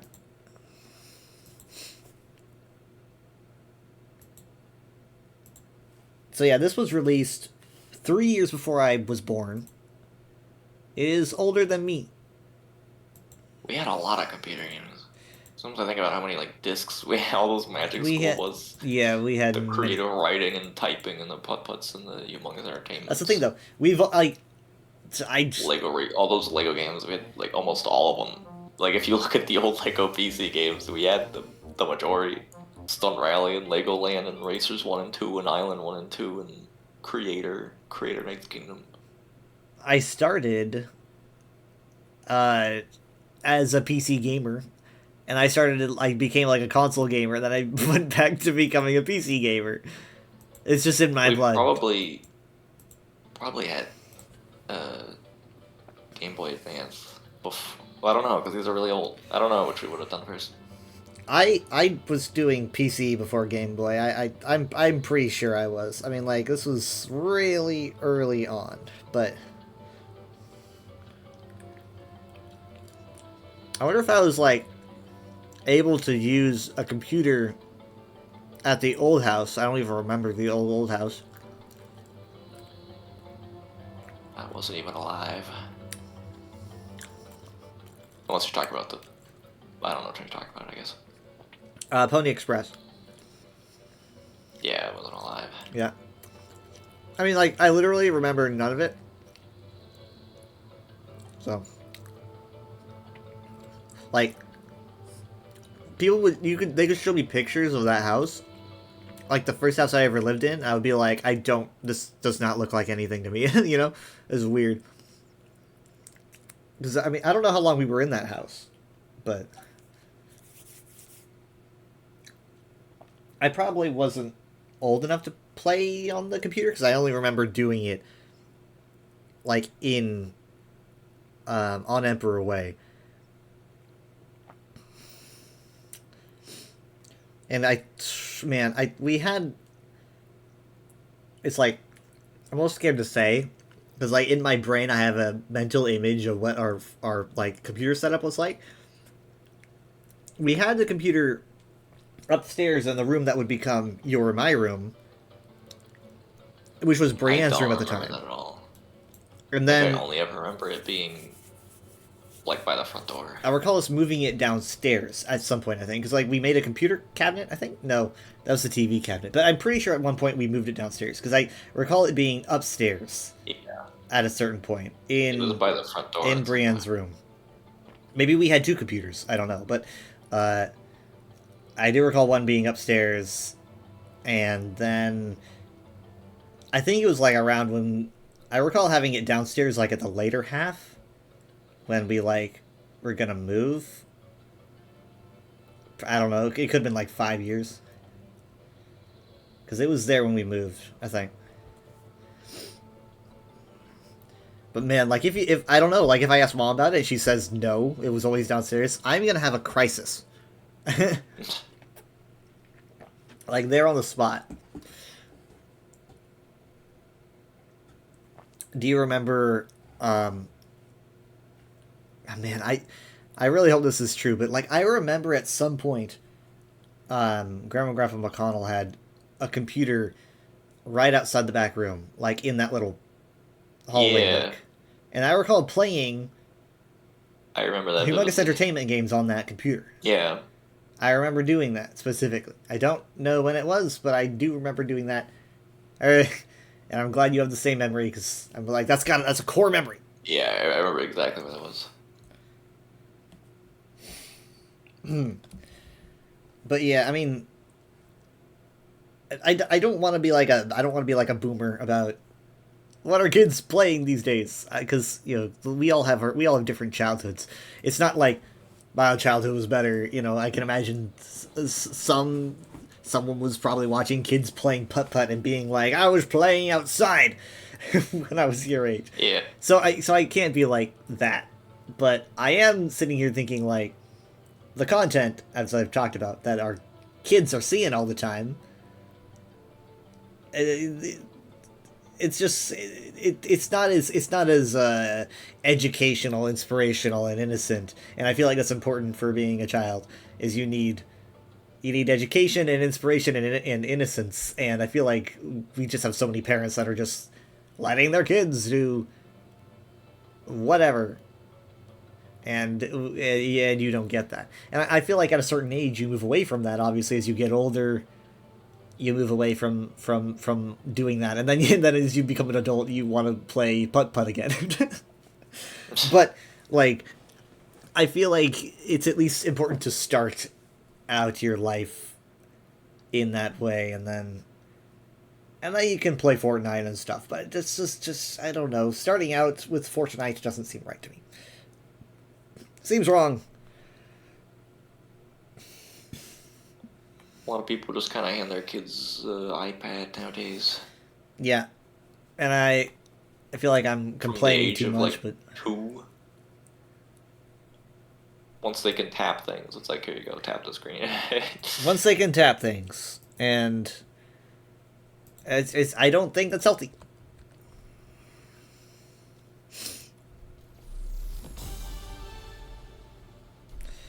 I mean, especially like online games, right? Because they're having interactions with people who will not treat them like there's not going to be any innocence in how they are going to be treated. I am over 100. I'm at 106 loot boxes. What? Yeah. That's been playing more than me. Mm. I'm at 76. Once I hit 100, I think I'm gonna open them all at once.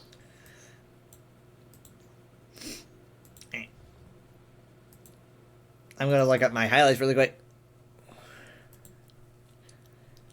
Kind of tempted to pick up Travels Through Time. I didn't really notice they were doing the summer games stuff. I kind of missed that. Oh, already? Already? Yeah, it's all late.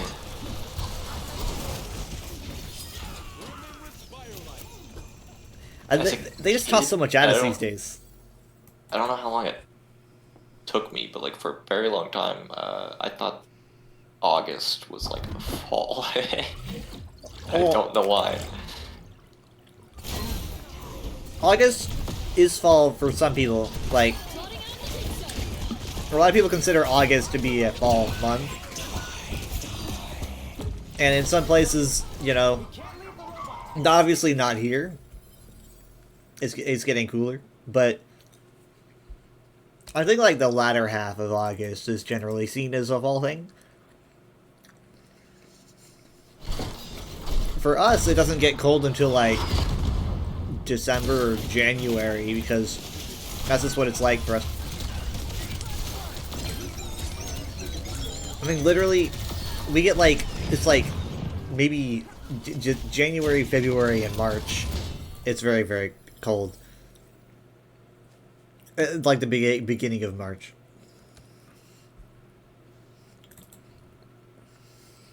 Did my thing mess up on your stream, or did you just prefer the... I just noticed. Oh, that's right. Yeah, your thing did mess up, because it's been having... I need to update the URL. I'm sorry. The URL is glitched out. I'm surprised it's working at all. I need to figure out a way to make it not blurry.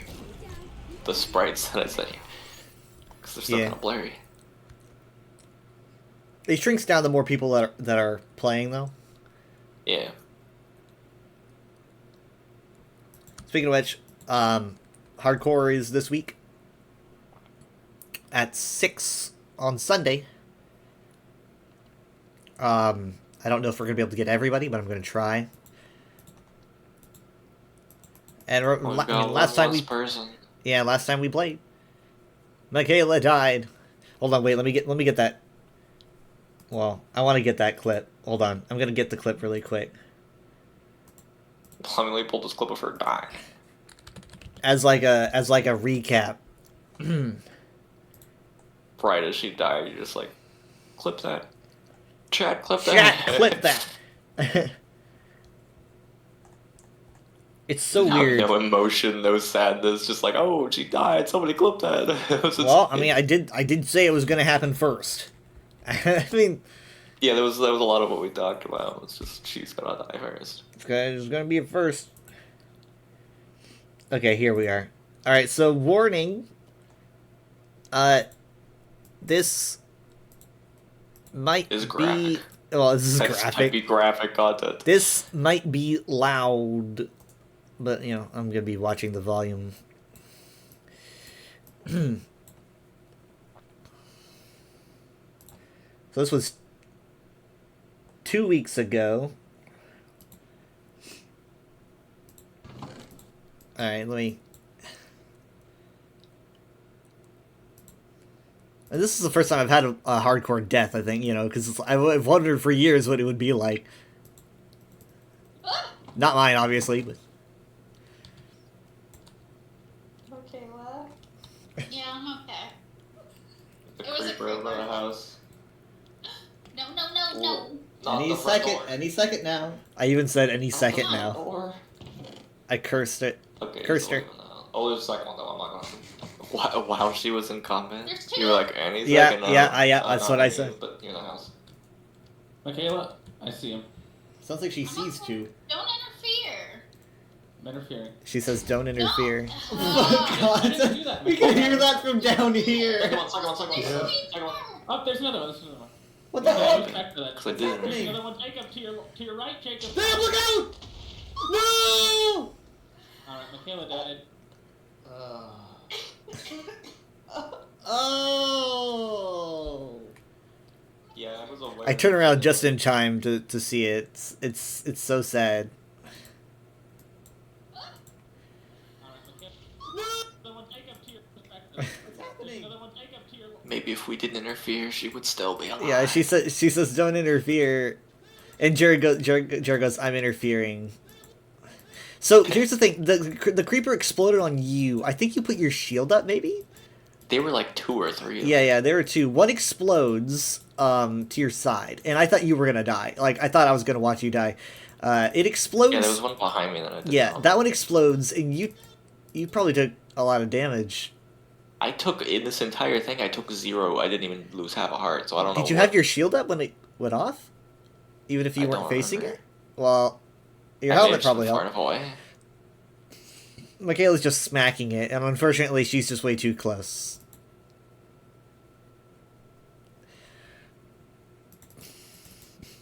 And this is exactly what I'm just like, you can't just... You can run away from creepers, right? You don't engage if you don't feel like you can handle it, and also, this is why you and I have been making people armor, and it's why I made people shields, is like, I'm trying to avoid this from happening. But she didn't want to take the shields. She didn't want to take the armor, you know? She didn't want to take any of that, and that's what happened. She refused, I think maybe in that same episode, or in the previous episode. I felt, it's so sad. But I guess this confirms that we're not going to be doing the leave the voice call if you die rule. Because she just didn't leave the call at all. Yeah, I was thinking I probably would. I mean, you can if you want. That's all up to you. But Like leave like ASAP for the for the effect, for the vibes. In your land, you spend Christmas on the beach. I like that. Keybind that. Like put leaving the call to a keybind and then there's like a mid scream. Ah! you check myself for the call. Have you seen like instant respawn mods before? I don't think so. It's like as soon as you die, you instantly respawn, like instantly, and like the mod. I'm not a mod guy usually, but it's funny to watch because when you respawn, it does like an angelic choir sound, like a very like oh, and so like you'll be like suddenly you won't even notice you'll like fall off a cliff, and then you just falling, you hit the ground, and then you just instantly and just like wake up next to your bed. It's just so funny. It's like you woke up from a nightmare. There's a clip of a guy using an elytra, and at full speed, like a mountain comes out of nowhere, and he's going so fast. There's no way he can avoid it, and he just hits it at full speed. Like as soon as he hits it, just and it like wakes up next to his bed like it was a nightmare. It is so funny. I don't think I'd ever do that, but it's fun to watch. But yeah, we're probably... I'm going to aim for VR chat at 8. And I at least want to show off this world that I found. I don't really have much else after that, but we can do that. I've got the UESP done, so that'll be in like 13 hours or something. But yeah, how many loot boxes are you at? 76.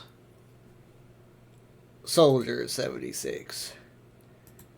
We gotta get more of those. At least I'm pretty sure it was 76. I don't think I open anywhere. The beach is nasty. You don't like the beach? But when I do get 100, I'm just gonna open them all at once.